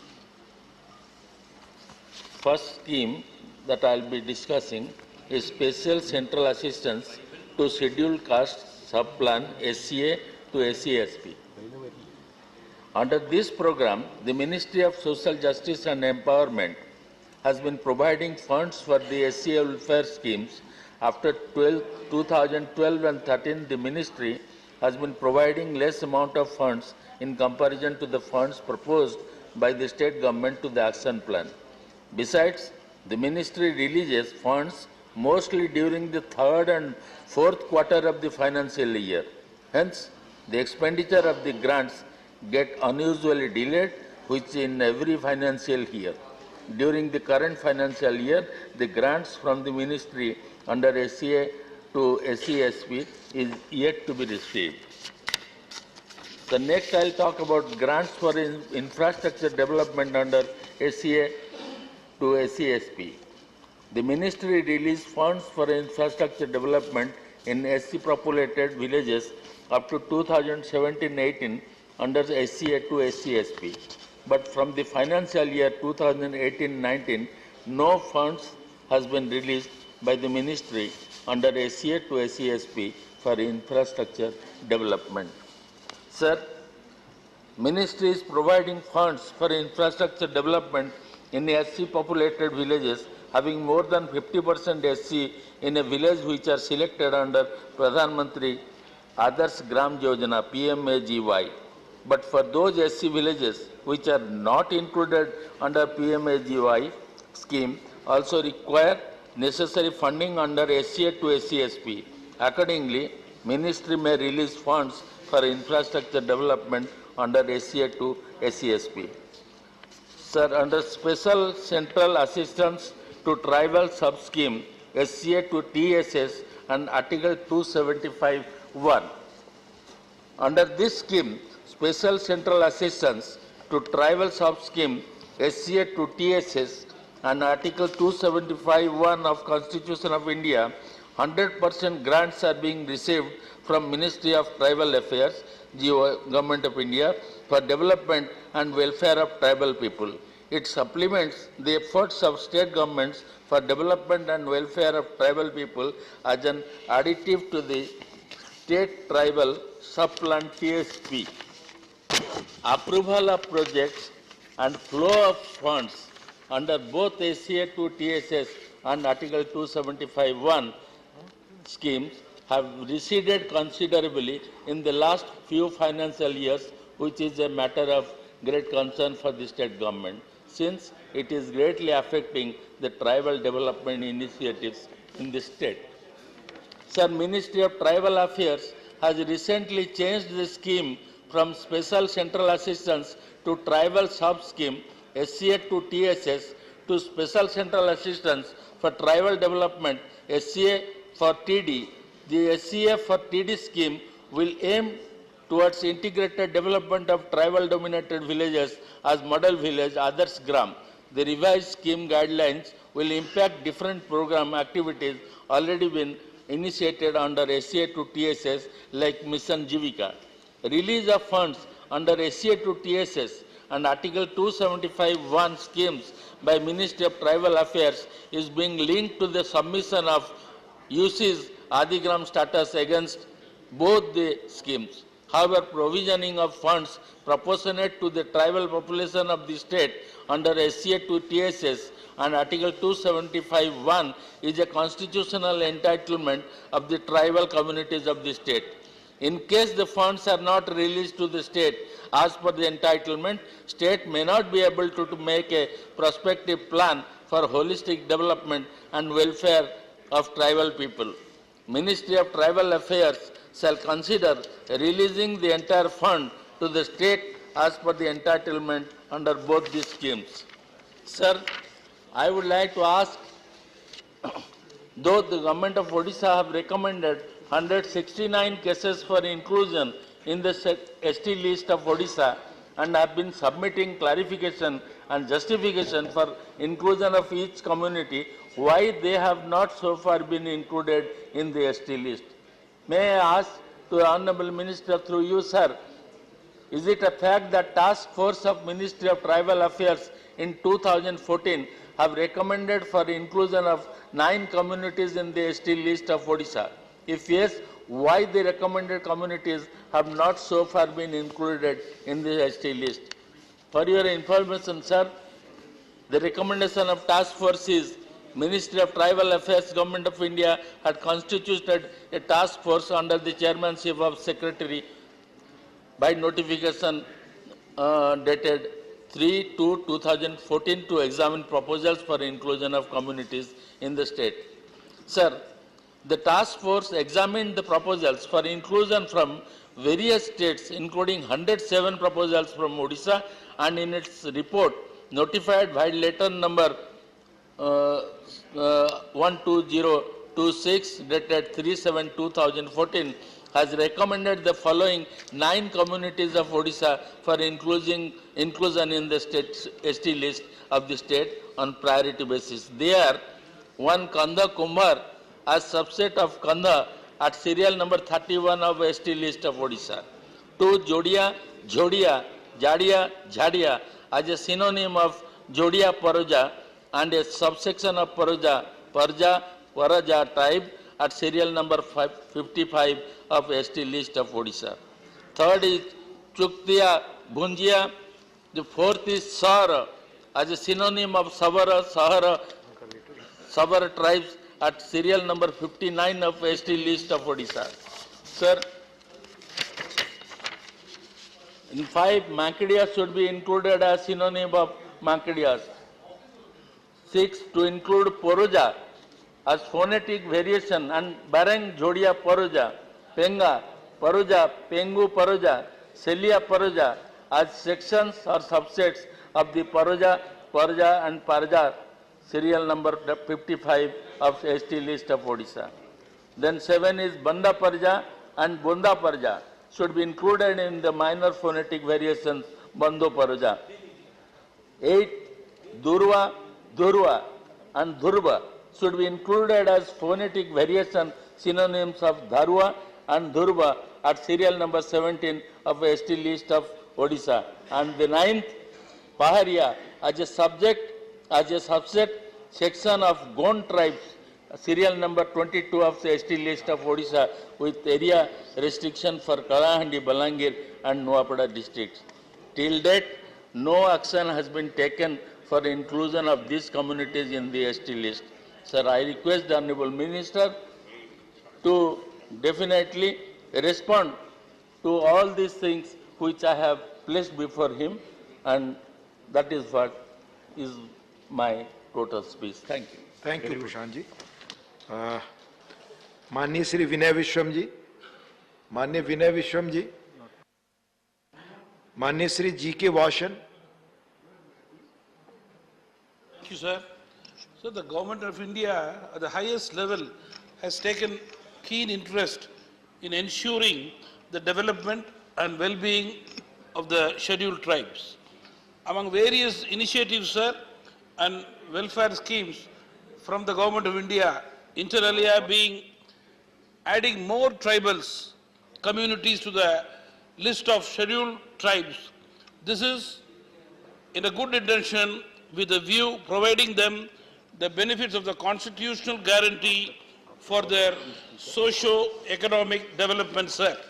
Sir, at this juncture, I would like to remind the Honorable Minister about two communities from the state of Tamil Nadu in respect of which I had already requested for grant of scheduled tribe status and raised the matter in this August House.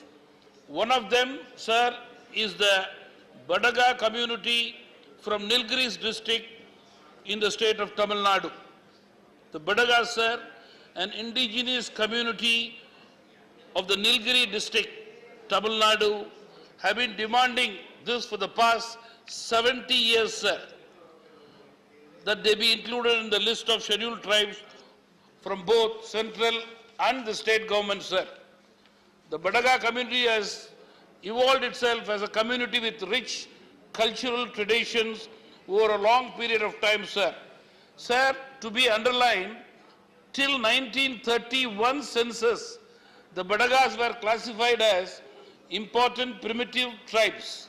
However, in 1950, sir, the community was deleted from the scheduled tribe list for reasons unknown till today. The other community, sir, which I would urge the Honorable Minister to grant scheduled tribe status, is the Narikurava community. The Narikurava community, sir, which has been migrated from the southern states from other parts of India, today are in Andhra Pradesh, Telangana, Karnataka and Kerala. In those states, sir, they have been included in the scheduled tribe. A bill to this effect, to such inclusion of Narikurava community in the list of scheduled tribes, was introduced in the 15th Lok Sabha, Bill number 160/2013, in the 16th Lok Sabha, that is Bill number 352/2016 on 4/10/2017. Unfortunately, sir, both occasions the bill was lapsed.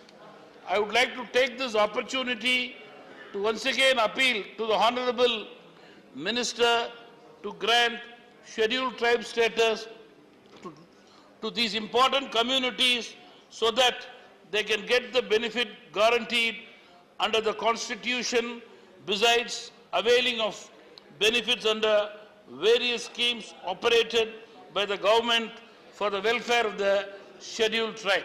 Thank you, sir. Thank you. Mr. Sarkar, name list.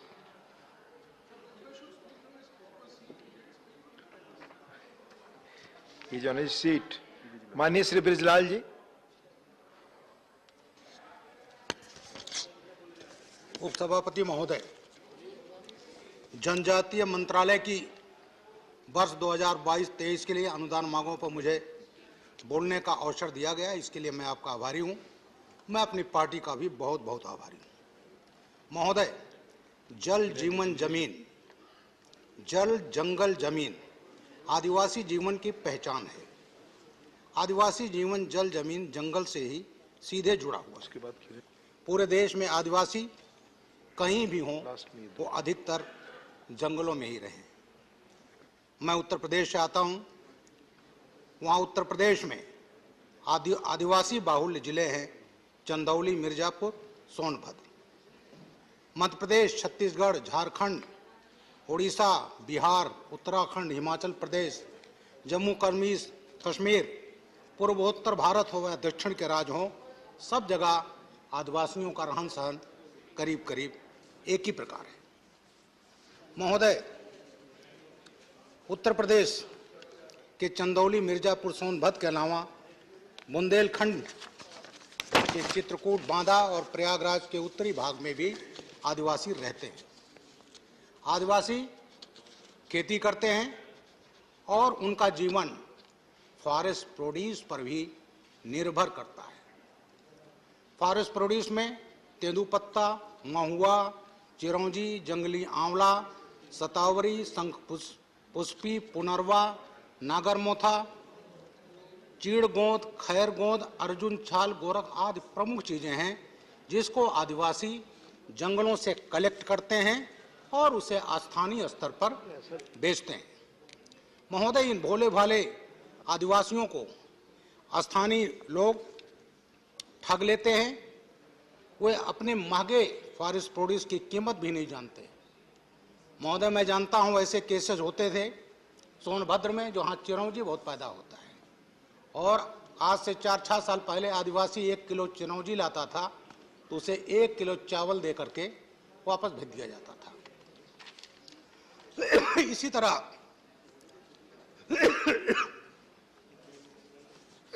जो जड़ी बूटी है उसकी भी कीमत उनको ठीक से नहीं मिल पाती थी। महोदय, उत्तर प्रदेश में तेंदू पत्ता बहुतायत में मिलता है। इस तेंदू पत्ते पर जहां माफियाओं का कब्जा था वहां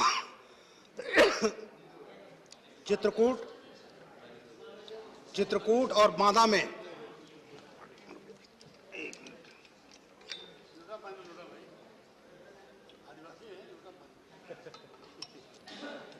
वहां तेंदू पत्ते के बिजनेस पर माफियाओं के अलावा डकैतों का कब्जा होता था। महोदय, वहां डकैत होता था ददुआ। 300 से ज्यादा केसेस थे उसके ऊपर, 2 से ज्यादा मर्डर थे उत्तर प्रदेश और मध्य प्रदेश में। उसके आशीर्वाद के बिना ठेकेदार ठेका नहीं ले सकता था। ठेकेदार भी कमाई करता था और ठगे जाते थे आदिवासी लोग, क्योंकि आदिवासी ही तेंदू पत्ते का कलेक्शन करते थे। महोदय, इस गठजोड़ में सबसे बड़ा नुकसान इन गरीबों का, दलितों का और आदिवासियों का होता था, क्योंकि उनको अपने मेहनत का उचित पैसा नहीं मिलता था। महोदय, यह बिना राजनीतिक संरक्षण के संभव नहीं होता। ददुआ तय करता था यहां तक कि वहां चुनाव कौन लड़ेगा, संसदीय क्षेत्र पर कौन लड़ेगा, विधायक कौन बनेगा। उसका बेटा निर्विरोध जिला पंचायत अध्यक्ष बना और गांव पंचायत में तो प्रधान से लेकर ब्लॉक प्रमुख, जिला परिषद तक वही तय करता था। उसके परिवार के संसद सदस्य भी बने, विधायक भी बने और उस समय बने जब ददुआ 32 साल से फरार था, जिसका आतंक उत्तर प्रदेश और मध्य प्रदेश में था। महोदय, मैं योगी आदित्यनाथ जी को इस सदन के माध्यम से बधाई देना चाहता हूं कि उन्होंने जो डकैतों का, माफियाओं का सफाया किया और उसका सीधा लाभ उन आदिवासियों, गरीबों को मिल रहा है। वहां जो सरकारी योजनाएं चलती थीं, बिना डकैतों को पैसा दिए हुए वो नहीं चलती थी। और जब पैसा ठेकेदार को जाता था, माफिया और डकैत को जाता था, तो जाहिर है काम कागज पर होते थे और उसका नुकसान सीधे गरीबों को होता था। आज स्थिति बदल गई है और जो सरकारी धन से डकैतों ने, माफियाओं ने संपत्तियां अर्जित की थी, आज उन पर योगी आदित्यनाथ का बुलडोजर चल रहा है।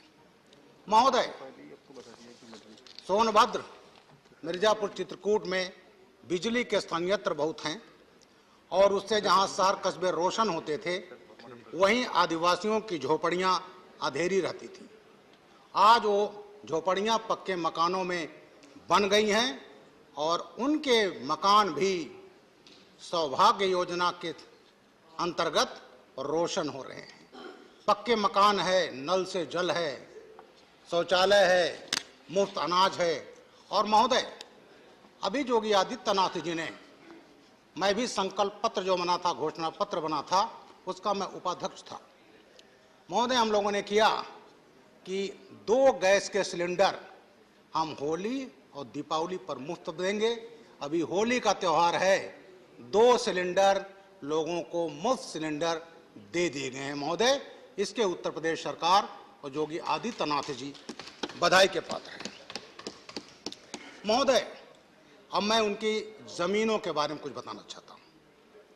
आदिवासियों की जमीन, जहां पीढ़ियों से वो खेती करते थे, उनको नहीं मालूम था, वो जानते थे उनकी जमीनें हैं, लेकिन वो जमीन उनके नाम नहीं, वहां के जो सत्ताधीन लोग थे, जो 1947 से 1989 तक वहां सत्तासीन थे, वो उन जमीनों को सोसाइटी बनाकर, तमाम बनाकर उसको कब्जा कर लेते थे। और उसी के सिलसिले में महोदय एक घटना हुई थी 17 जुलाई 2019 को, उम्भा कांड। उम्भा कांड में गरीबों की जमीनों पर, आदिवासियों की जमीन पर दबंग लोग कब्जा कर रहे थे। जब आदिवासियों ने विरोध किया तो 11 आदिवासियों की हत्याएं की गई थी। महोदय, ये घटना तात्कालिक नहीं थी, इसके बीज 1954 में बो दिए गए थे। उस समय जो सत्तासीन पार्टी थी, उनके लोगों ने वहां की काफी जमीन, जो 500 एकड़ से ज्यादा थी, उस पर सोसाइटी बना करके कब्जा कर लिया था। 17/12/1955 के पहले यह जमीन किसी के नाम नहीं थी, यह ग्राम समाज जंगल विभाग के खाते में दर्ज थी। रॉबर्ट्सगंज मिर्जापुर के तत्कालीन तहसीलदार के आदेश पर 435 एकड़ जमीन एक सोसाइटी के नाम दर्ज कर दी गई। सोसाइटी ने एक साजिश करके एक पेपर करेक्शन का मुकदमा दायर किया और 7 सितंबर 1989 को वहां के रेवेन्यू कोर्ट ने 435 एकड़ में से 150 बीघा जमीन आशा मिश्रा और विनीता मिश्रा के नाम कर दिया। वो जमीन थी जिस पर आदिवासी पीढ़ियों से खेती कर रहे थे। जब वो जमीन उनके नाम आ गई तो उन्होंने धीरे से 2017 में वो जमीन वहाँ के गांव प्रधान और उसके 15 लोगों को बेच दी और उसको खाली कराने के सिलसिले में जब जबरदस्ती की गई, आदिवासियों ने विरोध किया तो उनकी हत्या की गई। महोदय, इस तरह से आदिवासियों की जमीनों पर कब्जा किया जाता रहा। ये महोदय आज की बात नहीं है। वहां पर 80 के दशक की शुरुआत में एक सतिया कांड हुआ था। एक मुख्यमंत्री जी थे उस समय, उनके पुत्र ने इसी तरह से फार्म हाउस बनाया था गोपालपुर मड़िहान मिर्जापुर में। महोदय, वहां आदिवासी लड़कियों का शोषण होता था और उसी में एक आदिवासी लड़की का शोषण हुआ, उसकी हत्या की गई, जो उस समय पूरे देश में अखबारों की सुर्खियां बनी थी सतिया कांड के नाम से। तो ये जमीनें जो कब्जा होती थी, मैं फिर योगी आदित्यनाथ जी ने उम्भा कांड के बाद एक उच्च स्तरीय समिति बनाई और जब वो समिति खाली उम्भा कांड नहीं, जितने उस क्षेत्र में जांच की गई तो पाया गया कि हजारों एकड़ जमीनें सोसाइटी बना करके कब्जा की गई थी जो आदिवासियों की थी।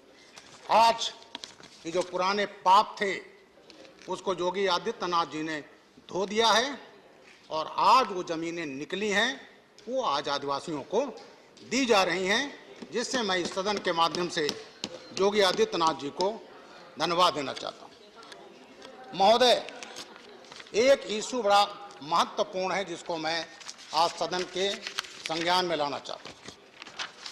महोदय, 1990 में जनता दल की सरकार बनी थी उत्तर प्रदेश में और वहां एक प्रपोजल भेजा गया था 17 ओबीसी जातियों को अनुसूचित जाति में शामिल करने का, लेकिन वो केंद्र से नहीं होना था, नहीं हुआ। लेकिन उस समय दबाव डाल करके पूर्वी उत्तर प्रदेश के कई जिलों में, गोरखपुर, देवरिया, बलिया, वहां ओबीसी के मैं जातियों का नाम लेना उचित नहीं समझता, लेकिन 3 जातियों को जो अनुसूचित जाति का प्रमाण पत्र दिया जाने लगा। जबरदस्ती, भारत सरकार से नहीं हुआ था, फिर वो कालांतर में अपने को गोंड और खरवार लिखने लगे। महोदय, गोंड खरवार जातियां ये केवल चंदौली, मिर्जापुर, सोनभद्र में हैं और कहीं नहीं है, आदिवासी हैं, वनवासी हैं। जब वही पार्टी जनता समाजवादी पार्टी के रूप में सरकार में आती है तो वो फर्जी गोंड और खरवार असली गोंड खरवार आदिवासी बना दिए गए, ट्राइबल बना दिए गए। और महोदय, जब भर्ती निकलती थी, चूंकि एसटी का मेरिट नीचे जाता है, तो फर्जी गोंड खरवार बने, एसडीएम हो गए, डिप्टी एसपी हो गए, डॉक्टर हो गए, इंजीनियर हो गए, प्रोफेसर हो गए। 2018-19 में एसटी कमीशन का चेयरमैन था। मैंने इस इशू को लिया और ऐसे मुझे कई लोग मिले जिन पर कार्रवाई मैंने इनिशिएट किया, जिसमें एक डिप्टी एसपी जो फर्जी सर्टिफिकेट से बना था उसको बर्खास्त किया गया। महोदय, ये कार्रवाई बस एक मिनट और लूंगा। तो महोदय, ये बड़ा गंभीर मामला है।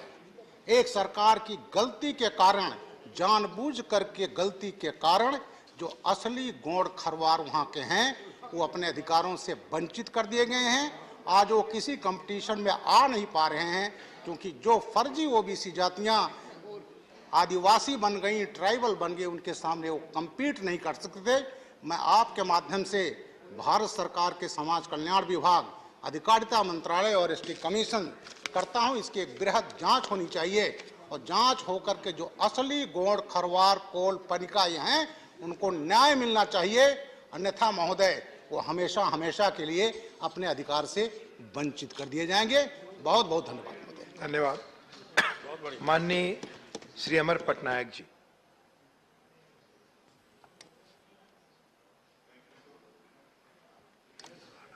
Sir, overall, I would like to place on record the fact that the allocation to the Ministry of Tribal Affairs has always increased over a period of time.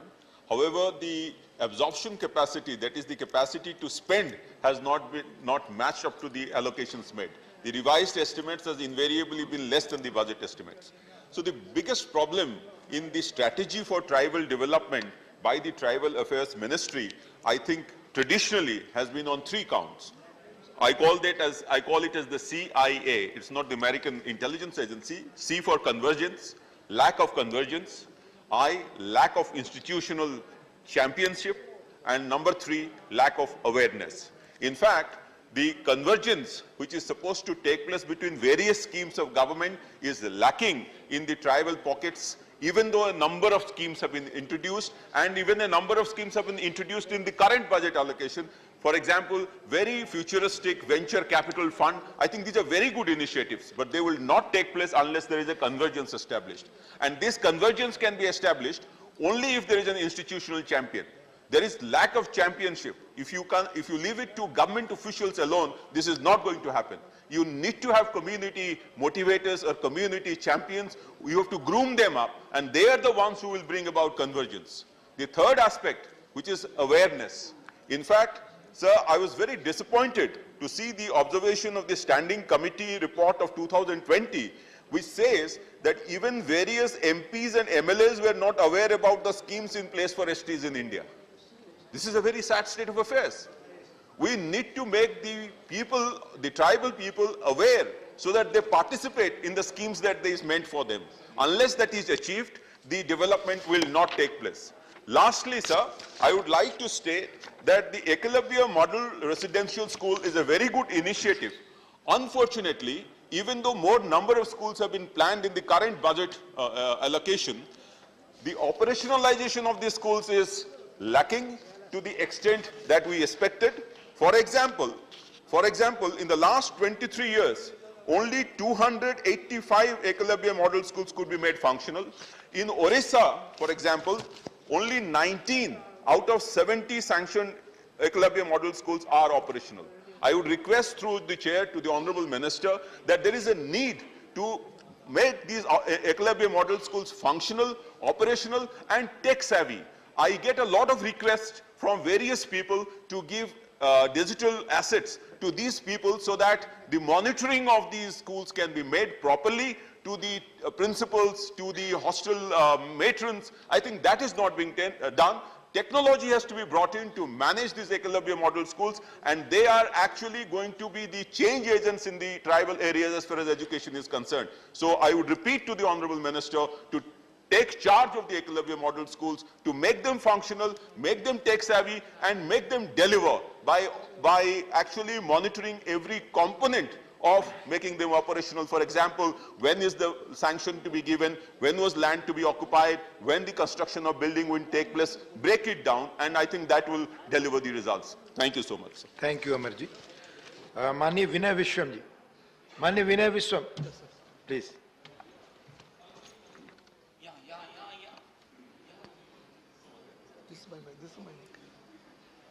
Thank you very much, sir. Sir, I'll take part in the discussion. I honestly bow my head before the memory of Birsa Munda. In a noticeable address to the nation through Man Ki Baat in 2018 August, the Honorable Prime Minister called him as Bhagavan Birsa Munda.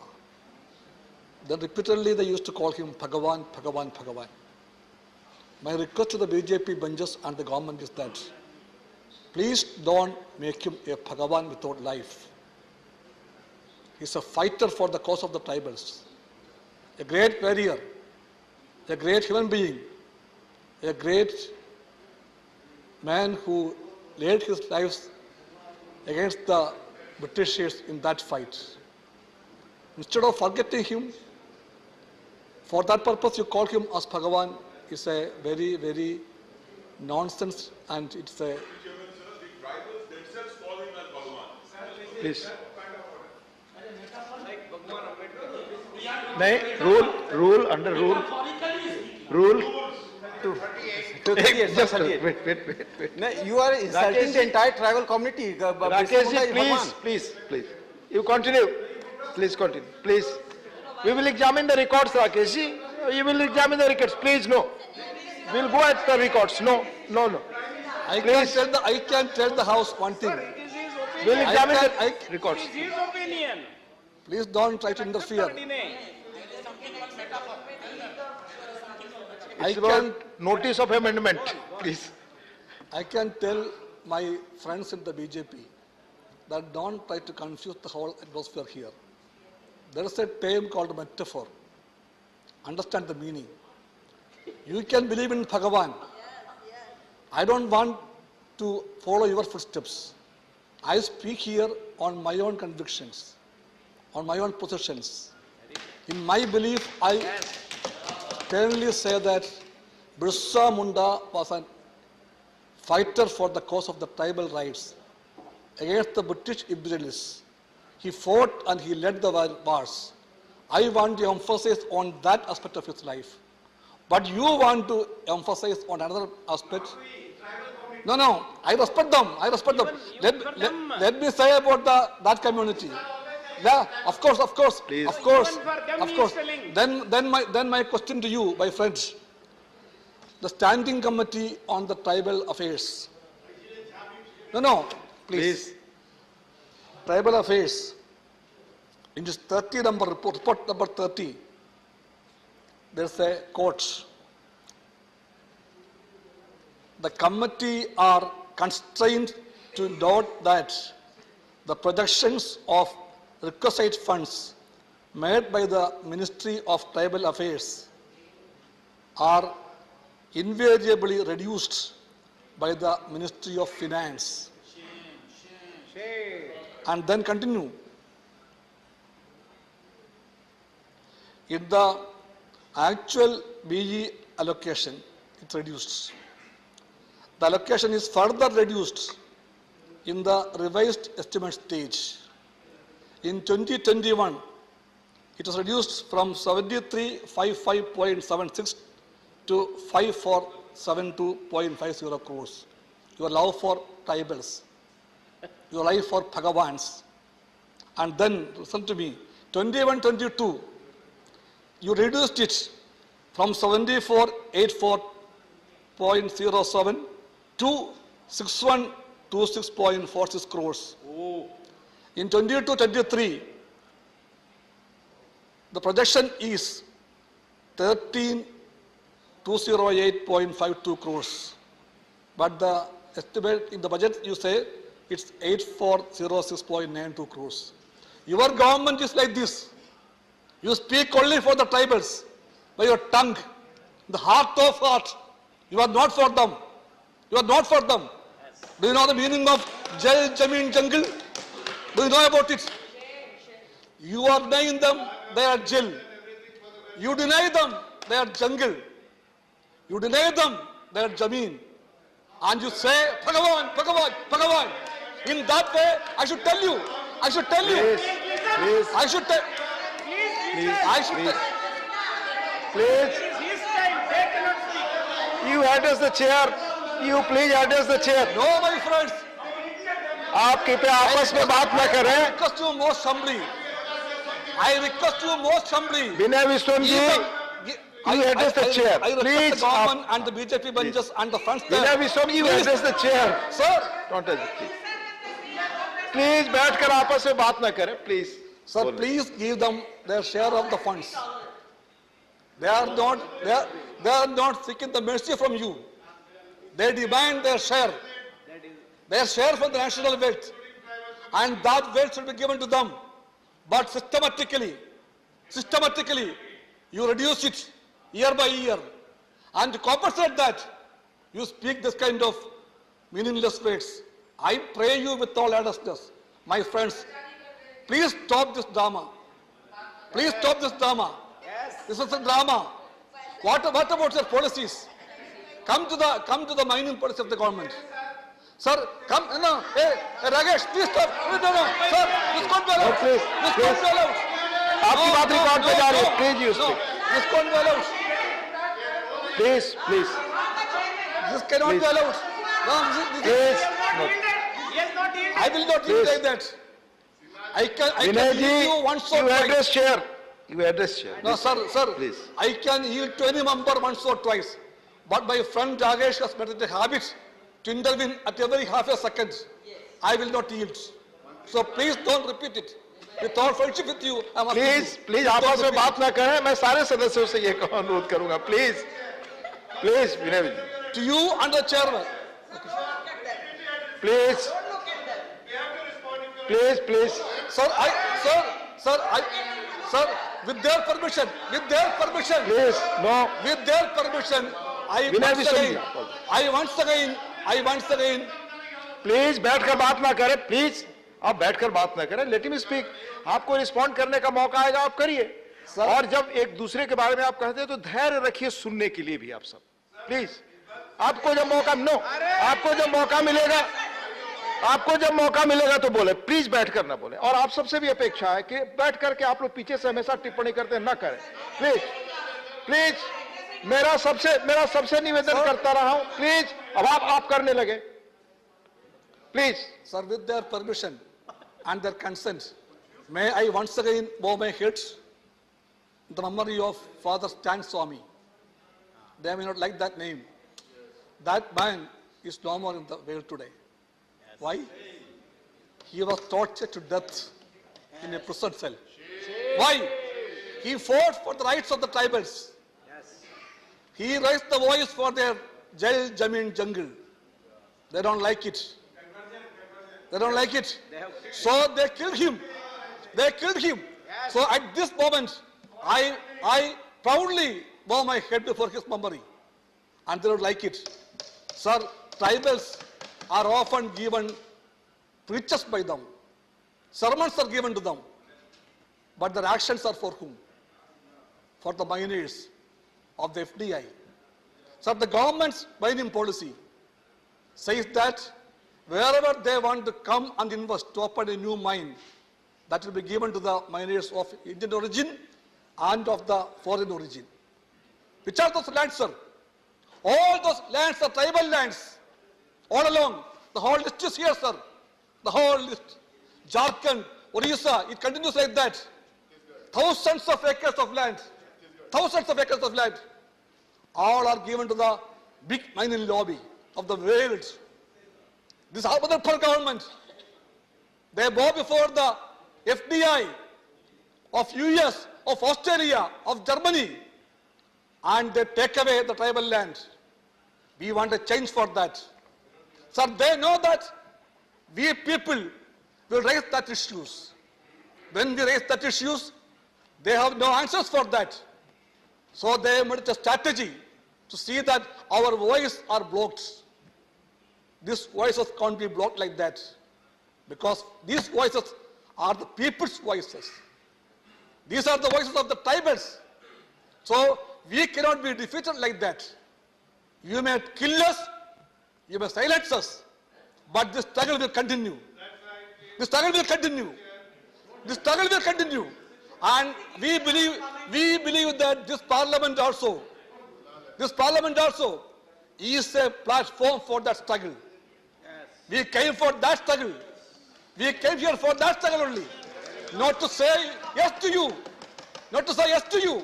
So don't think that we may be small in numbers. We know it. Numbers we are small. But we are not so small in our faith and convictions. That's why we are called as opposition. We are several parties are here. But on issues of the people, of Dalits, Adivasis, women, minorities, we always stand united, and they don't like it. So they say that they are the saviors. They serve them by allotting this kind of funds or giving nothing.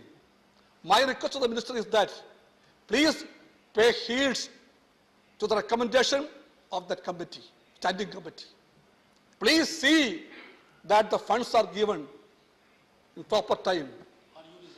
And one more thing is there. One more thing.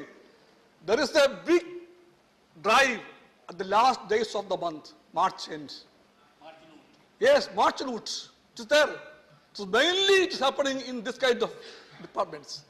March loot. Loot by whom? Loot by the politicians, by the officials. Whose money it is? The tribal money. And that money they take away. So please see that the March loot should be ended now. Please see that the funds are not cut at every stage. Every stage the funds are cut. And you give the funds for whom? You give the funds for the exploiters, for the people who plunder them. They are your masters or your friends. Sir, your crony capitalist friends from all over the world. They are coming here to eat away the funds of the tribals. I have been many times to Narmada Valley areas, many times. I know the situations there. The Sardar Sarovar project, when it came, it was promised that compensation, handsome, sir, one more minute. Solid. Compensation will be given. You will be rehabilitated, it was promised. You go there now, years and years after you go there. Most of them are not properly rehabilitated. Most of them are not given adequate compensation. Most of them are thrown out from their lands. And you are praying, you are preaching that you are the friends of Adivasis. And to hide your sin, you call them Bhagavan. Sir, no Bhagavan will give you pardon. If Bhagavan is almighty, if Bhagavan is for truth and justice, I am sure that not only Bhagavan Birsa Munda, no Bhagavan in the universe will forgive you. With this verse, I conclude. Thank you. माननीय श्री किरण रिजिजू जी, please. बहुत बहुत धन्यवाद उप सभापति जी. आपके प्रति और अध्यक्ष के प्रति मैं आभार प्रकट करना चाहता हूं कि हमारे आदिवासी कल्याण मंत्रालय का विषय को लेकर के पार्लियामेंट में चर्चा करने का मौका मिला. और मुझे खुशी और भी ज़्यादा इसलिए हो रही है कि कल नॉर्थ ईस्ट मामले का चर्चा हुआ, development of north eastern region का पूरा चर्चा हुआ, और आज आदिवासियों को लेकर के काफ़ी बातें सुनने को मिली. पहले तो सर हम लोग भी काफ़ी सालों से पार्लियामेंट में हैं. ट्राइबल अफेयर्स और नॉर्थ ईस्ट का लेकर के इतना व्यापक चर्चा, चाहे वो लोकसभा में हो चाहे वो राज्यसभा में हो, सुनने को कम मिलते हैं। प्लीज बीएससी का डिसीजन प्लीज, और please it's BSc decision please, आप आपस में आपको बीएससी डिसीजन प्लीज, आपस में बात न करें, बहस चलने दें please. Madam I request you please let the discussion take place. आप प्लीज, मैं चेयरमैन को धन्यवाद दे रहा था, तो उसमें आपत्ति क्यों हो रहा है? हमने नहीं कहा कि मुझे धन्यवाद दीजिए, मैंने चेयर को धन्यवाद दिया। तो अब चेयर का अभी धन्यवाद सर वो मेंबर लेना चाहते हैं, मैं क्या कर सकता हूं? चेयर को तो धन्यवाद देने दीजिए, आपको भी दूंगा, सारा मेंबर्स को मैं धन्यवाद देना चाहता हूं। सर मैं अभी विषय से भटकना नहीं चाहता हूं, मैं ज्यादा लंबा भी नहीं, मंत्रालय का विषय नहीं था, फिर भी नॉर्थ ईस्ट का जब चर्चा हुआ मैंने सबके बातें बहुत ध्यान से सुना, और आज भी ये आदिवासी कार्य मंत्रालय का चर्चा हुआ और तो मैंने सबका बात भी सुना। सबने अच्छी बातें कही है, लेकिन कभी कभी लगता है कि सोचने और समझने में फर्क है। जैसे अभी हमारा कम्युनिस्ट के साथी ने कहा कि उनको आपत्ति हो सकता है भगवान बिरसा मुंडा कहने में, भगवान का दर्जा या उसका टाइटल या वो नाम तो बीजेपी ने नहीं दिया। आदिवासी जो लोग होते हैं वो सिंपल होते हैं, इमोशनल होते हैं, वो किसी अपना नेता को एक भगवान का रूप देना चाहते हैं, तो भी इसमें आपत्ति क्या है इनको? Please no you are not allowed, no Birsam you are not allowed, please do not intervene, no please. आपने जब कहा मैंने डिस्टर्ब नहीं किया। Vinay Birsam ji, it will not go on record, no, you are defying chair's instruction, please take your seat. No, I am not allowing, no, I am not allowing, कोई नहीं मानते हैं ये लोग। please सर, मैं 1994 में जब हमारे एक बहुत ही बड़े आदिवासी नेता थे, अभी तो हमारे बीच में नहीं है दुनिया में, वो कैबिनेट मिनिस्टर बने, तो मैं उनको मिलने गई। मैं उस समय all India tribal students federation का मैं जनरल सेक्रेटरी के रूप में काम करते थे। तो जब पीए संगमा साहब को कैबिनेट मंत्री बनाया तो हमने धन्यवाद दिया, लेकिन तब बताया कि वो इस देश का पहला ट्राइबल कैबिनेट मंत्री बने नरसिम्हा राव साहब के समय में। तो मैंने सोचा कि 1947 में आज़ादी प्राप्त हुआ और इतने साल लगे, और पीए संगमा साहब बाद में जाके वो स्पीकर भी बने और वो पहला ट्राइबल मंत्री, कैबिनेट मंत्री बने। उसके बाद आपको मालूम है क्या क्या हुआ, वो मैं इतिहास में नहीं जाना चाहता हूं। प्लीज नहीं, मैं उसके बाद का नहीं बता रहा हूं। प्लीज आप डिस्टर्ब मत कीजिए, आपका डिस्टर्ब करने से मैं विचलित होने वाला नहीं हूं। सर, जो ट्राइबल का आज जो चर्चा हुआ, बाकी टेक्निकल बजटरी एलोकेशन के बारे में हमारे जो संबंधित कार्य मंत्री हैं अर्जुन जी बताएंगे। मैं थोड़ा सा इंटरवेंशन इसलिए कर रहा हूं कि कुछ मुद्दे हैं जो मैं मेरे ओर से मैं कहना चाहता हूं। जो ट्राइबल्स के इस देश में पोजीशन क्या है, हमारे देश में लगभग 8% ट्राइबल का पॉपुलेशन है, तो वो मेन स्ट्रीम का हिस्सा क्यों नहीं मानते हैं? तो हम लोग आसानी से कोई आइडियोलॉजी पढ़ लेते हैं और अपने आप से समझ लेते हैं, उनके बिहाफ में हम अपने मर्जी से बात कह देते हैं, लेकिन आदिवासियों का सोच विचार, उनका जरूरत क्या है, इसको समझना बहुत आवश्यकता है।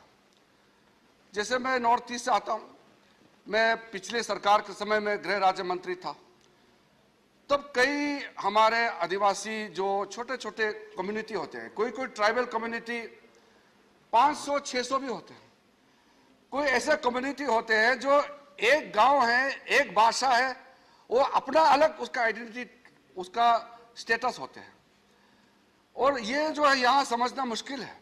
और जो ट्राइबल एरिया में जो लोग काम करते हैं उनको तो समझ होगा, और भारत सरकार के लिए वो छोटा विषय हो सकता है, लेकिन वो समुदाय के लिए वो सबसे बड़ा विषय होता है, जिसको लेकर के वो दिल्ली आते हैं। यहाँ मंत्री तो उनको मिलना तो छोड़ दीजिए, एक ज्वाइंट सेक्रेटरी का भी टाइम नहीं है। किसी आदिवासी का डेलीगेशन आते हैं दिल्ली में, उनको मिलने के लिए किसी ज्वाइंट सेक्रेटरी का भी टाइम नहीं होते। उसके नीचे डायरेक्टर, अंडर सेक्रेटरी होते हैं, वो भी व्यस्त होते हैं, उनके पास भी टाइम नहीं होते। महीने भर बैठे रहते थे। जो मंत्री आते हैं या ऊपर वाले आते हैं सीनियर, वो तो किसी तरह से अपॉइंटमेंट मिल जाते हैं, लेकिन जो आम आदमी है वो सपना देखता है कि हम भी दिल्ली जाएंगे और बड़े लोगों से मिलेंगे, मिलने का मौका नहीं मिलता है। तो हमने उस समय जब बहुत अच्छी तरह से मैंने सबको मिलने लगा, तो कभी कभी हमारा नॉर्थ ईस्ट में लोग कहते हैं ना, वहाँ हथियार पकड़ते हैं, हथियार पकड़ के जंगल चले जाते हैं। कभी कभी छोटा छोटा विषय जो इमोशनल चीज होते हैं, जिसको थोड़ा ध्यान दिया होता तो आराम से मुख्य धारा से जुड़े रहते हैं, लेकिन क्योंकि किसी अधिकारी ने टाइम ही नहीं दिया, उतने में वो नाराज होकर चले जाते हैं। क्योंकि कोई सुनने वाला नहीं है तो फिर मजबूरी से जंगल जाते हैं, AK-47 पकड़ते हैं। स्कूल जाना चाहिए, कॉलेज जाना चाहिए, लेकिन वो हथियार पकड़ के जंगल जाते हैं। ये सब बहुत छोटे छोटे बातें हैं, लेकिन बहुत गंभीर है। हम लोग इसको लाइटली कमेंट नहीं करना चाहिए। यहाँ ऐसे ऐसे ट्राइबल इलाका है, उनका अपना एक पहचान है, उसका आइडेंटिटी सब कुछ है, वो इमोशनल होते हैं। उनको रोड, बिजली, पानी वो चाहिए, साथ साथ उसको इज्जत भी चाहिए। उसको थोड़ा अच्छा बात कर दे तो भी खुश हो जाते हैं। तो ये सब चीज को समझना बहुत जरूरी है, खास करके भारत सरकार, भारत देश इतना बड़ा है, विषय बड़ा बड़ा रहता है, कभी कभी छोटे विषय समझ के ये सब अहम बातों को हम लोग नजरअंदाज करते हैं। ये बहुत गलत बात है। इसलिए आज नॉर्थ ईस्ट में अगर शांति है तो कारण है सर, ये कोई जादू का छड़ी नहीं है कि ऐसा शांति आ गया। पहले महीने भर में आप असम में जाइए, एक डिस्ट्रिक्ट में आज बंद कॉल है तो अगले दिन दूसरे डिस्ट्रिक्ट में बंद कॉल, क्योंकि अलग अलग कम्युनिटी रहते हैं, वो अपना डिमांड लेकर के फिर बंद कॉल करते हैं, क्यों सुनने वाला नहीं होते। भारत सरकार में कोई नहीं सुनते हैं, राज्य सरकार नहीं सुनते हैं।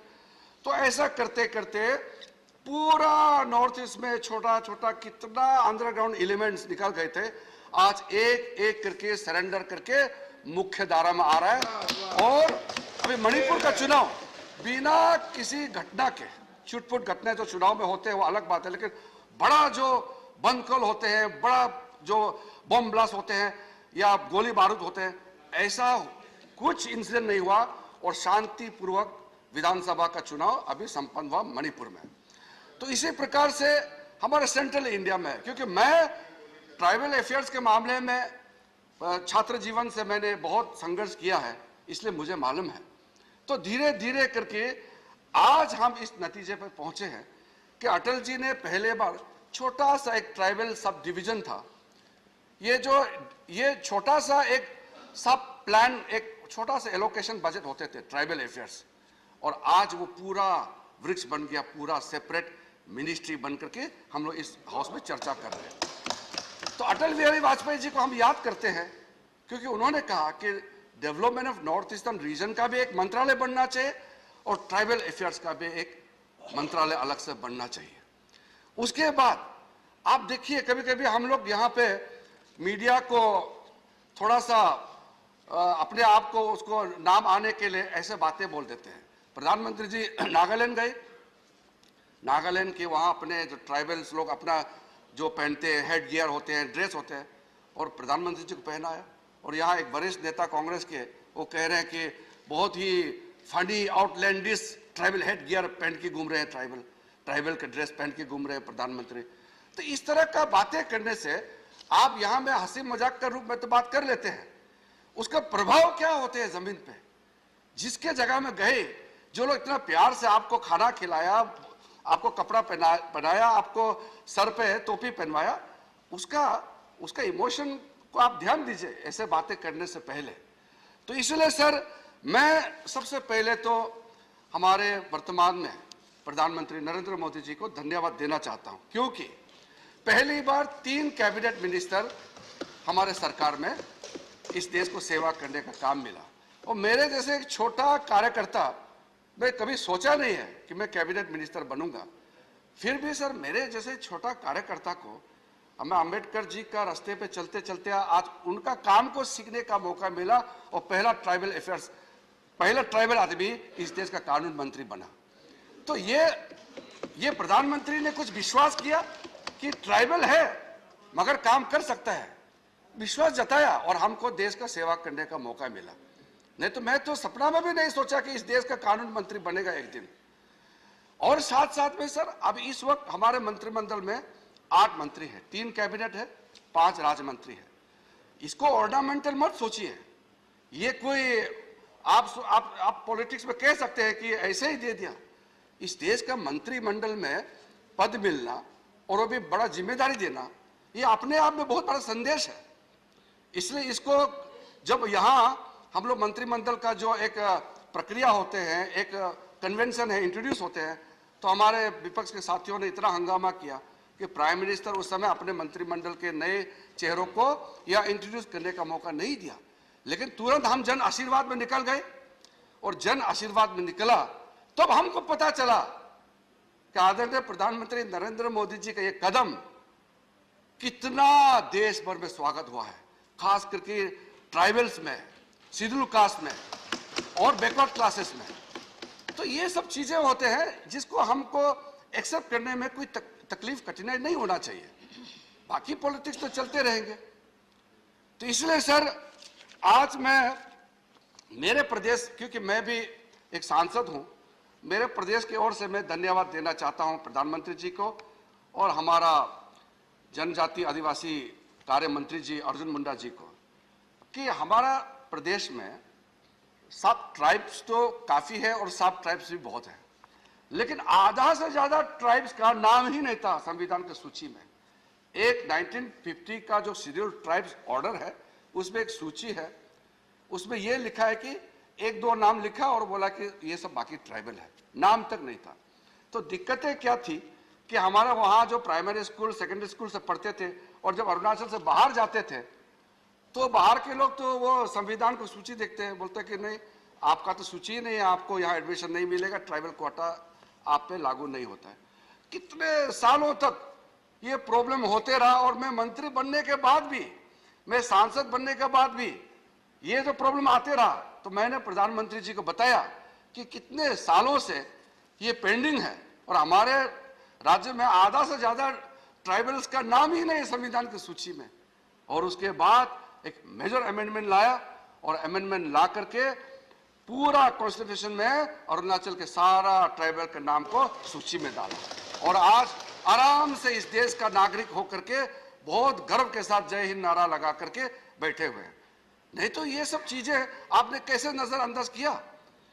आप सोचिए, ये कोई छोटा मोटा चीज नहीं है। These are the issues which are the core issues for some of the tribal people. They are the most important issues for them. But for the government of India, these were irrelevant. That is why even the issues were never taken up in this August House. That is why जब मैं प्रधानमंत्री जी को धन्यवाद देता हूं तो मैं तर्क के साथ धन्यवाद देता हूं, क्योंकि धन्यवाद का पात्र है प्रधानमंत्री।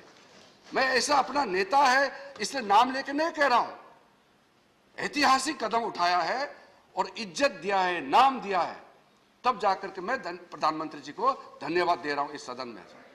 तो ये हमारे लिए ये सब बहुत बड़ा विषय होता है। उसके बाद सर हमारे नॉर्थ ईस्ट के यहाँ कई साल पहले आप लोगों ने भी सुना होगा, यहाँ रेशियल डिस्क्रिमिनेशन होते हैं, नॉर्थ ईस्ट के लोगों का साथ बुरे बर्ताव किया जाता है, इस तरह का इशू आते हैं। हर इशू सही नहीं होते, हर इशू गलत नहीं होते, लेकिन इशू होते थे। लेकिन तय तो करे, जांच तो करे, कोई इशू हो।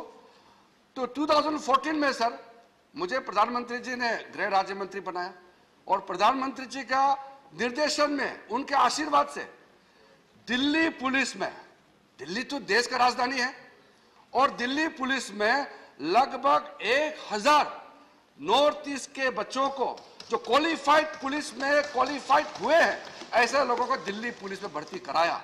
और आज दिल्ली पुलिस में पूरा वर्दी के साथ वो देश का राजधानी की सेवा कर रहे हैं और साथ साथ में अगर नॉर्थ ईस्ट के बच्चों के साथ कोई घटना होता है उसका भी पूरा संभालने का काम कर रहे हैं।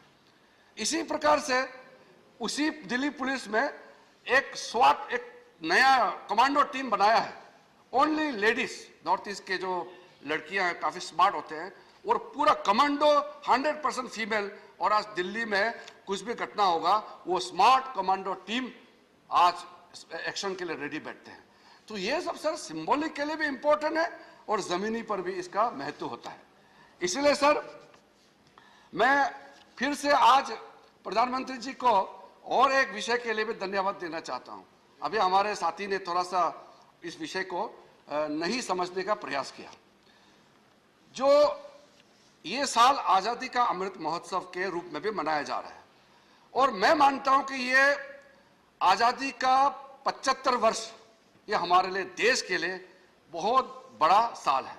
और जब देश आजादी का अमृत महोत्सव मना रहे हैं, तो ऐसे में अगर जनजातियों को, आदिवासियों को इस सेलिब्रेशन से उनको नाम मिल रहा है, पहचान मिल रहा है, उनको इज्जत दे रहे हैं, तो मुझे लगता है सबको स्वागत करना चाहिए।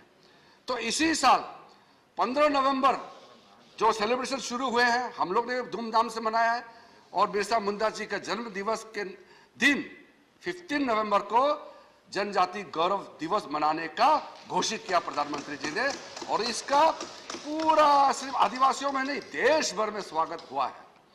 और सर इसके बाद में जब आजादी का लड़ाई हुआ, हम लोग तो पैदा नहीं हुए, हम लोग तो सिर्फ किताबों में पढ़े हैं या तो हमने कहानियां सुनी हैं। तो हमारा ऐसा जगह है इंडिया में कि आदिवासियों ने अंग्रेजों के खिलाफ काफी लड़ाई की है, लेकिन हिस्ट्री में कहीं नाम नहीं आया, कहीं जिक्र नहीं आया, कोई स्मारक नहीं है। इस तरह का कई चीजें हैं जिसको जिक्र होना चाहिए था, नहीं हुआ। तो प्रधानमंत्री जी ने कैबिनेट में ये फैसला किया, और पार्टी के सभी को भी कहा, बाद में सरकार के हिसाब से भी प्रधानमंत्री जी ने पूरे तंत्र को लगाया कि ये आप विचार कीजिए, सारा सरकार के तंत्र और आदिवासियों के जो कॉन्ट्रीब्यूशंस है भारत देश को आजादी दिलाने में, उसमें क्या क्या कॉन्ट्रीब्यूशंस है, उसको भी पूरा ढूंढ करके और उसका रिकॉर्ड करने के लिए कहा है। और आज मेरे अपने प्रदेश में जो ऑफिशियल रिकॉर्ड नहीं थे, कई जो जाने माने फ्रीडम फाइटर है, उसको ढूंढ के आज उसका नाम में हम लोग अलग अलग चीज किया जा रहा है और स्मारक भी बनाया जा रहा है। इसी प्रकार से बाकी देशों में जो जैसे अलग अलग देशों का अपना एक प्राउड होता है, अपना ट्राइबल, अपना कम्युनिटी, हर देश का होता है। हमारा भी अपना देश में किसी समुदाय को, किसी ग्रुप को, किसी ट्राइबल कम्युनिटी को अगर पीछे छोड़ेंगे तो देश जितना भी आगे बढ़े, लेकिन एक वर्ग पीछे छूट जाएंगे तो किसी को भी अच्छा नहीं लगेगा। तो इसीलिए हमारा आदिवासी जनजातियों की ओर से प्रधानमंत्री जी को मैं धन्यवाद देना चाहता हूं। बजटरी एलोकेशन काफी लंबा है, मैं उसको अभी मैं ज्यादा नहीं कहूंगा, लेकिन एक दो पॉइंट में जरूर मेंशन करूंगा 1-2 मिनट में सर, क्योंकि मंत्री जी अभी खुद बताएंगे। लेकिन मुझे 1-2 बातें बहुत अच्छा लगा। एक तो हमारा अमर पटनायक जी ने भी जिक्र किया।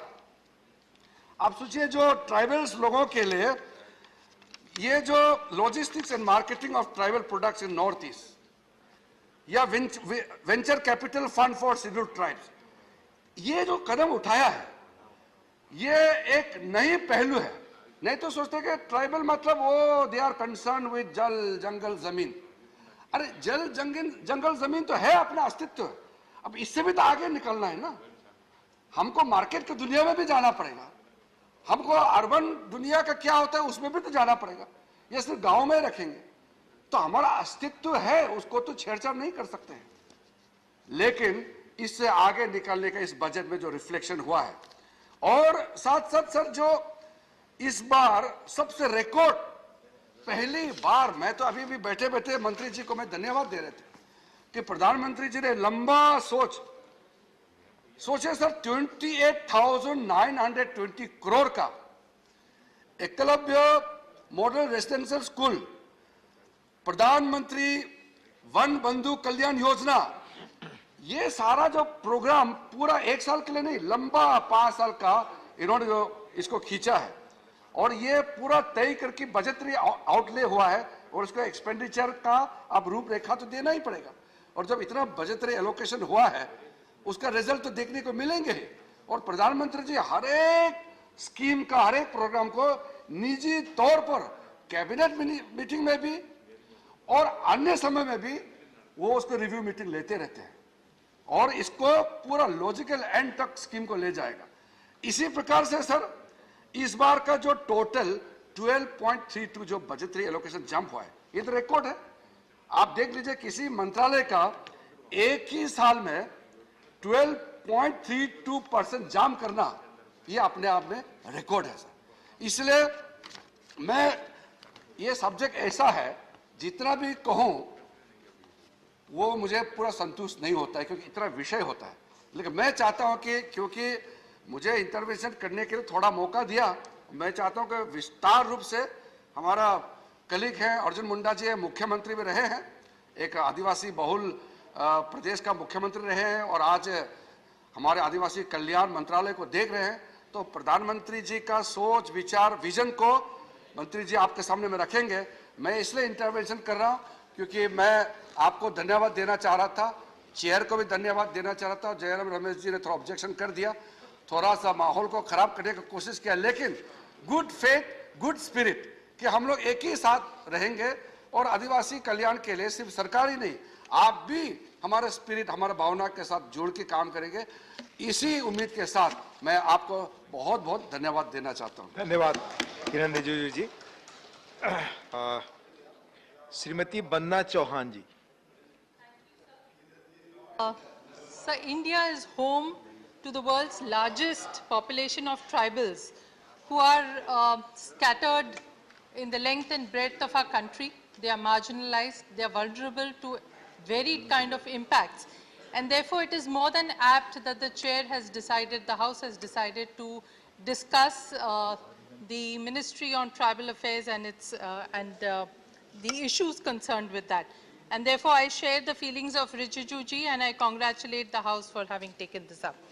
So tribal people accounting to 8.6% of India's population face several issues and challenges, ranging from health and nutrition to lack of education, erosion of identity, alienation.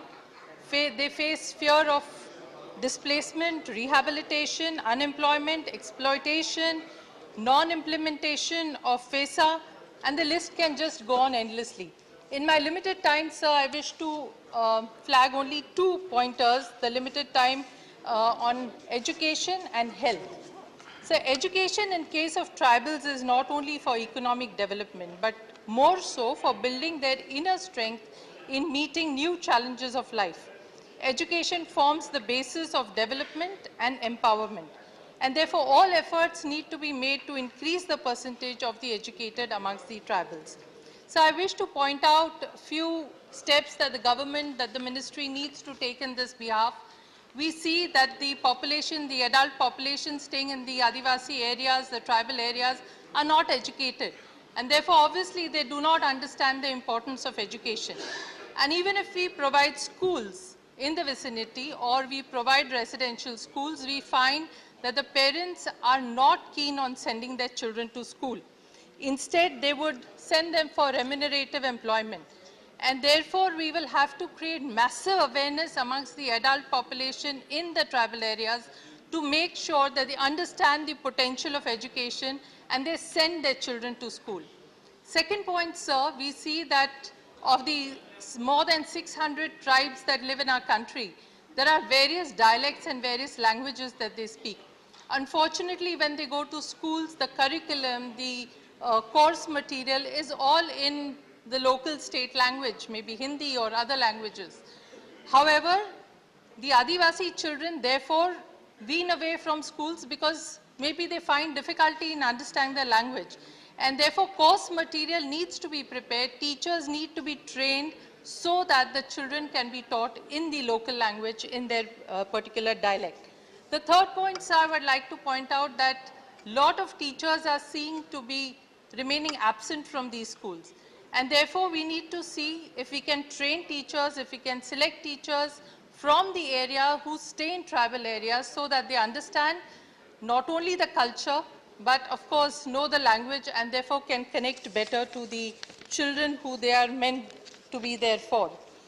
Another point, sir, I wish to stress upon is vocational training and skill development needs to be taken up with topmost priority.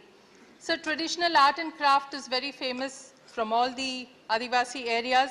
It has to be supplemented with better material, with technology which is not only useful for them to procure material, but also sell it online wherever possible.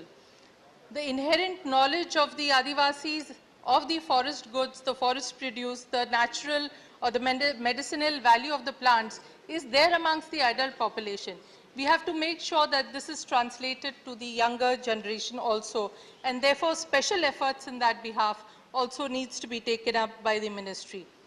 So my last point as far as the education is concerned is that a special effort needs to be taken by the ministry to develop leadership qualities in young men and women.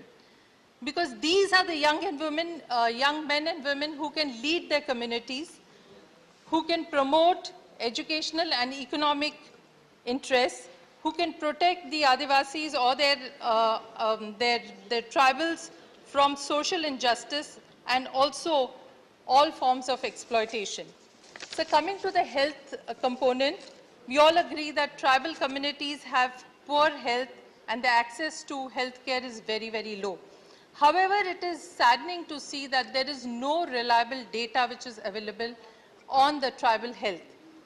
I don't know how the ministry has not, or how this government has not felt the need when they talk about technology, when they talk about data collection. How is it that they have not been able to collect data? We may have made mistakes, but now at least if after 2014 everything is changing in this country, then I think that also should have been taken up with right earnest.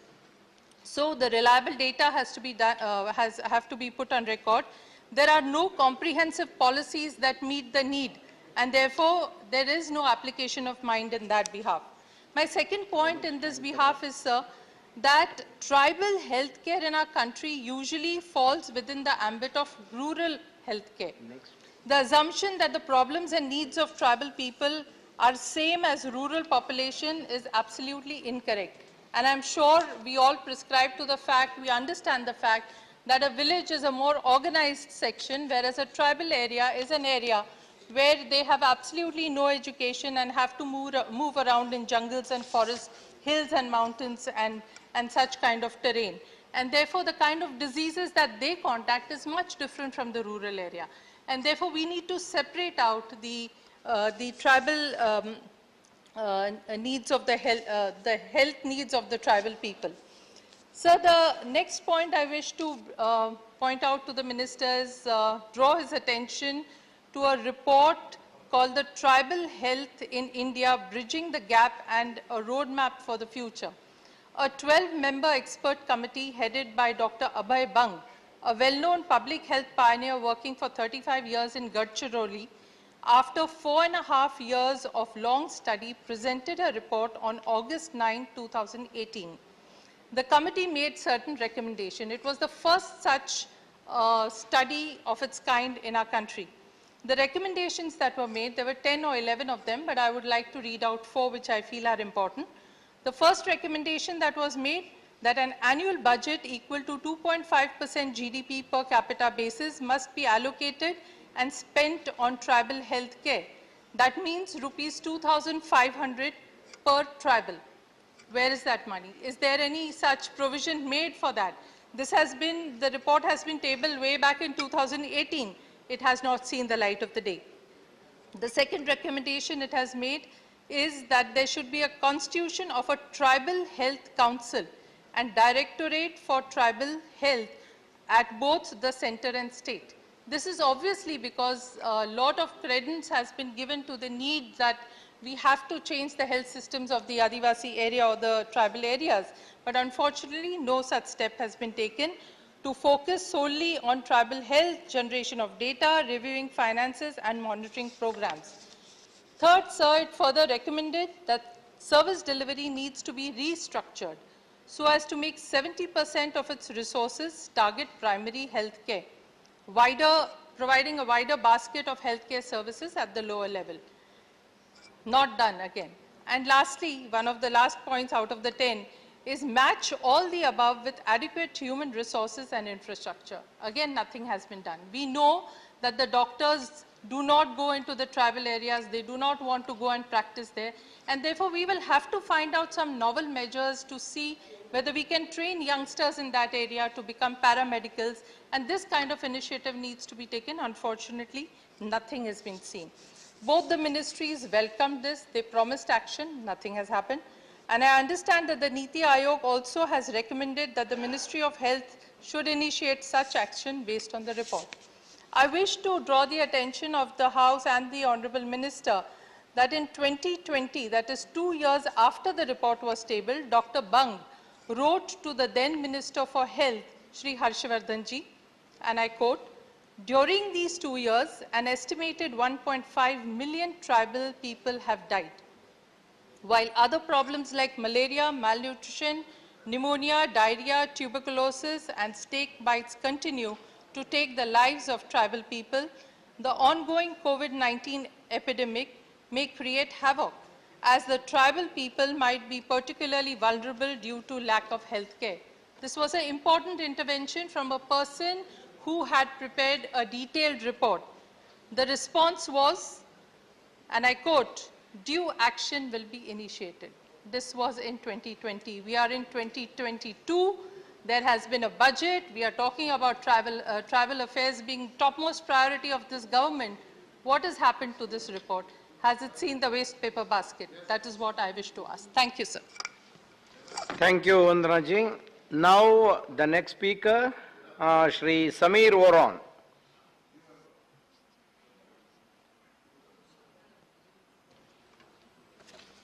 माननीय उपसभापति महोदय, जनजातीय कार्य मंत्रालय के कामकाज के चर्चा में मुझे सदन के समक्ष अपने विषय रखने का अवसर प्रदान किया, इसके लिए मैं बहुत बहुत आभारी हूं। महोदय, मैं एक पंक्ति से अपनी बातों को प्रारंभ करना चाहता हूं। संभाल रखी है परंपराएं, संस्कृति, आदिम व्यवस्था जिसने, वह भारत का वासी है, वह आदिवासी है। हुए विनाश उन सभ्यताओं के, नई नवीन आभा प्रभावों के, जो चल पड़े थे विपरीत दिशा, प्रकृति की सीमा को लांघकर। कभी सुनामी, कभी त्रासदी ने उनको सबक सिखाया। मिट्टी नहीं नवीन सभ्यताएं, पर जो ना मिटा अविनाशी है, वह आदिवासी है। महोदय, स्वतंत्रता के बाद, आजादी के बाद जिन लोगों ने इस देश के अंदर सत्ता संभाली, उन लोगों ने इस देश के जनजाति आदिवासी समुदाय के उन्नति, प्रगति, समृद्धि, विकास के लिए किसी ने चिंता नहीं किया और ही ना कोई योजना किया। और जिस प्रकार से जो है आजादी के पहले अंग्रेजों ने इन आदिवासियों के ऊपर अत्याचार किया, शोषण किया, उसी प्रकार से आजादी के बाद जिन लोगों ने सत्ता संभाली, उन लोगों ने अपने गलत नीतियों के कारण यहाँ के जनजातियों का उन लोगों ने भी शोषण किया, अत्याचार किया, ऐसा हम कह सकते हैं। जिसके कारण इस देश के अंदर जनजाति जो समुदाय है, वो मूलभूत जो सुविधा है, अधिकार है, उससे वंचित रह गया। और अभी अभी विपक्ष के साथियों ने कह रहे थे, खास करके जो हमारे जो वामपंथी साथियों ने कह रहे थे कि ये जो है आदिवासियों की चिंता इन लोगों ने नहीं करता, केवल ड्रामा करता है। लेकिन मैं तो कह सकता हूं कि इन लोगों ने जिस प्रकार से जो है सरकार के अंदर रह करके समर्थन देने के बाद उन दिनों में जो है जनजातियों के लिए जो विकास की योजनाएं बनाई चाहिए वो नहीं बनाया, बल्कि उस समय गलत नीति बना करके जनजाति लोगों के बीच में जो विस्थापन जो हुआ है उसी समय में सबसे ज्यादा हुआ है। और ये जो है मूलभूत चीजों से वो लोग वंचित रह गया है। और तो और ये जो आज जो है देश के अंदर जो है आदिम जनजातियां, प्रिमिटिव ट्राइब, जो विलुप्त की स्थिति में है, इसका कारण क्या है? क्यों ऐसा स्थिति उत्पन्न हुआ? उपसभापति महोदय, मैं बताना चाहता हूं कि इन सारे स्थिति परिस्थिति को देखते हुए आजाद भारत में पहली बार उस समय के तत्कालीन प्रधानमंत्री श्रद्धेय अटल बिहारी वाजपेयी जी ने जनजातियों की समस्याओं को बहुत नजदीक से देखा, समझा और उन्होंने पहली बार जनजाति कार्य मंत्रालय की स्थापना की। और तब से हमारे इन जनजातियों के लिए विकास के लिए जो है आगे योजनाएं बढ़ती गई और काम होता गया। आज उन्हीं नीतियों को आगे बढ़ाते हुए देश के यशस्वी प्रधानमंत्री आदरणीय नरेंद्र भाई मोदी जी ने यह जो है आदिवासी समाज के विकास के लिए निरंतर कार्य कर रहे हैं। शिक्षा का क्षेत्र हो, रोजगार का क्षेत्र हो, उद्यमी का क्षेत्र हो, उद्योग का क्षेत्र हो, इन क्षेत्रों में कई प्रकार की योजनाएं सृजित करके आदिवासी को भी यह जो है देश की उन्नति में भागीदारी बन करके आगे बढ़ रहे हैं। महोदय, पहले की सरकारों ने देश के आदिवासी वर्ग का सदैव एक तरह से कहा जाए शोषण किया है। सरकार की नीतियों के कारण आदिवासी लोगों ने जल, जंगल, जमीन से अपने अधिकारों को खोया, वंचित रहा। महोदय, सदन के सभी सदस्यों ने इस बात की अनुभूति की होगी, एक समय ऐसा था कि देश में बड़े स्तर पर जनजातीय समाज के लोगों ने धर्मांतरण हुआ। कैसे धर्मांतरण हुआ, किन कारणों से हुआ? उन दिनों में इनके लिए विकास की कोई योजना नहीं की। अभावग्रस्त स्थिति में जिस प्रकार से लोगों ने उन समुदाय के बीच में जाकर के भ्रमित करने का काम किया और उन समुदाय को धर्मांतरित करने की ओर आगे बढ़ाया। और आज जो है जिस प्रकार से जो है जनजातीय समुदाय धर्मांतरित होकर के काफी संख्या में हो गए, अपने मूल जो परंपराएं है, संस्कृति है, आस्था है, विश्वास है, उससे दूर चले गए। इसका कारण भी उन दिनों की सरकारों की ही नीति के कारण ऐसा हुआ है। और मैं बताना चाहता हूं कि उन दिनों में इनकी समस्याओं पर कोई चिंता नहीं किया, विकास की योजना नहीं बनाया, बल्कि धर्मांतरित करने वाले लोगों का संरक्षण देने का काम किया है महोदय, जिसके कारण आज जनजातियों की स्थिति परिस्थिति इस प्रकार से हो गया है। मैं झारखंड से आता हूं सभापति महोदय। मैंने दूर जंगलों में बसे गांव में अपना जीवन व्यतीत किया हूं। इन गांव की समस्याओं को मैं नजदीक से देखा हूं। इसलिए मैं बताना चाहता हूं कि जहां जहां जनजाति समुदाय वास किए हैं, वहीं वहीं इस देश के अंदर खनिज संपदाएं हैं, और जहां जहां खनिज संपदा है वही हमारे जनजाति समुदाय वास किए हैं। लेकिन उन दिनों में ये लोग कोई नीति नहीं बनाए, योजना नहीं बनाए, जिसके कारण वहां से सारे खनिज संपदाएं दोहन किए गए। लेकिन उन क्षेत्रों के गांव में रहने वाले जनजाति समुदाय का आज भी स्थिति जो है बदहाल की स्थिति बनी हुई है। क्यों बनी हुई है? इनके नीतियों के कारण। और मैं यह भी बताना चाहता हूं कि इसके लिए जिम्मेदार हमारे जो जनजाति समुदाय नहीं है, ये उस समय के नीति निर्धारित करने वाले सरकार के लोग इसके जिम्मेदार हैं। यह जो है इन सारे चीजों को देखते हुए देश के जनजाति समुदाय 2014 में यह निर्णय किया कि श्रद्धेय अटल बिहारी वाजपेयी जी के नीतियों के आधार पर चलने वाली सरकार इस देश के जनजाति समुदाय का विकास कर सकती है। इसलिए 2014 है और 2019 में भारी मतों से भारतीय जनता पार्टी को विजय दिलाई और देश के यशस्वी प्रधानमंत्री आदरणीय नरेंद्र भाई मोदी जी के नेतृत्व में उनके योजनाओं के आधार पर यह जो जनजाति क्षेत्रों में जो विकास के काम हो रहे हैं उसके साथ जुड़ करके जनजाति समुदाय आगे बढ़ रहा है। सभापति महोदय, उपसभापति महोदय, मैं बताना चाहता हूं कि हमारे इस देश के यशस्वी प्रधानमंत्री जी के ऊपर विश्वास किया है और विश्वास को बनाए रखते हुए माननीय प्रधानमंत्री जी देश में शोषित, पीड़ित, वंचित जितने भी समुदाय के लोग हैं सबका साथ, सबका विकास, सबका विश्वास के साथ आगे बढ़ रहा है। और उसी को ध्यान में रखते हुए जो है आगे यह विषय चल रहा है। उपसभापति महोदय, मैं बताना चाहता हूं कि देश के यशस्वी प्रधानमंत्री जी की दृढ़ जो संकल्प है, उस संकल्प के साथ कई विकल्प के आधार पर जनजाति समुदाय के बीच में विकास की नई नई योजनाएं प्रारंभ हो रही है। सभापति महोदय, जो बजटीय प्रावधान है पूर्व के वक्ताओं ने बताया है।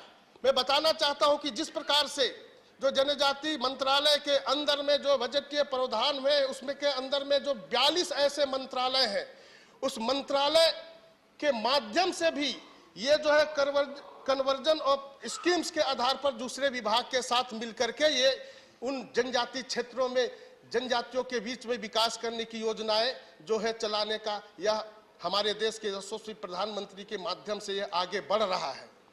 उपसभापति महोदय, मैं यह भी बताना चाहता हूं कि हमारे इस अनुसूचित जनजाति विद्यार्थियों के लिए गुणवत्तापूर्ण शिक्षा देने की भी योजना बनाई गई है और उसके साथ साथ ये जो है आजीविका के संसाधनों को बढ़ाते हुए प्रधानमंत्री जी ने जनजातीय विकास मिशन शुरू किया। इसके अंतर्गत आदिवासी युवाओं को पारंपरिक उद्योगों के माध्यम से रोजगार उपलब्ध कराया जा रहा है तथा वन का जो धन है, वनधन है, उस वनधन केंद्र के माध्यम से जो ट्राइफेड के माध्यम से संचालित हो रहा है और जो वनोत्पाद है, जंगल में जो चीजें जो प्राप्त होता है, जो पिछले दिनों उसी के आधार पर हमारे जो है जनजाति समुदाय अपने जीवन को आगे बढ़ा रहे थे। इसलिए इसको पूरे प्रबंधन के साथ इसको कैसे बढ़ा करके अपने समृद्धि की ओर बढ़े, इस दिशा में हमारे भारत सरकार ने जनजाति ट्राइबल अफेयर्स मिनिस्ट्री ने इसको आगे बढ़ाया है। उपसभापति महोदय, मुझे बताते हुए हर्ष हो रहा है कि यह सिर्फ जो है ये योजनाएं नहीं बनाई गई, इसको क्रियान्वित भी किया जा रहा है और जो इसके लिए जो है जनजाति समुदाय जब तक शिक्षित नहीं होंगे तब तक आगे नहीं बढ़ सकते। इसलिए मॉडल रेसिडेंशियल जो एकलव्य मॉडल रेसिडेंशियल स्कूल के माध्यम से जो उनके शिक्षा को आगे बढ़ाते हुए वो जो है उनके शिक्षा के क्षेत्र को भी आगे बढ़ाया जा रहा है। इसके साथ साथ जो है मैंने बताया कि 42 जो विभाग है उसके साथ कैसे गांवों में विकास हो, इसलिए उपसभापति महोदय, हमारे जो है भारत सरकार ने, देश के यशस्वी प्रधानमंत्री जी ने एक योजना बनाया है। इसमें जो है हमारे जनजाति कार्य मंत्रालय के माध्यम से यह जो है प्रधानमंत्री जो है आदर्श ग्राम मिशन के आधार पर जो जितने भी विभाग की जो योजनाएं हैं वह योजनाएं उस गांव के अंदर में क्रियान्वित हो, इसलिए ऐसी योजना करके यह विकास के लिए आगे बढ़ाया जा रहा है। इसके साथ साथ जनजातियों का जो परंपराएं है, उनकी संस्कृति हो, कैसे संरक्षित हो, इसके लिए भी उन्होंने जो है योजना बनाया है। TRI के माध्यम से, जो जनजातीय अनुसंधान केंद्रों के माध्यम से उनकी जो संस्कृति को, उनकी परंपराओं को कैसे संरक्षित करते हुए आगे बढ़ाया जाए, चिन्हित किया जाए, इन सारे विषयों को विशेष ध्यान रखा गया है उपसभापति महोदय। इसके साथ साथ जो जनजाति जो स्वतंत्रता सेनानी के जो महापुरुष थे, उन लोगों के आज तक आजादी के बाद किसी ने सम्मान नहीं दिया, उनके बारे में ना कोई पिक्चर बनाया गया, ना समाज के बीच में बताने का काम किया। वो जो है जिस प्रकार से अभी हमारे वामपंथी साथी ने कह रहे थे कि भगवान बिरसा मुंडा कैसे लोग बोलते हैं, ड्रामा करते हैं, मैं बताना चाहता हूं कि भगवान बिरसा मुंडा जी ने केवल आजादी के लिए लड़ाई नहीं लड़ी, उन्होंने इस देश के अंदर रहने वाले जनजाति समुदाय के बीच में संगठित करके उनके जो है आत्मनिर्भर करने के लिए, उनको जो है स्वावलंबी होने के लिए उन्होंने संगठित करके आगे बढ़ाने का काम किया था, जिसके चलते उनको समाज के लोगों ने भगवान का दर्जा दिया। इसलिए इस प्रकार से जो इन सारे चीजों का संग्रहालय कैसे बने, इसलिए देश के यशस्वी प्रधानमंत्री जी ने आज 10 जगहों में 10 महापुरुषों के नाम पर वहां पर जनजातीय संग्रहालय का निर्माण करने का काम किया और उनकी जो है आदिवासी समुदाय को सम्मान करने के लिए किसी ने सोचा नहीं। इसलिए जो है प्रधानमंत्री जी ने जिस प्रकार से मंत्री जी ने कहा, एक मिनट उपसभापति महोदय, हमारे माननीय मंत्री जी ने कहा कि ये जो है ये पहली बार 8 जनजाति हमारे जो सांसदों को इस भारत सरकार में मंत्री बनाया गया। ये जनजातियों के सम्मान में ये है। किसने ये सम्मान दिया? भारतीय जनता पार्टी की नेतृत्व में केंद्र में सरकार में स्थापित है माननीय नरेंद्र मोदी जी ने ये सम्मान दिया। उसी प्रकार से हमारे जो स्वतंत्रता सेनानी के जो महापुरुष हैं, उन लोगों ने जो अपनी जान की आहुति दी, उन लोगों ने संघर्ष किया, लोग उसको कहते हैं विद्रोह किया। हमारे स्वतंत्रता सेनानियों ने संघर्ष करते हुए देश की आजादी ली है। इसलिए उनके स्मरण में उनको सम्मान देने के लिए जो है भगवान बिरसा मुंडा की जयंती के दिन में 15 नवंबर को राष्ट्रीय जनजाति गौरव दिवस का घोषणा करके देश भर में जनजाति समाज को सम्मान देने का काम किया। तो इस प्रकार से हमारे जनजाति मंत्रालय में जो काम हो रहा है, इसलिए मैं अपने जनजाति मंत्रालय के माननीय मंत्री आदरणीय अर्जुन मुंडा जी को, देश के यशस्वी प्रधानमंत्री आदरणीय नरेंद्र भाई मोदी जी को मैं बहुत बहुत आभार व्यक्त करता हूं। और इसी प्रकार से देश के जनजाति समुदाय निरंतर इसके साथ जुड़ करके विकास के लिए आगे बढ़ेंगे। इन्हीं शब्दों के साथ बहुत बहुत धन्यवाद। Thank you Sameer ji. The next speaker Shrimati Ramila Ben Bara. Ben आया, हमारा बेन आया।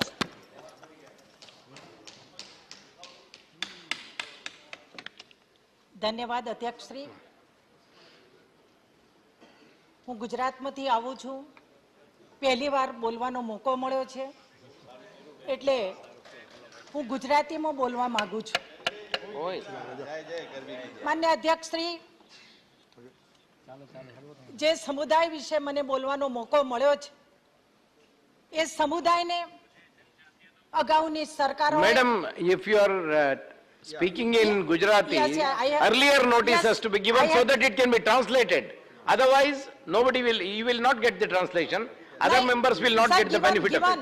Sir, yesterday is the Given already? Yes, I have given, sir. Then you can start. Yes. Sir, જે સમુદાયમાંથી હું આવું છું અને જે સમુદાય ઉપર આજે મને બોલવાનો મોકો મળ્યો છે, માન્ય અધ્યક્ષશ્રી, મારે દુઃખ સાથે કહેવું છે, વર્ષો સુધી કોંગ્રેસે રાજ કર્યું અને અમારા સમાજને મત લેવાનું કામ કર્યું, ભાવનાઓ સાથે ખિલવાડ કરવાનું કામ કર્યું। પણ આજે મારે ગર્વ સાથે આ સદનની અંદર કહેવું છે, દેશની અંદર સ્વર્ગસ્થ અટલજીની સરકાર આવી અને એ વખતે અમારા સમાજ માટે વિકાસના બી વવાયા અને આજે માન્ય મોદીજીના સરકારમાં એ વટ વૃક્ષ બનીને સમગ્ર આદિવાસી સમાજ માટે ચારે કોર વિકાસના ફળ અમે ચાખી રહ્યા છે। માન્ય અધ્યક્ષશ્રી, મારા સામે પક્ષથી ઘણા લોકો, લડેલ લોકો બજેટની વાત કરતા હતા। અમારા ગુજરાતમાંથી આવતા માન્ય મેમ્બર રાઠવાજી અત્યારે ઉપસ્થિત નથી, ફૂલોદેવી પણ અહીંયા ઉપસ્થિત નથી, ઘણા મિત્રોએ બજેટ વિશે વાત કરી। માન્ય અધ્યક્ષશ્રી, મારે દુઃખ સાથે આપને જણાવવું છે, દેશ આઝાદ થયો 1950માં અને 1998માં સ્વર્ગસ્થ અટલજીની સરકાર આવી અને આદિવાસી કેન્દ્રાલય બને। માન્ય અધ્યક્ષશ્રી, મિત્રો 48 વર્ષ સુધી સમગ્ર દેશનો આદિવાસી સમાજ રાહ જોતો રહ્યો કે અમારા માટે મંત્રી આવે, અમારું બજેટ આવે, અમારો વિકાસ થાય। પણ દુઃખ સાથે મારે કહેવું પડે કે કોંગ્રેસના મિત્રોને આદિવાસી સમાજ વિશે બોલવાનો અધિકાર જ નથી, કારણ કે એમને આદિવાસીઓ માટે ક્યારે કામ કર્યું નથી। અટલજીની સરકાર આવી અને એમણે ગામડાઓને પાકા રસ્તા સાથે જોડવાનું કામ કર્યું, નદીઓને જોડવાનું કામ કર્યું અને અમારા ગુજરાતના પનોતા પુત્ર અને દેશનું સુકાન સંભાળતા ગરીબોના મસીહા મોદીજીએ આજે દેશના આદિવાસીઓને કલ્યાણનું કામ કરવાનું શરૂ કર્યું છે। અને આજે આપણે જોઈએ છે, કોંગ્રેસે જે આદિવાસી મજદૂર બનાવવાનું કામ કર્યું, આજે ભારતીય जनता પાર્ટીની સરકાર, અમારા અર્જુનસિંહ મુંડાની સરકાર આદિવાસી ભણી ગણીને પાયલોટ બને। માન્ય અધ્યક્ષશ્રી, આપને મારે ધ્યાન મૂકવું છે, આપણા દેશના વડાપ્રધાન મોદીજી જ્યારે ગુજરાતના મુખ્યમંત્રી હતા, એમને કહેલી વાત અક્ષરશઃ હું આ સદન પર કહેવા માંગુ છું। એમણે કહેલું કે હું જ્યારે હેલિકોપ્ટરમાં જઈને વિસ્તારમાં જાઉં છું ત્યારે ગરીબ આદિવાસી યુવક યુવતીઓ પ્રજા હેલિકોપ્ટરને જોવા આવે છે। ત્યારે આપણા વડાપ્રધાનના શબ્દો હતા, મને પીડા થાય છે મારે એક દિવસ આદિવાસી દીકરા દીકરીને આ વિમાન ઉડાડતો જોવો છે, એ હું સ્વપ્ન જોઉં છું, એ સ્વપ્નને મારે સાકાર કરવો છે. અને નરેન્દ્ર મોદીએ ગુજરાતની અંદર આદિવાસી દીકરા દીકરી પાયલોટ બને અને એટલા માટે એમને એ રીતે ભણાવવાનું શરૂ કર્યું. અને આજે હું આપને કહું છું, આવનારા દિવસોમાં સમગ્ર દેશની અંદર મારા આદિવાસી સમાજનો વિકાસ થવાનો છે, થઈ રહ્યો છે, એ હું આપને ગૌરવ સાથે કહું છું. એકલવ્ય રેસિડેન્સીની વાત કરીએ, અહીં મારા બહેનો સામે બેઠા નથી. દીકરીઓ ભણવાનું છોડી દે. દીકરીઓ ભણવાનું કેમ છોડી દે? એનું કોઈએ સંશોધન કર્યું? એની કોઈએ તપાસ કરી? એની કોઈએ ચિંતા કરી? ના. પણ દેશના વડાપ્રધાન જ્યારે ગુજરાતના મુખ્યમંત્રી હતા ત્યારે એમને કન્યા કેળવણી રથ લઈને નીકળ્યા. દીકરી ભણે, દીકરીની સમસ્યાઓ કઈ છે? દીકરી શા માટે અડધેથી સ્કૂલ છોડી દે છે? શા માટે ડ્રોપ આઉટ રેશિયો વધી રહ્યો છે? તો એનું કારણ હતું એક સામાન્ય સ્કૂલમાં શૌચાલય નહોતું. દીકરીને શાળા દરમિયાન શૌચાલય જવું હોય, એમને કોઈ શૌચક્રિયા કરવી હોય તો ક્યાં જાય? આ ચિંતા કરીને એમને શૌચાલય.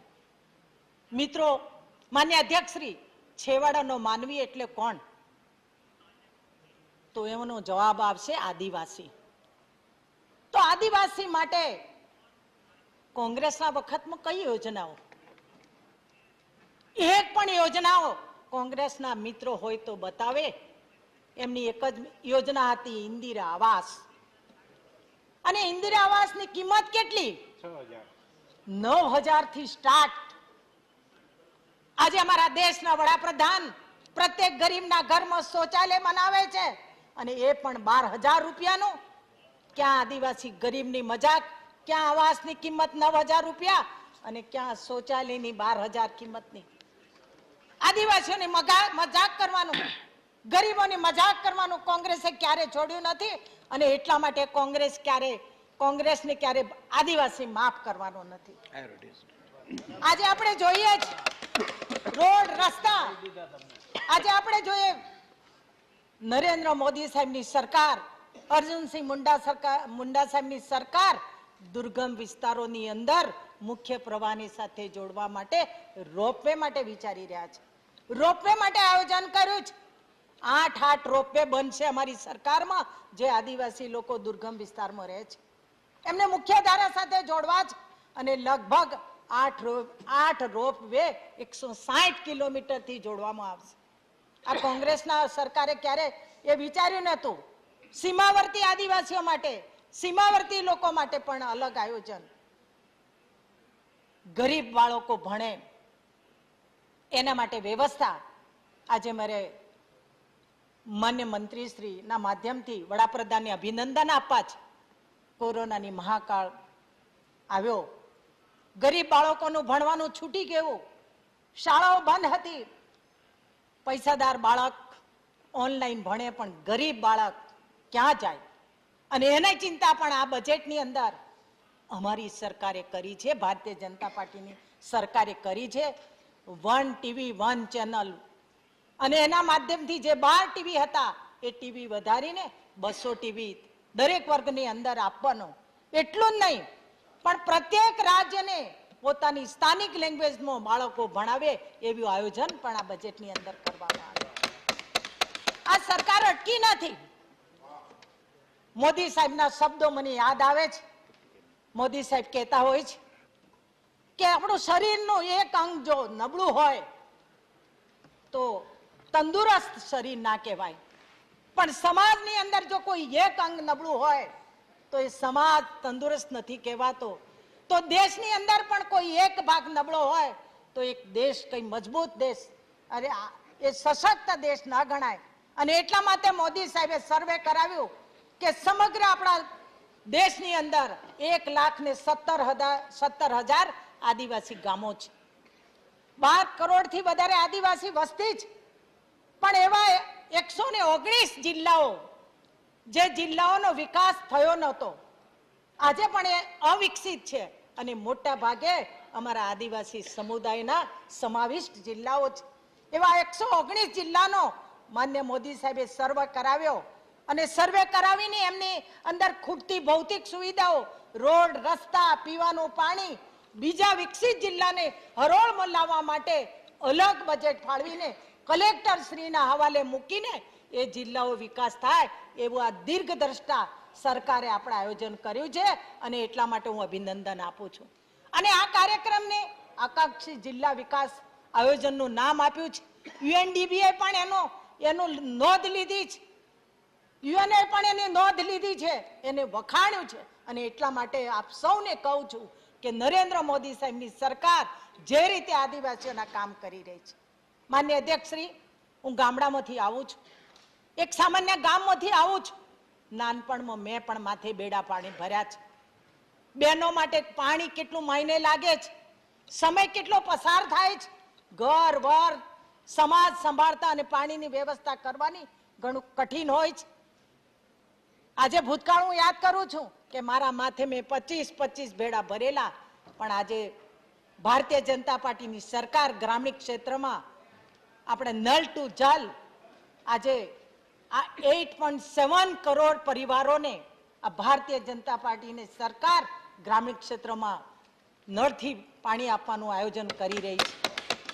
એટલું જ નહીં, 5.5 કરોડ પરિવારોને આપવાનું આયોજન થઈ ગયું છે અને આવનારા 2 વર્ષની અંદર 3.8 કરોડ પરિવારોને જોડવાનું કામ પરિપૂર્ણ થશે.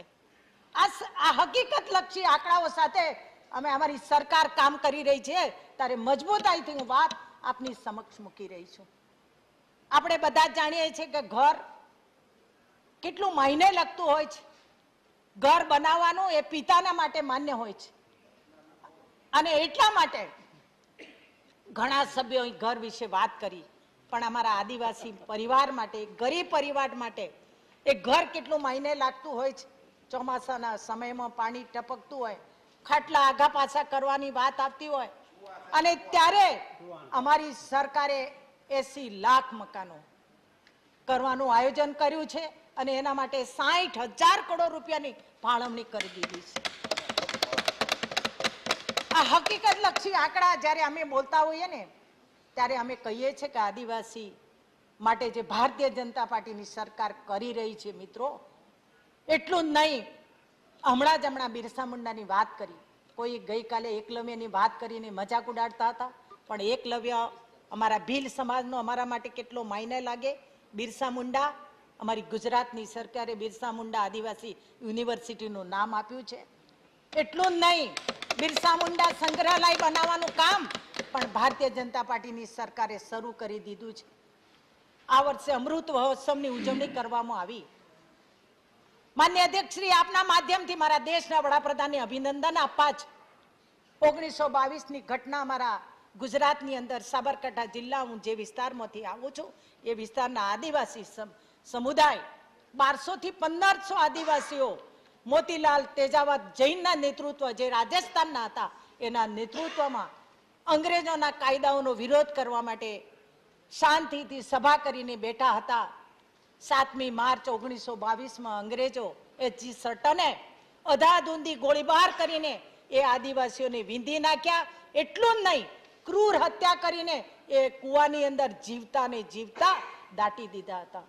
કોંગ્રેસની સરકારો આવી, આ ઘટનાને ભૂલી ગયા, પણ દેશના વડાપ્રધાન, ગુજરાતના મુખ્યમંત્રી બન્યા, એ ઘટનાને ઉજાગર કરી એ સ્થળે 1200 શહીદો માટે માનમાં 1200 વૃક્ષો વાવ્યા.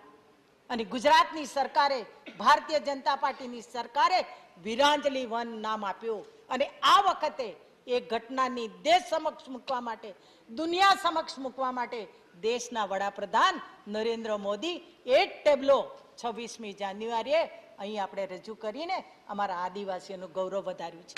અને એટલા માટે હું નરેન્દ્રભાઈને અભિનંદન આપું છું. ભારતીય જનતા પાર્ટીની સરકારો આદિવાસીઓનું કલ્યાણ કરી રહી છે, અનેકવિધ કામો કરી રહી છે. અનેકવિધ કામો કરીને આજે જ્યારે વાત કરી રહ્યા હોય ને ત્યારે અમને આનંદ થાય કે અમે એ પાર્ટીના સભ્ય છે.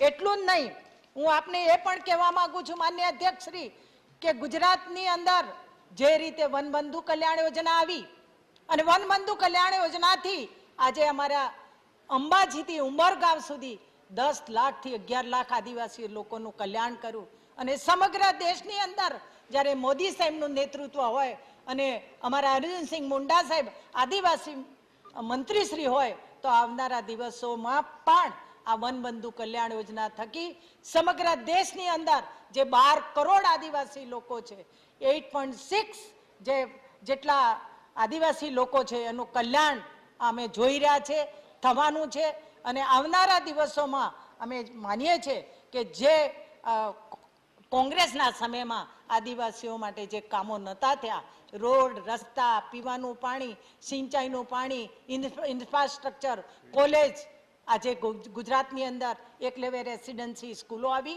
એક પણ મેડિકલ કોલેજમાં બેકલોગ નથી એવી રીતે આવનારા દિવસોમાં પણ સમગ્ર દેશની અંદર શિક્ષણનો વ્યાપ વધશે ખેતીનો વ્યાપ વધવાનો છે સૌ સલામત થવાના છે ત્યારે ફરીથી મને જે મોકો મળ્યો એ માટે હું આભાર માનીને મારી વાત પૂરી કરું જય જય ગરવી ગુજરાત જય જય ગરવી ગુજરાત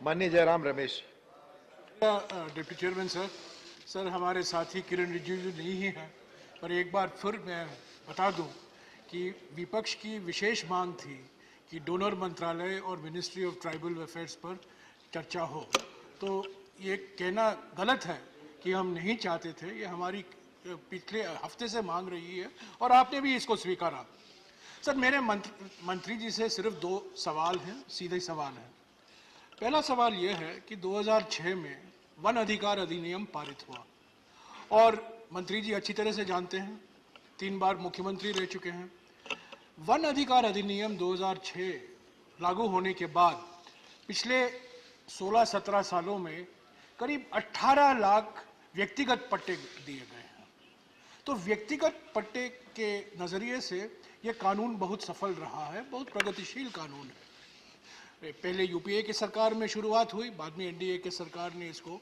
आगे ले चला पर जो सामुदायिक अधिकार है वो आज भी बहुत कम है जितना होना चाहिए था उड़ीसा में छत्तीसगढ़ में झारखंड में खास तौर से इन 3 राज्यों में सामुदायिक अधिकार देने में हम असफल रहे हैं तो मैं मंत्री जी से पूछना चाहता हूं कि क्या कदम मंत्रालय की ओर से लिया जा रहा है ताकि ये सामुदायिक कम्युनिटी फॉरेस्ट राइट जो मकसद था अधिनियम का वन अधिकार अधिनियम के 2 मकसद थे व्यक्तिगत पट्टे और सामुदायिक पट्टे एक में हमें सफलता हम पाए हैं पर इस सामुदायिक पट्टे में सामुदायिक अधिकार की पहचान में हम इतना आगे नहीं बढ़ पाए हैं मैं मंत्री जी से यही गुजारिश करूंगा कि इस पर कुछ टिप्पणी करें दूसरी बात जो भूमि अधिग्रहण कानून पारित हुआ 2013 में और जो सभी पर्यावरण और वन संरक्षण के लिए जो कानून है उसमें प्रावधान किया गया है पिछले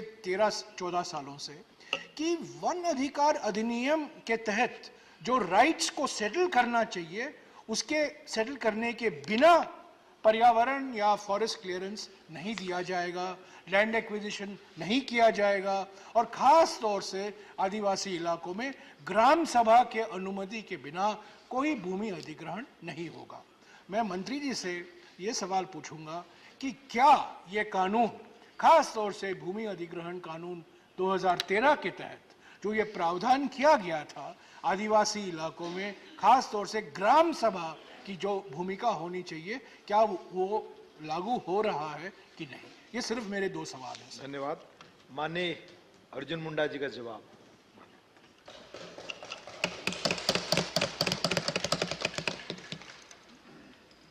माननीय उपसभापति महोदय सबसे पहले तो मैं आसन का आभार व्यक्त करता हूं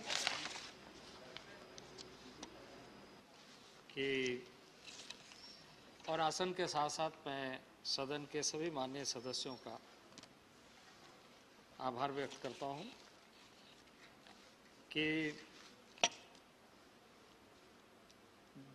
आदिवासी मामले जनजातीय कार्य पर विचार विमर्श हो रहा है।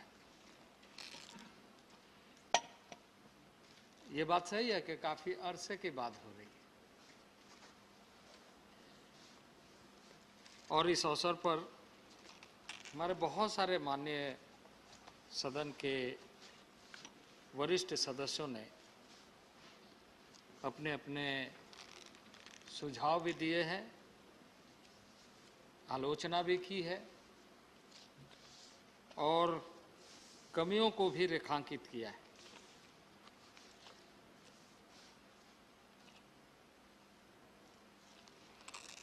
हमारे इस चर्चा में जिन लोगों ने भाग लिया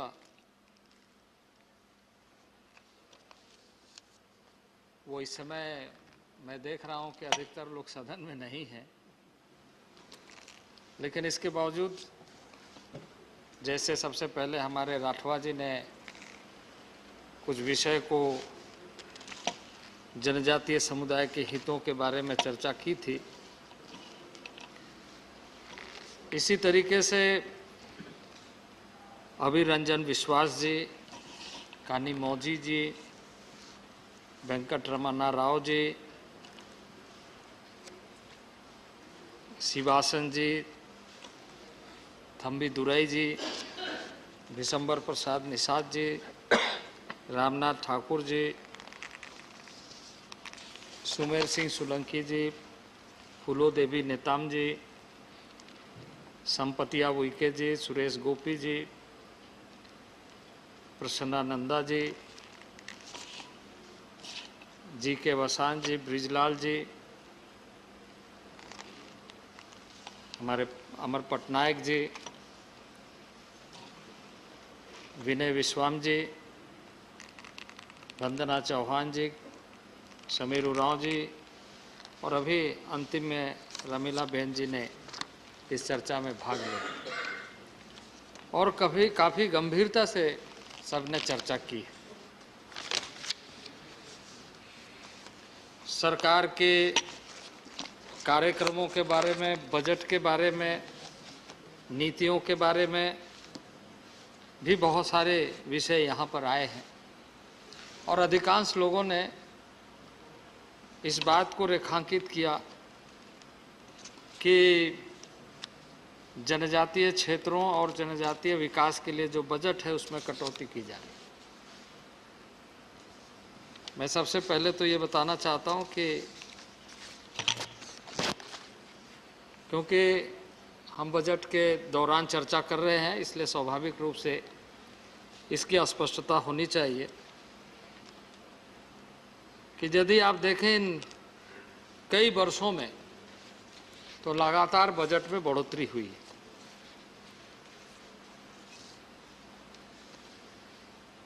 और खर्चे भी उसी तरीके से हुआ है राज्यों के साथ मिलकर कि उसका लाभ कैसे अधिक से अधिक लोगों तक पहुंचे। जिन 2 वर्षों का आपने उल्लेख किया है, बात सही है। 19-20 में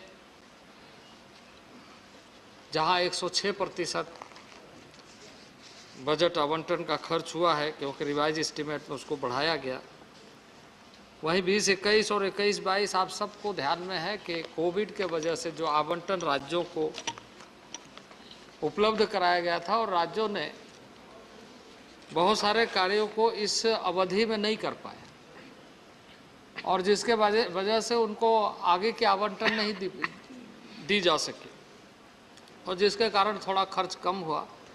लेकिन मंशा में, निष्ठा में, ईमानदारी में कोई कमी नहीं है क्योंकि माननीय प्रधानमंत्री जी ने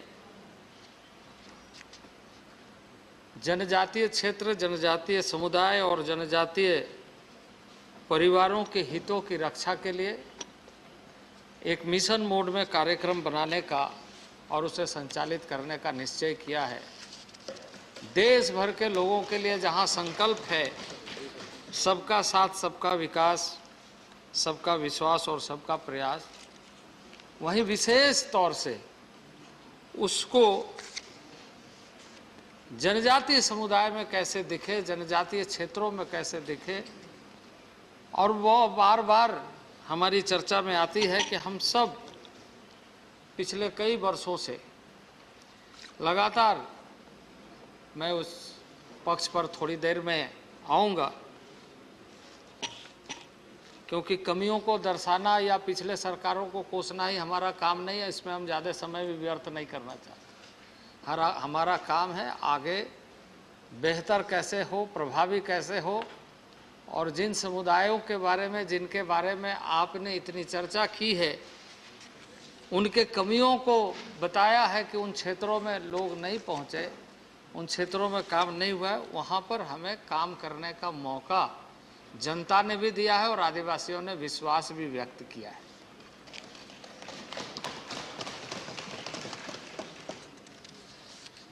उपाध्यक्ष महोदय,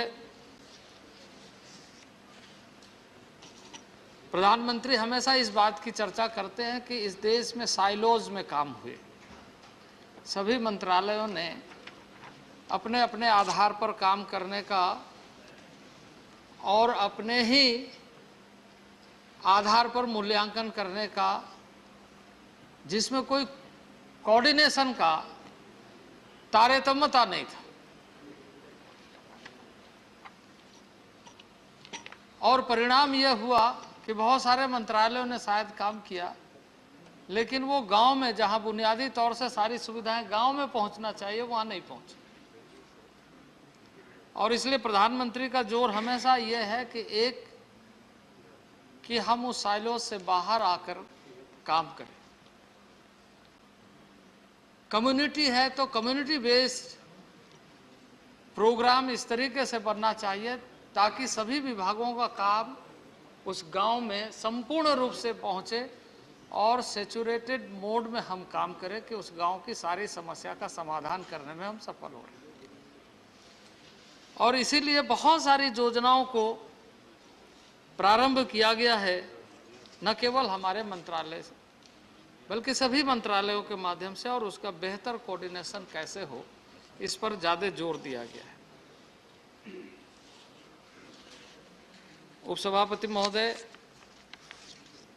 आप बहुत अच्छे ढंग से परिचित है झारखंड से, क्योंकि आपका लंबा संबंध है और मैं भी वहीं से आता हूं, और वैसे जगह से आता हूं जहां की चर्चा भी माननीय सदस्यों ने किया।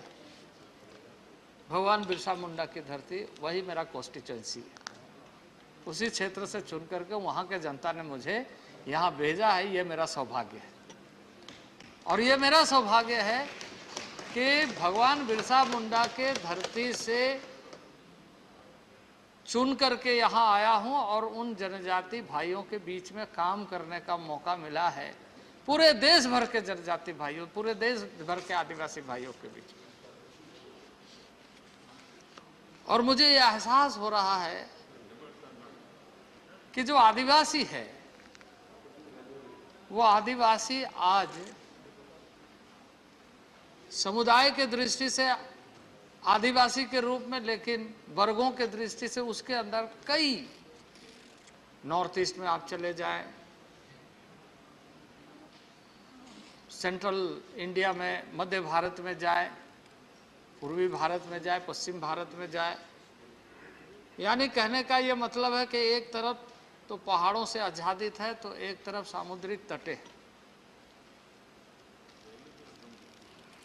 चाहे वो गुजरात के समुद्री तट से जुड़े हुए लोग हों, महाराष्ट्र के समुद्री तट से जुड़े हुए लोग हैं, छत्तीसगढ़ से, मध्य प्रदेश से या उड़ीसा से, उसी तरीके से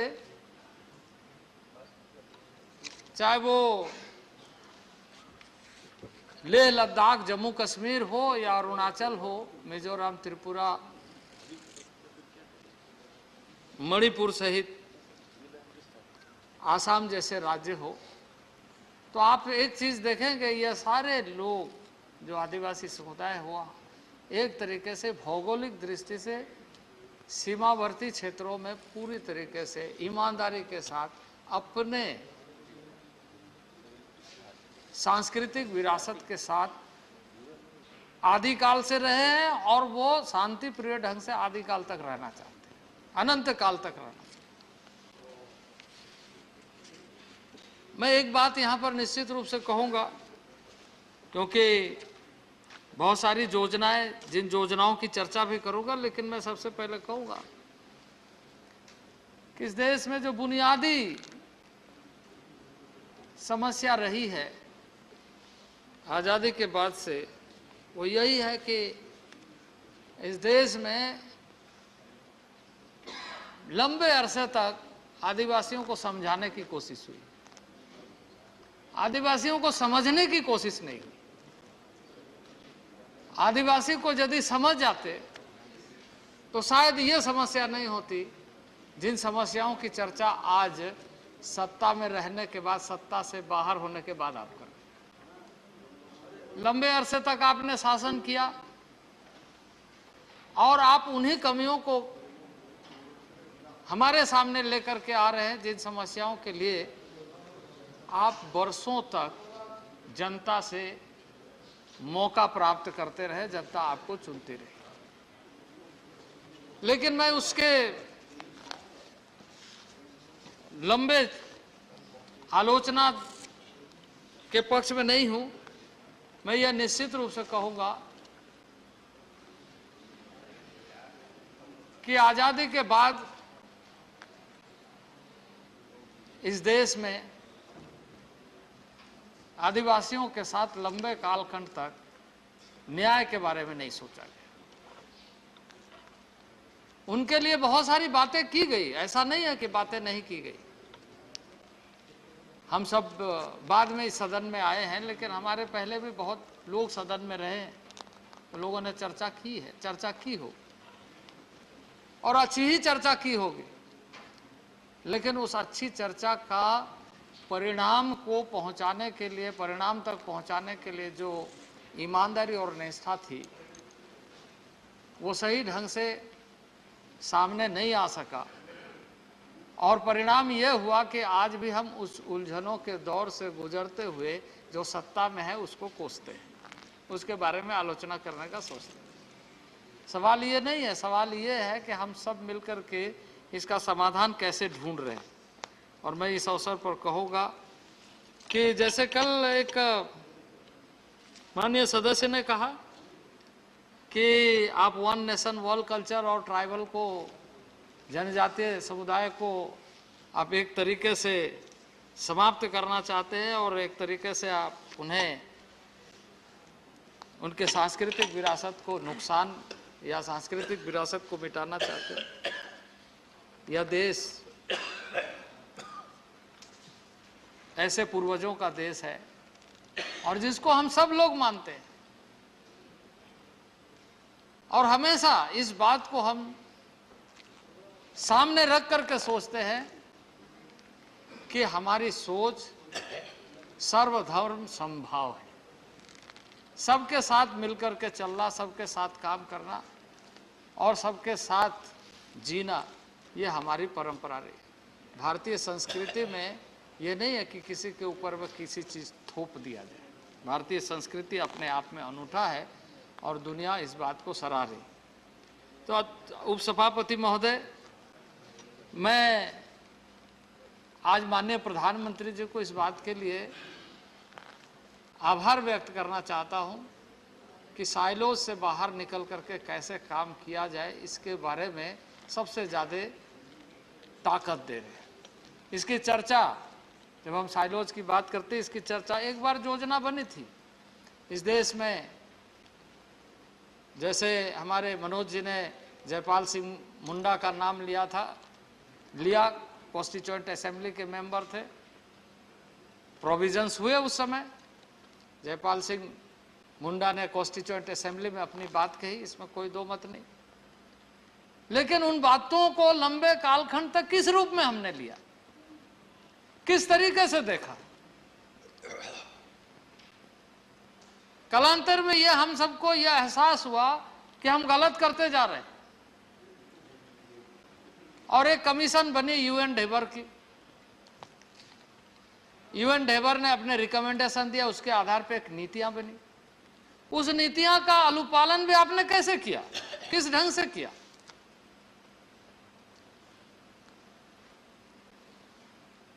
उस रिकमेंडेशन में यह बात कही गई थी कि जनजातीय समुदायों के बारे में, जनजातीय क्षेत्र के बारे में सोचते समय आपको यह ध्यान रखना जरूरी है कि आप इस तरीके से कैसे सोच सके कि सारे मंत्रालयों का कार्यों का कोऑर्डिनेशन इस तरीके से हो कि उसके पीछे वह गांव और वह आदिवासी है। यानी उस समय यह मूल्यांकन करते हुए बताया गया कि ट्राइबल सब प्लान स्टेट कैसे बनाएगा और सेंटर कैसे बनाएगा और किस तरीके से राशियों का प्रबंधन करते हुए बजट एलोकेशन होगा और उसके अनुसार एक्सपेंडिचर होगा। आज एक माननीय सदस्य ने कहते हुए कहा कि आपके डेटा कोई मैं बता रहा हूं। यस, हमारा डेटा है वो, लेकिन वो डेटा कब का है, किस तरीके का डेटा है? जो पिछले कई वर्षों के अनुभवों के आधार पर जब रिसर्च किया गया तो यह डेटा सामने निकल करके आया कि पिछले कई वर्षों से लगातार इस नीति बनने के बाद में हमने प्रत्येक विभाग को आवंटन दिया, लेकिन उस आवंटन का उपयोग ही नहीं हुआ। और मैं इसलिए इस सदन में माननीय प्रधानमंत्री जी को आभार व्यक्त करना चाहता हूं कि उन्होंने इस बात को पकड़ते हुए उन्होंने कहा कि ये उस समय के प्लानिंग कमीशन इस बात का मॉनिटरिंग करता था।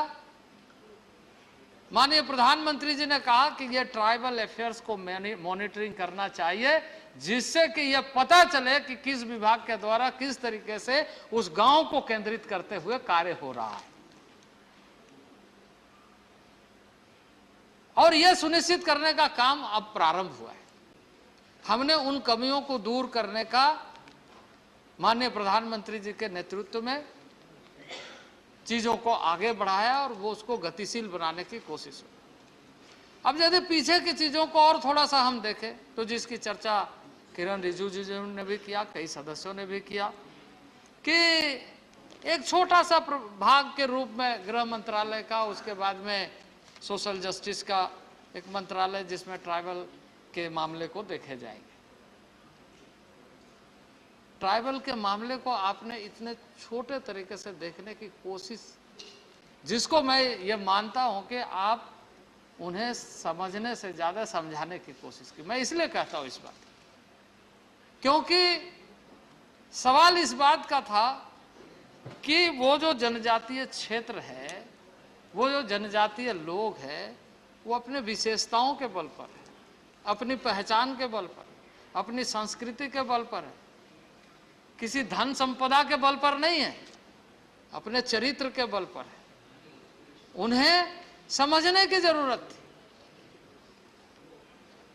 उनके बारे में आपको काम करते समय यह ध्यान में रखना बहुत जरूरी था कि वो न केवल भारत के इस भूभाग में बल्कि इसके बाहर भी, चाहे वो अंडमान निकोबार हो, दमन दीव हो, कई आइलैंड में वो सारे लोग रहने वाले जो जनजातीय एथिक्स कैरेक्टर को लेकर के जीने वाले लोग, वो संपदा अपने जीवन पद्धति को मानते हैं। और ठीक है, आज के दिन में प्रगति सबके लिए आवश्यक है, वो पीछे छूटना नहीं चाहिए, लेकिन उसको मिटा के नहीं हो सकता है, उसको उस पर प्रहार करके नहीं हो सकता है। आज जितनी बातें डिस्प्लेसमेंट की बात लोग करते हैं, डिस्प्लेसमेंट किसके समय में हुआ है इसका आंकड़ा पहले जांच कर लिया जाए, तब हमें पता चलेगा कि वास्तविकता क्या है उनके साथ। अब 2006 में जो वन अधिकार अधिनियम बना, जिसकी चर्चा माननीय सदस्य जयराम रमेश जी काफ़ी सीनियर है, उन्होंने की है, और उन्होंने ये भी कहा है कि कम्युनिटी जो इंडिविजुअल पट्टा है वो मिला है, कम्युनिटी पट्टा में काफ़ी विलम्ब हुआ है। जितने एप्लीकेशन, जितने जिस तरह के प्रोसेस सभी राज्यों के साथ लगातार हम संवाद कर रहे हैं, बातचीत कर रहे हैं, और उन्हें कैसे ज़्यादा से ज़्यादा मिले यह कोशिश कर रहे हैं। और इसके लिए हमने पोर्टल ओपन डोमेन में रखा है कि कितने एप्लीकेशन आए, कितने का पट्टा प्राप्त हुआ। लेकिन इसमें जो मूल बात है इसको समझने की जरूरत है, जिसको आपने, हमने, सबने, इस सदन ने एक्ट बनाते समय चर्चा किया, और वो ये चर्चा किया है कि ट्राइबल के साथ हिस्टोरिकल इनजस्टिस हुआ। अब ये 2006 में यदि आप इस बात को स्वीकार कर रहे हैं कि हिस्टोरिकल इनजस्टिस हुआ है, तो हिस्टोरिकल इनजस्टिस के लिए जिम्मेदार कौन है? यह जो हिस्टोरिकल, क्योंकि आपने उसके परंपराओं पर वो जल जंगल जमीन और अपना स्वाभिमान को ही अपना जीवन का सबसे बड़ा आधार मानता है, क्योंकि उससे कभी समझौता न किया है और ना ही करेगा। तो ये जो हिस्टोरिकल इनजस्टिस हुआ है, यह हिस्टोरिकल इनजस्टिस का मुख्य कारण क्या है? इसके रूट कॉज में जब हम जाते हैं तो हम देखते हैं कि हमने जाने अनजाने उसके साथ अन्याय किया है। उसे न्याय में बदलने का दायित्व इस सरकार ने लिया है, नरेंद्र भाई मोदी ने लिया है कि हम उसको ठीक करेंगे। उसका समाधान अस्थाई समाधान ढूंढेंगे। मैं अमित शाह जी का आभार व्यक्त करना चाहता हूं कि उन्होंने अभी एक बैठक आयोजित की सभी राज्यों के मुख्यमंत्रियों के साथ, चीफ सेक्रेटरी के साथ, उसके इम्प्लीमेंटेशन को लेकर, क्योंकि उस कानून का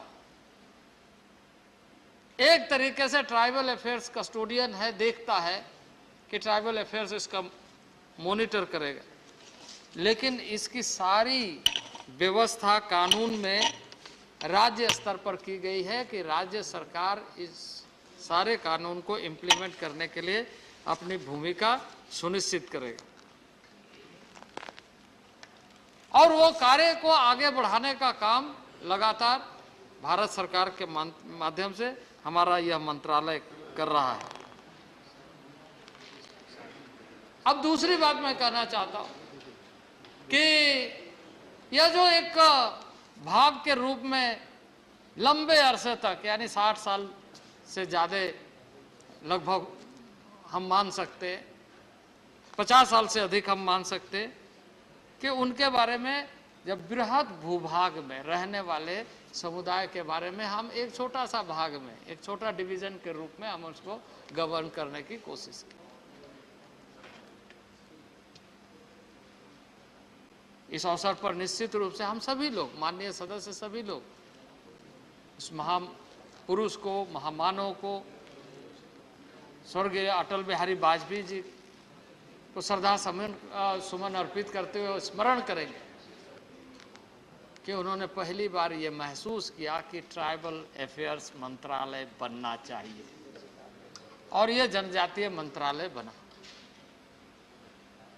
जनजातीय मंत्रालय और 2 मंत्रालय जिसकी चर्चा, और यह बहुत अच्छा विषय इस सदन में चुना गया कि नॉर्थ ईस्ट और ट्राइबल अफेयर्स की चर्चा होनी चाहिए, उसके कामकाज की समीक्षा, चर्चा और उस पर सुझाव और आगामी कार्यक्रमों के बारे में हम और अधिक उत्साह के साथ काम कर सके। ये अच्छी बात है, क्योंकि नॉर्थ ईस्ट जिसको संवैधानिक दृष्टि से ट्राइबल एडमिनिस्ट्रेशन के रूप में कहा, और जो बाकी के जो ट्राइबल के हिस्से हैं उसमें जहां पर आबादी अधिक है उसको अनुसूचित क्षेत्र के रूप में, 5वें अनुसूचित क्षेत्र के रूप में विशेष तरीके से इस बात को ध्यान में रखते हुए कि उनकी परंपरागत व्यवस्था बनी रहनी चाहिए, उसकी जीवन पद्धति, उसकी संस्कृति, उसकी भाषा, उसकी साहित्य, सारी चीजें सुरक्षित कैसे रहे और डेवलपमेंट के तरफ कैसे आगे बढ़े, विकास के तरफ कैसे आगे बढ़े।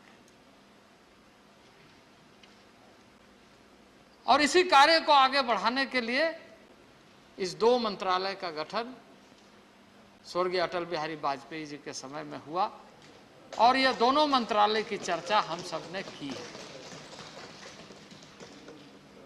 ये दोनों क्षेत्र यदि आप देखें भारत का हृदय स्थल के रूप में, भारत का महत्वपूर्ण, जैसे अभी माननीय सदस्यों ने किया चर्चा कि जहां जनजातीय समुदाय है, जहां आदिवासी है, वहीं सबसे अधिक खनिज संपदा है।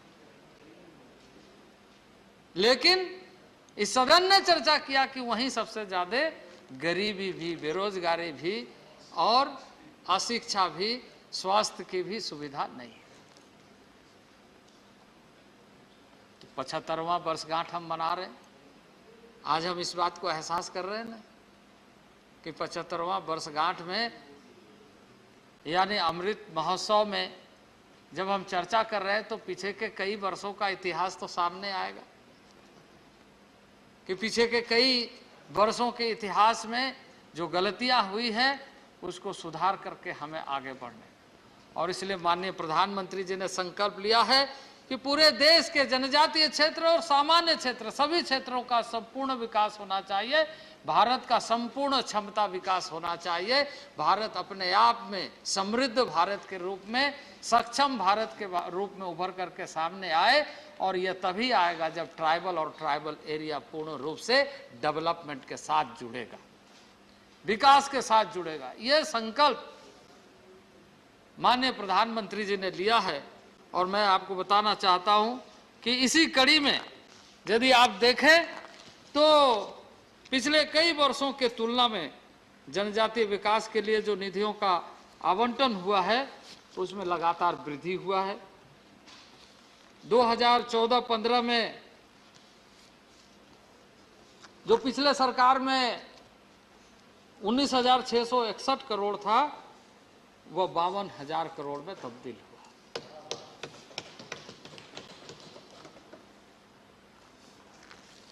ट्राइबल अफेयर्स का बजट को अगर आप 14 के पहले देखें तो आपको सामान्य तौर से पता चल जाएगा कि क्या अप्रोच रहा है। मैं उस पर ज़्यादा नहीं जाना चाहता हूँ, आंकड़े देखने वाले आप स्वयं ही देख ले तो सबसे ज़्यादा बेहतर होगा। लेकिन जिसकी चर्चा आपने किया है कि आवंटन में कमी आई है, मैं लगातार सुन रहा था और मैं आपको बताना चाहता हूं कि लगातार आवंटन में बढ़ोतरी हुई है, और केंद्र सरकार द्वारा पिछले 6 वर्षों में जनजातीय विकास के लिए कुल मिलाकर 1,64,873 करोड़ रुपए की राशि खर्च की गई है। इसके अलावा अरुणाचल प्रदेश, मिजोरम, नागालैंड 4 राज्यों जो विशेष केंद्रीय सहायता का है उन्हें भी इस योजना के तहत शामिल किया गया है। माननीय सदस्यों ने चिंता जाहिर किया शिक्षा के बारे में। शिक्षा के बारे में मैं आपको बताना चाहता हूं कि 2014 में एसटी एवं सामान्य आबादी के विभिन्न विकास संकेतों में एक स्पष्ट अंतर था। सरकार ने आदिवासियों के जीवन स्तर को बढ़ाने के लिए जो कार्यनीतिक जो पहल की है और माना शिक्षा सबके लिए, विकास सबके लिए, और खास करके जो गर्ल्स एजुकेशन बेटियों को पढ़ाने के लिए विशेष तौर से जोर दे करके कार्यक्रमों को सुनिश्चित करने का काम किया। 2000 जैसे अभी चर्चा हो रही थी 2013 के दौरान, अगर आप 2013 के पहले देखें तो लगभग 129 EMRS संचालित, लेकिन 2019-20 को अगर आप देखें तो बढ़ करके 285 हो गई। इस समय यदि हम देखें तो 85,000 से अधिक छात्र छात्राएं इसमें शिक्षा अर्जित कर रही। इस तरीके से यदि हम आज 21-22 में देखें तो लगभग 700 EMRS का कार्य प्रारंभ हो गया, और इन योजनाओं को गुणवत्ता आधारित शिक्षा के लिए माननीय प्रधानमंत्री जी ने इस पर विशेष ध्यान रखते हुए कि हम उन सारे स्थानों पर स्कूल खोलें जहां 50,000 से अधिक 50% से अधिक आबादी हो, या 20,000 से और 20,000 कम से कम आबादी होना चाहिए। इन सारे स्थानों पर लगभग 28,000 करोड़ से अधिक राशि उपलब्ध कराई गई। ये राशि लगातार उन स्कूलों के लिए खर्च किए जाएंगे। ये जो स्कूल एकलव्य मॉडल स्कूल, ये बात सही है कि ये 97-98 में प्रारंभ हुई थी, लेकिन ये 97-98 के बाद इसकी गति क्या थी? कई राज्यों में राशि आवंटित किया गया, कुछ जगहों में चलाया, कुछ जगहों में एनजीओज को किसी को भी दे करके किसी तरीके से चलने लगे। भारत सरकार उसके रेकरिंग कॉस्ट लगातार उपलब्ध कराती रही, लेकिन उसकी जो क्वालिटी है उस आधार पर नहीं है जिसकी संभावना है। और इसलिए भारत सरकार ने फैसला किया है कि इन सारे स्कूलों को हम नवोदय विद्यालय के समानांतर ढंग से संचालित करेंगे। नवोदय विद्यालय एक मानक विद्यालय के रूप में स्थापित है और उसी के स्तर पर हम इन विद्यालयों में जहां खेल और कौशल विकास का प्रशिक्षण, स्थानीय कला एवं संस्कृति की विशेष सुविधाएं कैसे प्राप्त हो, ये सुनिश्चित करेंगे। ये हमारे छात्रों के शैक्षणिक परिणाम और खेलों में भागीदारी और कैसे बढ़े, यह सुनिश्चित करने का निश्चय भारत सरकार ने किया है। विभिन्न हिस्सों में उत्कृष्टता केंद्र खोलने का भारत सरकार का कार्य योजना है, जिसमें खिलाड़ियों को और निपुण बनाया जा सके।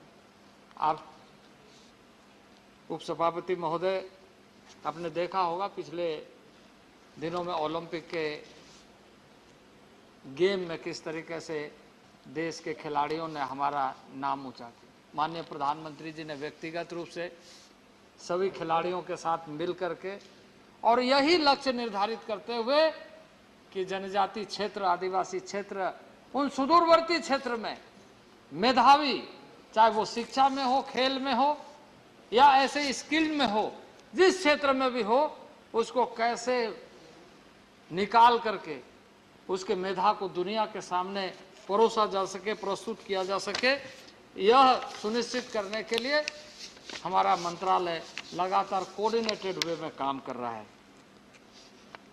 और इसी कड़ी में हम हर साल EMRS का एकलव्य मॉडल स्कूल का एक स्पेशल टूर्नामेंट आयोजित करते हैं और उस आयोजन के माध्यम से हम यह कोशिश करते हैं कि हमारे खिलाड़ियों का प्रोजेक्शन ज़्यादा से ज़्यादा हो। और बहुत सारे ऐसे नॉर्थ ईस्ट के, यहाँ के बहुत सारे खिलाड़ी विभिन्न क्षेत्रों में उभर करके सामने आए हैं। मेरी कॉम भी वैसे ही एक स्टूडेंट, वैसे ही एक खिलाड़ी आदिवासी परिवार, जिन्होंने दुनिया में नाम कमाया। तो हमारा यह कोशिश है कि अधिक से अधिक खिलाड़ी हमारे स्कूलों से, हमारे क्षेत्रों से उभर करके सामने आए। सरकार ने देश भर में, खास करके उत्तर में लद्दाख राज्य संघ से लेकर तमिलनाडु, दादरा नगर हवेली और पश्चिमी में दमन दीव से लेकर के अरुणाचल प्रदेश तक इस एकलव्य मॉडल विद्यालय की स्वीकृति दी है। और इसमें जब यह कुल मिलाकर के 740 EMRS हो जाएंगे तो लगभग 3.5 लाख विद्यार्थी, गर्ल्स एंड बॉयज स्टूडेंट्स हमारे स्कूलों में होंगे। EMRS जनजातीय क्षेत्रों में सफलता का एक नया केंद्र बनने जा रहा है और इन स्कूलों के स्तर को ऊंचा उठाने के लिए और इन स्कूलों के माध्यम से उभरते छात्र के माध्यम से राष्ट्र निर्माण की जो मूल मंशा है वो पूरी हो सकेगी। जनजातीय क्षेत्रों में शिक्षा का विस्तार अधिक से अधिक हो, भारत सरकार की यह मंशा है। मुझे यह कहते हुए खुशी हो रही, जिसकी बात कह रहे थे, अब थोड़ा डिटेल्स में जाइए। बहुत लोगों ने कहा आप उस डेटा को मत ढूंढिए, क्योंकि वो डेटा आपके समय में, आप लोगों के समय में, प्लीज उस समय के डेटा के बारे में अगर हमसे पूछेगा, क्योंकि उस समय के डेटा के बारे में आपने डेटा मैनेजमेंट क्या कैसे किया ये आप ही बता सकते हैं। लेकिन अभी आपको मैं बताना चाहता हूं कि 30 लाख बच्चे का डिटेल्स आप जब चाहेंगे तब आपको उपलब्ध होगा, जिसको हम प्री मैट्रिक स्कॉलरशिप देते हैं। पूरा डेटा वाइज है, एक गांव का नाम, स्कूल का नाम, छात्र का नाम आपको उपलब्ध होगा। सारा डेटाबेस बनाया गया है प्री मैट्रिक को और बच्चों को डीबीटी बेस पर पैसा उपलब्ध कराया जा रहा है। जो छात्रवृत्ति, जो स्कॉलरशिप हम दे रहे हैं वो डीबीटी के माध्यम से दे रहे हैं। आप जब जनजातीय डीबीटी छात्रवृत्ति पोर्टल में आप जाएंगे तब आप देखेंगे कि कितने कुशल और पारदर्शिता के साथ काम हो रहा है। इसी तरीके से विभिन्न विश्वविद्यालयों के पोस्ट मैट्रिक स्टूडेंट्स के लिए भी हमारी कार्य योजना उनके सर्टिफिकेट को जांच करने के लिए पोर्टल के माध्यम से ही डिजी लॉकर बनाया गया है। उसमें वेरिफिकेशन के लिए आप सीधे तरीके से डिजिटल मोड में सारी चीजों को कर सकते हैं। ये सुविधाएं उपलब्ध कराई गई है और वो भी हमारे पोर्टल पर है, आप देख सकते हैं। आवेदन के प्रसंस्करण के जो समय पहले लगते थे वो समय से मुक्त हो गया है। ये प्रयास इस मंत्रालय ने लगातार करते हुए उपलब्धि हासिल की है और जिसके वजह से मैं आपको बताना चाहता हूं कि इस मंत्रालय को लगातार इस डिजिटल मोड में सारी चीजों को लाने के लिए लगातार प्रोत्साहित माननीय प्रधानमंत्री जी ने और विभिन्न संस्थाओं ने किया। अध्यक्ष महोदय, आज का युग डिजिटल का है। निश्चित रूप से हमारे सारे विद्यालयों में डिजिटल युक्त पढ़ाई हो, इसके लिए कोशिश किया जा रहा है और राज्यों को बताया जा रहा है, राज्यों से पूछा जा रहा है कि आप इस तरह के प्रोजेक्ट्स पर ज़्यादा काम करें जिससे कि आज की जो अत्याधुनिक आवश्यकता है छात्रों, उन आवश्यकताओं को पूरा किया जा सके। भारत सरकार खुले तौर से यह कोशिश कर रही है कि विभिन्न क्षेत्रों के, मैंने जैसे शुरू में आपको कहा कि जो ट्राइबल सब प्लान की जो योजना है कि भारत सरकार जो एसटी कंपोनेंट के माध्यम से सारे मंत्रालयों का राशि को सही ढंग से उपयोग हो सके यह सुनिश्चित करती है। वहीं संख्या के अनुपात में सभी राज्य अपने राशि को प्रबंधन करें और उन लोगों के बारे में, उन लोगों के लिए खर्च करे, उन लोगों के नाम से नहीं हो बल्कि उन लोगों के लिए हो, यह सुनिश्चित करें। और मैं इस अवसर पर बताना चाहता हूं कि हमारा यह जोर है, क्योंकि इसे मैं फिर आलोचना करूंगा, इसका कोई मतलब नहीं निकलता है, लेकिन मैं निश्चित रूप से कहूंगा कि सब प्लान का योजना नीति में लाई गई, लेकिन इसका एस्टेब्लिशमेंट के लिए, इसका मूल्यांकन के लिए, इनके कार्य योजना के लिए राज्यों में, अधिकतर राज्यों में इस बात की कमी दिखी।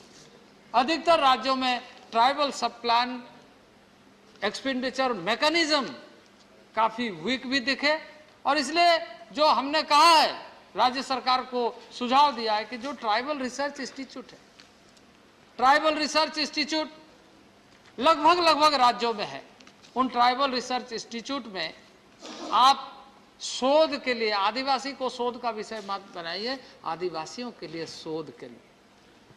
आदिवासियों को शोध का विषय बनाने का कोई मतलब नहीं है, बल्कि आदिवासियों के लिए शोध करते हुए यदि आप उसको प्लान के लिए योजनागत तरीके से उनके लिए कार्य योजना बनाते और उसको इम्प्लीमेंटेशन के लिए करते तो हमें ज्यादा लाभ मिलता। ठीक है, जहां कुछ हो रहा है उन्हें हम और प्रोत्साहित, जहां नहीं हुआ है उसे कैसे प्रारंभ किया जाए, इसका प्रयत्न हमारे मंत्रालय के तरफ से हो रहा है। और इसलिए इस बार हम लोगों ने बजट में, इसी बजट में आप देखेंगे तो हम लोगों ने प्रोविजन किया है कि इस तरह के चीजों को मॉनिटरिंग करने के लिए, पिन पॉइंट प्रोग्राम को इंप्लीमेंट करने के लिए, आउटकम लाने के लिए आपको जो एस्टेब्लिशमेंट कॉस्ट है वो भी भारत सरकार आपको उपलब्ध कराएगी, ताकि आपको इसका अतिरिक्त भार न पड़े कि आदिवासी क्षेत्रों में विकास के लिए जो पैसा खर्च करना है उसका प्लान करने का ही हमारे पास में व्यवस्था नहीं है। उसके लिए भी राशि कैसे उपलब्ध हो सके हमने इस बजट में प्रावधान किया है और मैं समझता हूं कि सभी राज्यों को इसका लाभ लेना चाहिए। अध्यक्ष महोदय, जैसे हमने कहा कि प्री मैट्रिक, उसी तरीके से पोस्ट मैट्रिक, उसी तरीके से डिफरेंट यूनिवर्सिटी में पीएचडी के लिए ओवरसीज स्कॉलरशिप के माध्यम से विदेश में पढ़ने के लिए इच्छुक छात्र छात्राओं को भी लगातार भारत सरकार जनजातीय मंत्रालय के माध्यम से राशि आवंटित कर रही है और लगभग इसमें 20-21 के दौरान 2400 करोड़ की व्यवस्था इसके लिए की गई थी। अध्यक्ष महोदय, इसी तरीके से मैं आपको बताना चाहता हूं कि जिसकी चर्चा लोगों ने किया, खास करके हमारी माननीय सांसद ने स्वास्थ्य के विषय में और अभयवान कमेटी के बारे में चर्चा किया।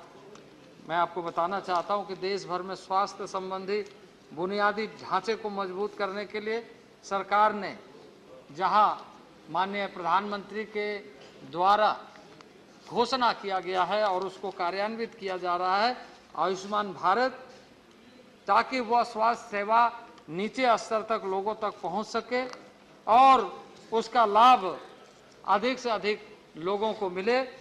जनजातीय क्षेत्रों और जनजातीय लोगों को भी इसमें भारी मात्रा में 61,13,497 लोगों को इसका लाभ मिला है और इसके बहुत अच्छे परिणाम आए हैं। टेलीमेडिसिन के माध्यम से एक मजबूत नेटवर्क स्थापित करने की योजना हमारी मंत्रालय की है और साथ ही साथ साक्ष्य आधारित नीतियों को तैयार करते हुए समुदाय की जरूरतों को समझने के लिए एक विस्तृत डेटाबेस योजना तैयार की जा रही है और इसके लिए बड़े पैमाने पर हमने एक जनजातीय कार्य मंत्रालय ने स्वास्थ्य नामक एक स्वास्थ्य पोर्टल लॉन्च किया है। आप जानते हैं अध्यक्ष महोदय, और जिसकी चर्चा माननीय प्रधानमंत्री जी ने कई मंचों पर किया और कहा है कि जनजातीय क्षेत्रों में एक जो बड़ी समस्या है वो है सिकल्स एनीमिया का, और ये बहुत बड़ी समस्या जनजातीय क्षेत्रों में, उस पर शोध के कार्य के साथ साथ समाधान की दिशा में हम आगे बढ़ रहे हैं और उसके लिए लगातार आईसीएमआर से, हेल्थ मिनिस्ट्री से हमारा मंत्रालय तमाम देश के जो हेमाटोलॉजिस्ट है उन लोगों के साथ संवाद करते हुए नई नीतियों का निर्माण करते हुए इसका अस्थायी समाधान क्या हो सकता है उस पर काम कर रहा है और इसी कड़ी में हमने इसका डेटा बनाने का कार्य प्रारंभ किया है और इस डेटा के माध्यम से हम यह सुनिश्चित करने का कार्य कर रहे हैं कि जब हम आने वाले दिनों में इस अमृत काल का संकल्प ऐसा होना चाहिए कि जब हम 100वां वर्ष बनाए तो यह सिकल्स एनीमिया इस राष्ट्र से मुक्त हो जाना चाहिए, समाप्त हो जाना चाहिए। यह इस मंत्रालय का माननीय प्रधानमंत्री जी के नेतृत्व में संकल्प है और उसको आगे बढ़ाने का काम चल रहा है। इन सारे बीमारियों के साथ साथ अन्य इस तरह की कठिनाइयों को खास करके स्वास्थ्य के क्षेत्र में किस तरीके से यह सुनिश्चित किया जा सके कि वास्तविक रूप से, और जिसकी चर्चा अभी आप सबने किया है कि जो गैप हमने जो संकल्प लिया है उस संकल्प में यही है कि जो गैप एनालिसिस करते हुए मैं इस अवसर पर हमारे आईटी मिनिस्टर को धन्यवाद देना चाहता हूं इस बात के लिए कि अभी कुछ दिन पहले माननीय प्रधानमंत्री के नेतृत्व में मंत्री परिषद में यह स्वीकृति दिया गया कि देश के जो आकांक्षी जिला, जो ट्राइबल एरियाज हैं आकांक्षी जिला, उसमें से 7,287 गांव की पहचान की गई है जहां मोबाइल सेवा उपलब्ध नहीं है और उन सारे स्थानों पर 4G मोबाइल पहुंचाने के लिए विशेष योजना के तहत 6,466 करोड़ की व्यवस्था इसी कार्य योजना के तहत किया गया है कि वहां पर 4G उपलब्ध कराया जाए। तो इस तरीके से यह जो नेटवर्क बेस्ड कार्यक्रम है वह कैसे उपलब्ध हो, क्योंकि गैप एनालिसिस करने का काम इसी ढंग से उपसभापति महोदय आपने देखा होगा और कई माननीय सदस्यों ने चर्चा किया है कि गांव में सामान्य सुविधाओं का अभाव है। हमने अंत्योदय के डेटा को एनालिसिस किया और अंत्योदय के डेटा को एनालिसिस करते हुए जहां जहां गैप है, एक मॉडल माननीय प्रधानमंत्री जी ने पूरे दुनिया के लिए प्रस्तुत किया गवर्नेंस का, आकांक्षी जिला एस्पिरेशनल डिस्ट्रिक्ट के रूप में, और सभी जिला के पदाधिकारियों के बीच में प्रतिस्पर्धा के साथ डेवलपमेंट प्रोग्राम हो, यह सुनिश्चित करने के लिए प्रेरित किया और उसके अच्छे परिणाम निकले। और उसी में से उन सारे गैप्स को एनालिसिस करते हुए हमने यह सुनिश्चित किया कि एक नई कार्य योजना प्रारंभ किया जाए, और इसलिए प्रधानमंत्री आदि आदर्श ग्राम योजना, अध्यक्ष महोदय 25% तक की आबादी या उससे अधिक आबादी जिन गांवों की है उसकी संख्या 1,17,000 इस देश में आदिवासी गांव है। उन सारे गांवों को डेटाबेस बनाया जा रहा है, और इसके साथ साथ ही हमने जो डेटा गैप्स है उसका एनालिसिस करते हुए लगभग 36,000 गांवों को हमने लक्षित किया है कि उन गांवों में हम वो सारी सुविधाएं पहुंचाने के लिए सारे मंत्रालयों के साथ कोऑर्डिनेट करें, और उसका नाम हम लोगों ने रखा है आदि आदर्श ग्राम योजना, प्रधानमंत्री आदि आदर्श ग्राम योजना, जिसके माध्यम से हम लोगों ने यह सुनिश्चित किया है कि सभी विभाग मिलकर के काम करें, चाहे वो इंटरनेट टेलीफोन सेवाएं हो, चाहे वो इंटरनेट कैफे हो, चाहे विद्युतीकरण काम हो, चाहे नल का जल। माननीय प्रधानमंत्री जी का संकल्प है कि आप गांव में नल का जल पहुंचना चाहिए। उन सुविधाओं को पहुंचाने के लिए जनजाति मंत्रालय के माध्यम से अधिक कोऑर्डिनेशन के साथ कार्य हो, आदि आदर्श ग्राम योजना का लक्ष्य है। और उसके माध्यम से पाइप नल का पानी यानी नल का जल सबके घरों तक पहुंचे, ये सुविधा, जल निकासी की सुविधा, स्कूल में 100% बच्चों का एडमिशन और ड्रॉप आउट को घटाना।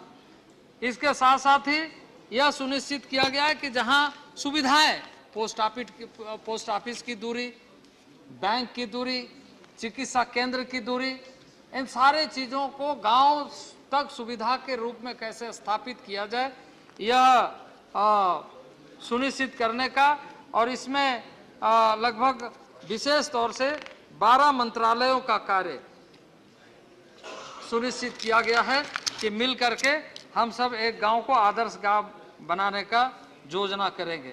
यह कन्वर्जेंस प्रोग्राम है जिसकी चर्चा माननीय सदस्यों ने किया है, और जो भी इंडिविजुअल बेनिफिट स्कीम है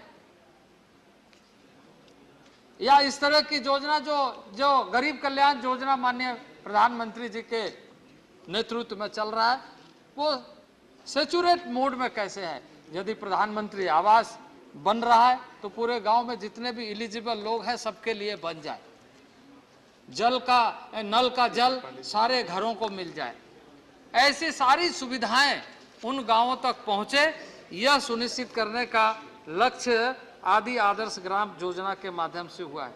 इसके साथ साथ ही हम उन सारे चीजों को, अभी माननीय सदस्य बता रहे थे वन अधिकार अधिनियम के बारे में, अब हम ट्राइफेड के साथ में, रोजगार के साथ, अब वन का कम्युनिटी राइट्स अगर हम उस गांव को देते हैं, क्योंकि वो उसका अधिकार है, जल जंगल जमीन एक स्वाभिमान के साथ जुड़ा हुआ उसका जीवन का आधार है, लेकिन उस आधार को यदि हम कन्वर्ज नहीं करते हैं वो समाधान के रास्ते पर नहीं आए।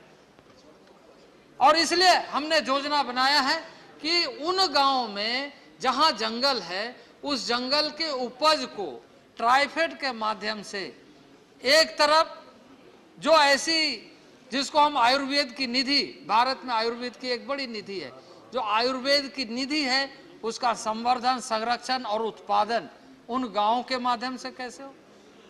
ऐसे वनोपज, चाहे वो महुआ हो, चाहे इमली हो, चाहे केंदू हो, तमाम तरह के, अभी हम लोगों ने 87 ऐसे वनोपज को मिनिमम सपोर्ट प्राइस में भारत सरकार के माध्यम से, इस मंत्रालय के माध्यम से स्वीकृति दिया है। पहले कुछ 10-12 ऐसे वनोपज थे जिसके माध्यम से एमएसपी लोगों को मिलता था, लेकिन हम लोगों ने 87 ऐसे आइटम को, वनोपज को सुनिश्चित किया है कि वो सारे वनोपज का वैल्यू एडिशन होना चाहिए। आज यदि आप अच्छे सिल्क पहनते हैं वो वनोपज है, चाहे जितने भी सिल्क, जितने तरह के, वो सारे ट्राइबल एरियाज में सबसे ज्यादा उत्पादन होते हैं। चाहे वो आसाम के क्षेत्र में रेरी और सिल्क ले, या झारखंड उड़ीसा में तसर सिल्क ले, या मालवेरी सिल्क ले, सारे क्षेत्रों में अगर आप देखेंगे तो ट्राइबल जुड़ा हो। उसका वैल्यू एडिशन उनके अपने स्थान पर हो, उसका वैल्यू एडिशन उनके द्वारा हो, उनको रोजगार से जोड़ा जा सके।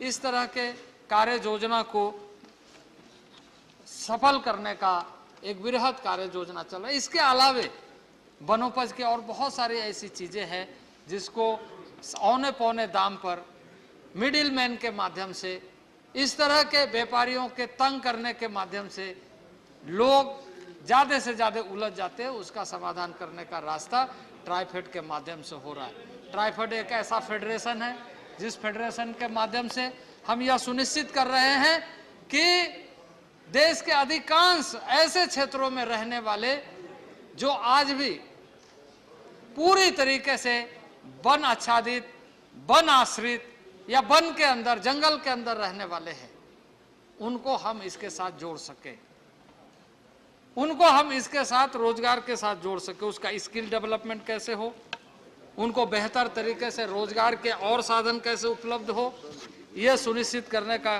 काम हमारा मंत्रालय कर रहा है। इसलिए अध्यक्ष महोदय, मैं आपके माध्यम से सदन को बताना चाहता हूं कि सरकार माननीय प्रधानमंत्री जी के नेतृत्व में लगातार इस कार्य के लिए लगा हुआ है कि जितने भी ऐसे गांव हैं, जनजातीय गांव हैं, वहां पर सब जगह बंधन केंद्र बने, बंधन केंद्र का स्थापना हो। और इसका लक्ष्य यही है कि मूल तरीके से जल, जंगल, जमीन का जो एक आधारभूत जीवन है वो बरकरार रहे, रोजगार के साथ जुड़े, अच्छी शिक्षा प्राप्त हो और स्वास्थ्य की सुविधा इस तरीके से मिले ताकि वो रोग मुक्त हो सके। और जब हम जनजातीय क्षेत्रों की बात करते हैं तो वो सारे सीमा क्षेत्र उसमें जुड़ते हैं, चाहे वो अरुणाचल हो, चाहे वो लेह लद्दाख हो, चाहे वो उत्तराखंड हो, जम्मू कश्मीर हो, या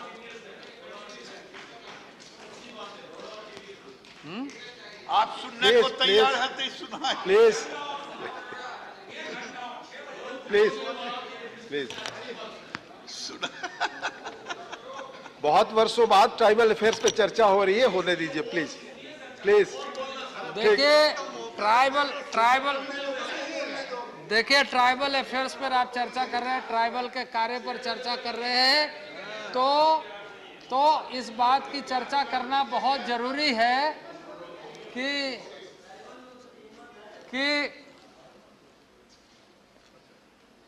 मैंने जैसे शुरू में आपको बताया कि ट्राइबल को समझने का कोशिश करें। ट्राइबल यहाँ खड़ा है और बिरसा मुंडा के धरती से आकर खड़ा है। ट्राइबल आपके सामने खड़ा है और बिरसा मुंडा के धरती से आकर खड़ा है और ये बताने के लिए खड़ा है कि आपने किस तरीके से आप सिर्फ उत्साह करके, और इसीलिए आपकी दशा ये हुई है। आपके दशा के पीछे आप खुद ही जिम्मेदार हैं, दोष हमारे ऊपर लगाते हैं। आपकी जो दशा है उस दशा के लिए आप ही जिम्मेदार हैं, क्योंकि मैं तो आप सिर्फ आईना पोंछते हैं, अपना चेहरा पोंछ के देखिए ना, अपने आप ठीक हो जाएगा। अब आईना क्यों पोंछते हैं, चेहरा पोंछ लीजिए, ठीक हो जाएगा सब कुछ। तो अध्यक्ष महोदय, मैं आपको बताना चाहता हूं और सदन को अवगत कराना चाहता हूं कि भारत सरकार लगातार उन कमियों को दूर करते हुए, जिन कमियों को आपने राजनीतिक हथियार बनाया, अभी एक माननीय सदस्य बहुत कह रहे थे कि हम उसके साथ हैं, उसके साथ आप रहते तो उसकी यह हालत होती। उसको सिर्फ आपने अपने साथ रखा, उनको साथ होने नहीं दिया, नहीं तो यह हालत उसकी नहीं होती। अब आप नहीं सुन रहे थे अभी वायनाड के बारे में सुरेश गोपी जी ने क्या कहा? क्यों आप वहां चुनाव लड़ने के लिए गए? क्योंकि आप उसको आप ऐसे समझा सकते। अब यहाँ से तो नहीं समझा नहीं सकते थे, यहाँ से तो लोगों ने आपको निकाल दिया। अब वायनाड में जा करके अब वायनाड की दशा आप बोल रहे हैं, सिर्फ प्लीज वायनाड की दशा आप बोल रहे हैं, तो आईना किसको दिखा रहे हैं आप? खुद अपने आईने को, अपना चेहरे को देखिए तो आपको समझ में आ जाएगा। लेकिन इस सरकार का कमिटमेंट है, माननीय प्रधानमंत्री जी का कमिटमेंट है कि वायनाड के उन समस्याओं का समाधान भारतीय जनता पार्टी की सरकार, आदरणीय नरेंद्र भाई मोदी की सरकार पूरा करेगी। वहां तक हम पहुंचेंगे, क्योंकि आपने 75 साल में उसकी दशा क्या किया है यह आपके सामने आईने के रूप में दिख रही है। आज समस्या का समाधान यदि आप करना चाहते हैं तो आप उन कमियों को स्वीकार करिए। उन कमियों को ढकते ढकते खुद ढकते जा रहे हैं आप, उन कमियों को ढकते ढकते आप खुद ढकते जा रहे हैं, यह आपकी हालत है। और इसलिए माननीय अध्यक्ष महोदय, मैं इस अवसर पर निश्चित रूप से कहूंगा कि आज मैं निश्चित रूप से कहूंगा, आजादी के समय में लोगों ने अच्छा सोचा था, लेकिन आजादी के बाद जो लोग आए उन लोगों ने उन लोगों की भी दुर्दशा की। मैं गया ठक्कर बापा के द्वारा बनाया गया, ठक्कर बापा के द्वारा बनाया गया आदिम जाति सेवा मंडल में। आप कभी गए हैं? कौन गए? जरा हाथ उठाइए। कौन गए? जरा हाथ उठाइए। जिसके अध्यक्ष उप सभापति महोदय, जिस संस्थान आदिम जाति सेवा मंडल के प्रथम अध्यक्ष देश के राष्ट्रपति राजेंद्र प्रसाद जी थे, जिसके अध्यक्ष देश के राष्ट्रपति राजेंद्र बाबू थे। और उन्होंने कहा था, आदिम जाति सेवा मंडल का अध्यक्ष होने के नाते हमें गर्व है, मैं राष्ट्रपति का पद छोड़ सकता हूं लेकिन ये छोड़ने की इच्छा नहीं है, ये उसने कहा था। लेकिन उनके द्वारा बनाए गए संस्थान में आप में से कोई गए हैं तो बताइए। ये आजादी के लंबे कालखंड का इतिहास है, ये लंबे कालखंड का इतिहास है कि आप किस तरीके से, और वो है दिल्ली में, हम लोग गए, वो है दिल्ली में, लेकिन आज तक उसी में सारी पॉलिसियों के बारे में उन दिनों में चर्चा होती, लेकिन उसको आपने रसातल में डाल दिया, उसको आपने समाप्त कर दिया और आपने ये सोचा कि हम इसी तरीके से आश्रित जीवन के बल पर आदिवासियों का वोट प्राप्त करते रहे और हम सत्ता में बने रहे। यही तो आपने किया। और इसलिए ये दुर्दशा का आज जो आईना दिखाने की कोशिश कर रहे हैं, ये आईना आपको खुद दिखा रहा है कि आपकी वस्तु स्थिति क्या है। लेकिन मैं इस अवसर पर निश्चित रूप से कहूंगा, मैंने शुरू में कहा कि मैं ज्यादा सत्र बुलाया जाता है।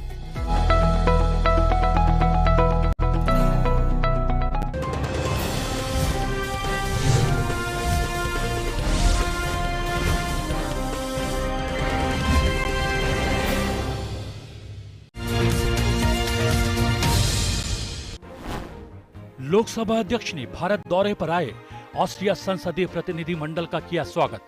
विज्ञान, नवाचार, संस्कृति के साथ वित्तीय क्षेत्र में सहयोग पर हुई चर्चा। संसद भवन के केंद्रीय कक्ष में राष्ट्रीय युवा संसद महोत्सव का आयोजन। लोकसभा अध्यक्ष ने प्रतिभागियों को किया संबोधित। कहा, लोकतांत्रिक संस्थानों को जवाबदेह बनाने में युवाओं की महत्वपूर्ण भूमिका। उपराष्ट्रपति का उत्तरदायित्व प्रशासन के लिए साक्ष्य आधारित नीति निर्माण के महत्व पर जोर। इंडियन स्कूल ऑफ बिजनेस के प्रतिभागियों से बातचीत की। कहा, नीति या संस्था का अंतिम लक्ष्य लोगों के जीवन को खुशहाल बनाना। गुजरात पंचायत महासम्मेलन में प्रधानमंत्री नरेंद्र मोदी का संबोधन। उन्होंने कहा, बापू के ग्रामीण विकास के सपने को साकार करने के लिए प्रतिबद्ध। लोकसभा अध्यक्ष ओम बिरला ने संसद भवन में भारत और 22 मित्र देशों के सैन्य अधिकारियों को किया संबोधित। कहा, समय के साथ भारत की रक्षा क्षमताओं का हुआ विस्तार। मुझे बेहद प्रसन्नता है कि हमारे आमंत्रण पर ऑस्ट्रिया की राष्ट्रीय परिषद के प्रेसिडेंट लोकसभा में ऑस्ट्रिया की राष्ट्रीय परिषद के प्रेसिडेंट वुल्फगैंग सोबोट का ऑस्ट्रिया की संघीय परिषद की प्रेसिडेंट महामहिम सुक्रिस्टीन श्वार्जफुस तथा ऑस्ट्रियाई संसदीय प्रतिनिधिमंडल का सदन के सभी माननीय सदस्यों की ओर से स्वागत किया। हम उनके माध्यम से ऑस्ट्रिया की राष्ट्रीय परिषद, संघीय परिषद, सरकार और ऑस्ट्रिया की मैत्रीपूर्ण जनता को अपनी ओर से तथा सभा की ओर से बधाई एवं शुभकामनाएं देते हैं। भारत की यात्रा पर आए ऑस्ट्रिया संसदीय प्रतिनिधिमंडल के सदस्यों ने संसद के नए निर्माणाधीन भवन को देखा। उन्हें बताया गया कि भवन इस वर्ष तैयार हो जाएगा। भवन की 3D इमेज देखकर प्रतिनिधिमंडल के सदस्यों ने उसकी सराहना की। ऑस्ट्रिया में रहने वाले भारतीयों तथा ऑस्ट्रिया इंडिया एसोसिएशन का योगदान दोनों देशों के संबंधों को और प्रगाढ़ बना रहा है। उनसे शिक्षा, चिकित्सा, विज्ञान, प्रौद्योगिकी, अंतरिक्ष, कला, संस्कृति तथा आर्थिक और वित्तीय क्षेत्रों में दोनों देशों के बीच बढ़ते सहयोग पर चर्चा हुई। नेशनल काउंसिल के प्रेसिडेंट महामहिम वुल्फगैंग सोबोत का फेडरल काउंसिल की प्रेसिडेंट महामहिम क्रिस्टीन श्वार्जफुक्स तथा ऑस्ट्रियाई संसदीय प्रतिनिधिमंडल के अन्य सदस्यों ने भेंट की। भारत और ऑस्ट्रिया के 7 दशक पुराने संबंध दोनों देशों के लिए विशेष महत्व रखते हैं।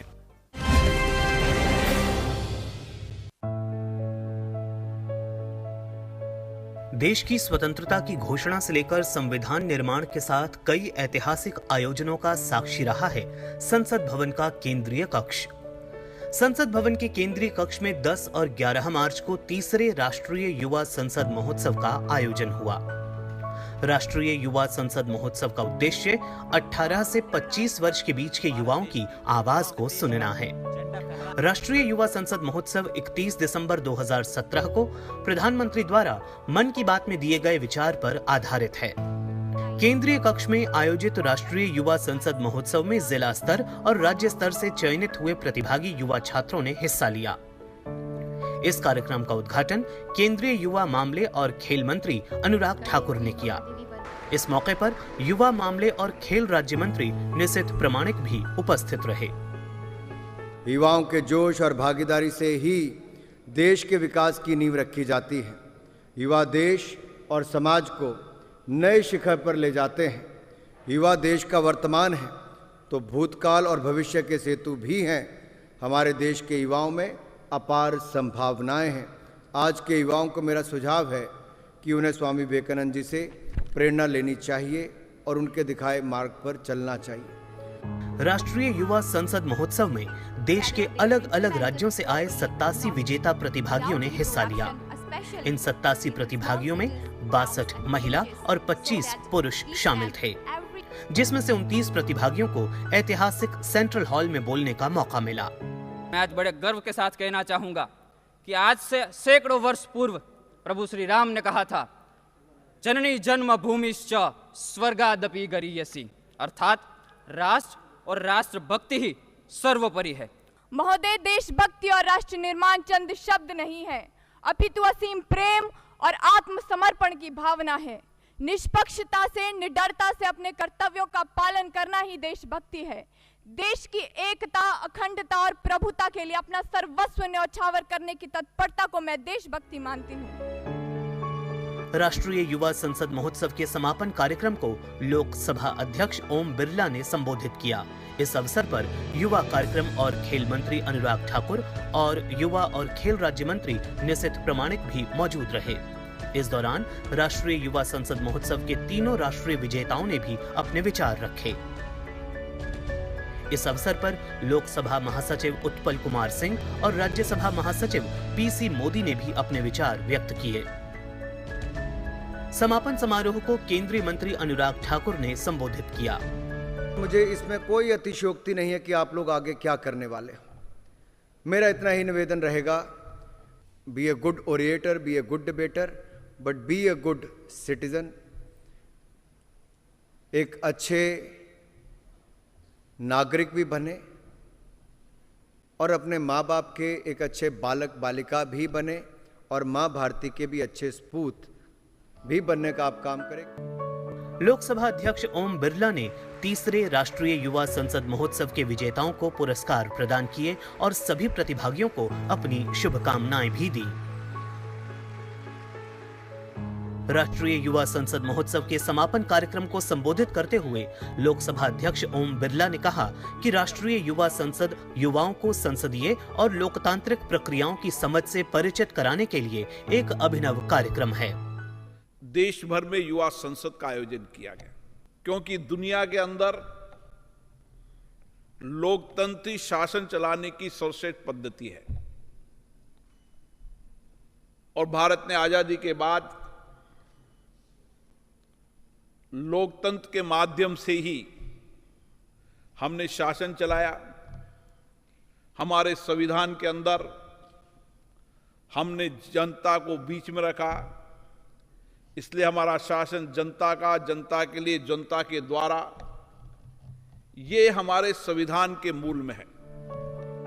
लोकसभा अध्यक्ष ने विधायिका की गरिमा और मर्यादा में आ रही गिरावट पर चिंता व्यक्त करते हुए कहा कि विधायिकाएं बहस और चर्चा का मंच हैं, न कि व्यवधान के लिए।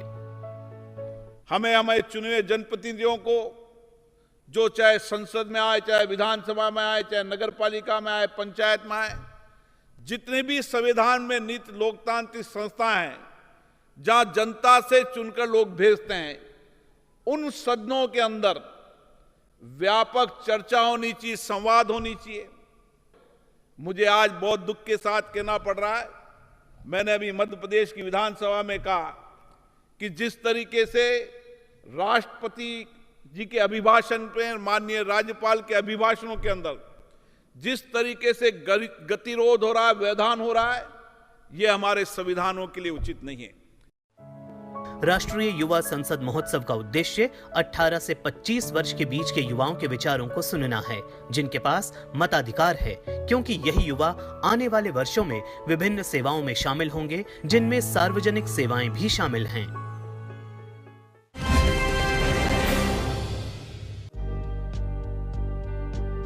उपराष्ट्रपति एम वेंकैया नायडू ने उत्तरदायी प्रशासन के लिए साक्ष्य आधारित नीति निर्माण के महत्व पर जोर दिया। उपराष्ट्रपति ने सार्वजनिक नीति में आईएसपी के उन्नत प्रबंधन कार्यक्रम के प्रतिभागियों के साथ बातचीत में कहा कि ये ज्ञात होना चाहिए कि प्रशासन हमारे आसपास के परिवर्तनों और व्यवधानों के प्रति उत्तरदायी है। उपराष्ट्रपति ने उभरती जरूरतों और आवश्यकताओं के अनुसार नीतियों और कार्यक्रमों के निरंतर पुनर्विचार पर जोर दिया। It is important to ensure that our governance model and public policy is responsive to the changes and disruptions around us. We are in an age where we need to constantly rethink, readjust our policies and programs. The best way to do this is through evidence-based policy making. I'm very happy to note that your institutes like ISB are focusing in this direction. उपराष्ट्रपति ने शहरी और ग्रामीण विभाजन को समाप्त करने का भी आह्वान किया। उन्होंने कहा कि ग्रामीण क्षेत्रों में लोगों को देश की विकास यात्रा के हिस्से के रूप में शामिल होने का एहसास कराने के लिए प्रयास करने चाहिए। So we must see to it that we go out of the way to help the farmers. They feed our nation. We have surplus production, but we should not be complacent. We need to produce more. And also, we should focus on providing a good food system and educating the people about the same. कार्यक्रम के दौरान Indian school of business के dean professor, वरिष्ठ अधिकारी और ISB public policy programme के प्रतिभागी मौजूद थे।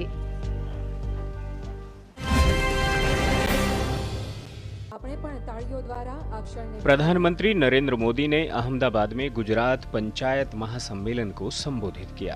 कार्यक्रम में राज्य भर से पंचायती राज प्रतिनिधियों ने भाग लिया। प्रधानमंत्री ने कहा कि गुजरात बापू और सरदार वल्लभ भाई पटेल की भूमि है। उन्होंने कहा कि बापू हमेशा ग्रामीण विकास और आत्मनिर्भर गांवों की बात करते थे। आज जब हम अमृत महोत्सव मना रहे हैं, हमें बापू के ग्रामीण विकास के सपने को पूरा करना चाहिए। ये बापू की धरती है, ये सरदार वल्लभ भाई पटेल की धरती है और बापू ने हमेशा ग्रामीण विकास की बात, आत्मनिर्भर गांव की बात, सशक्त और समर्थ गांव की बात सदा सर्वदा कही है। और ग्रामीण विकास ये पूज्य बापू का सबसे प्रमुख सपना रहता था। वे लोकतंत्र की शक्ति भी ग्राम शक्ति में देखते थे। ग्राम स्वराज का सपना साकार करने के लिए पंचायती राज व्यवस्था ये अपने आप में एक महत्वपूर्ण व्यवस्था है और उस व्यवस्था को प्राण देने का काम, दिशा देने का काम, परिवर्तन लाने का निरंतर प्रयास करने का काम, उसे गति देने का काम आप सभी जनप्रतिनिधि कर रहे हैं, पंच सरपंच कर रहे हैं। और मुझे विश्वास है कि पूज्य बापू के सपनों को पूरा करते हुए गुजरात की पंचायत राज व्यवस्था, गुजरात की ग्रामीण जीवन की व्यवस्थाएं देश के लिए एक सीमा चूर्ण रूप बनेगी, प्रेरक बनेगी, ऐसा मेरा पूरा विश्वास है। उन्होंने कहा कि देश अगस्त 2023 तक आजादी का अमृत महोत्सव मना रहा है। उन्होंने इस अवधि के दौरान गांव में 75 प्रभात फेरी निकालने का सुझाव दिया। प्रधानमंत्री ने पंचायत सदस्यों को सलाह दी कि एक सदस्य दिन में 15 मिनट के लिए कम से कम एक बार स्थानीय स्कूल में जरूर जाएं, ताकि गांव के स्कूल पर कड़ी नजर रखी जा सके और शिक्षा, साफ सफाई, इसका स्तर अच्छा बना रहे।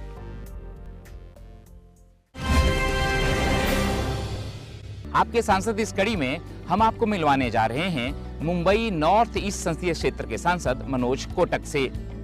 प्रधानमंत्री की दिव्यांग लोगों के लिए जो सामाजिक न्याय मंत्रालय की योजना थी, जिसमें 1400 लाभार्थी हमने आइडेंटिफाई किए और उन तक ये लाभ पहुंचाने का काम किया। उदर निर्माण के लिए उन्होंने साधन मेरे को बना के दिया। मनोज कोटक जी के हिसाब से मुझे हमें ये कॉलेज की तरफ से ये मुझे फ़ोन को बहुत बड़ा इस्तेमाल करने की चीज़ मिली और मुझे ये पढ़ाई में मदद हो रही है। शुक्रवार शाम 7:30 बजे सिर्फ संसद टीवी पर।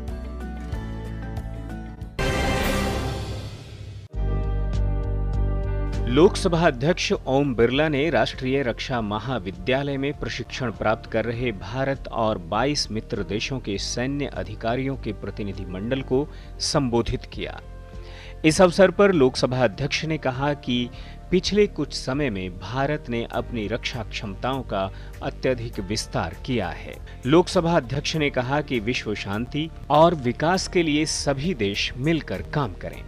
अंतर्राष्ट्रीय शांति एवं स्थिरता आज की बहुत बड़ी आवश्यकता है और विशेष रूप से जो डेमोक्रेसी देश हैं, जो लोकतांत्रिक देश हैं, उनमें एक बहुत आवश्यकता है कि हम किस तरीके से वैश्विक रूप से अंतर्राष्ट्रीय शांति रखें, स्थिरता रखें, क्योंकि अगर विश्व के अंदर सभी देशों का विकास हो सकता है तो अंतर्राष्ट्रीय शांति और स्थिरता से हो सकता है। जहां पर राजनीतिक स्थिरता होती है उस देश का विकास व्यापक रूप से होता है, लेकिन संपूर्ण विश्व के अंदर अगर शांति रहेगी, स्थिरता रहेगी, अपने अपने देश अपने अपने डेमोक्रेटिक सिस्टम के अंदर बेहतर तरह का काम करेंगे तो देश और विश्व के अंदर एक नए विकास के आयाम खुलेंगे। लोकसभा अध्यक्ष ने कहा, इंफॉर्मेशन वॉरफेयर, जैविक हथियार, साइबर अपराध आदि जैसी वर्तमान चुनौतियों को ध्यान में रखते हुए रक्षा बलों को पारंपरिक युद्ध और आधुनिक तकनीकी युद्ध दोनों ही क्षेत्रों का प्रशिक्षण हो। बदलती परिस्थितियों के अंदर अब डिफेंस के अंदर भी हमें नई तकनीकी, नई सूचना प्रौद्योगिकी का उपयोग आज की आवश्यकता हो गई है और इसीलिए हमने डिफेंस के कई सेक्टरों के अंदर, ट्रेनिंग के अंदर हमने चाहे जो हथियार का विषय हो, उससे उत्पन्न वाला विषय हो, शायद इंफॉर्मेशन वारफेयर हो, ऐसे कई सारी टेक्नोलॉजी का व्यापक उपयोग हमने किया है। क्योंकि अब किसी भी देश में युद्ध केवल जमीन पर युद्ध नहीं होता, कई साइबर सुरक्षा, प्रौद्योगिक, अन्य कई तरीके से युद्ध के यंत्र उपयोग में लाए जाते हैं। इसलिए नई सोच के साथ हमें मित्र देशों से भी कुछ सीखने को मिलता है। हमारे देशों के अंदर भी इस विषय पर व्यापक प्रशिक्षण दिया जा रहा है। मुझे आशा है साइबर सुरक्षा और प्रौद्योगिकी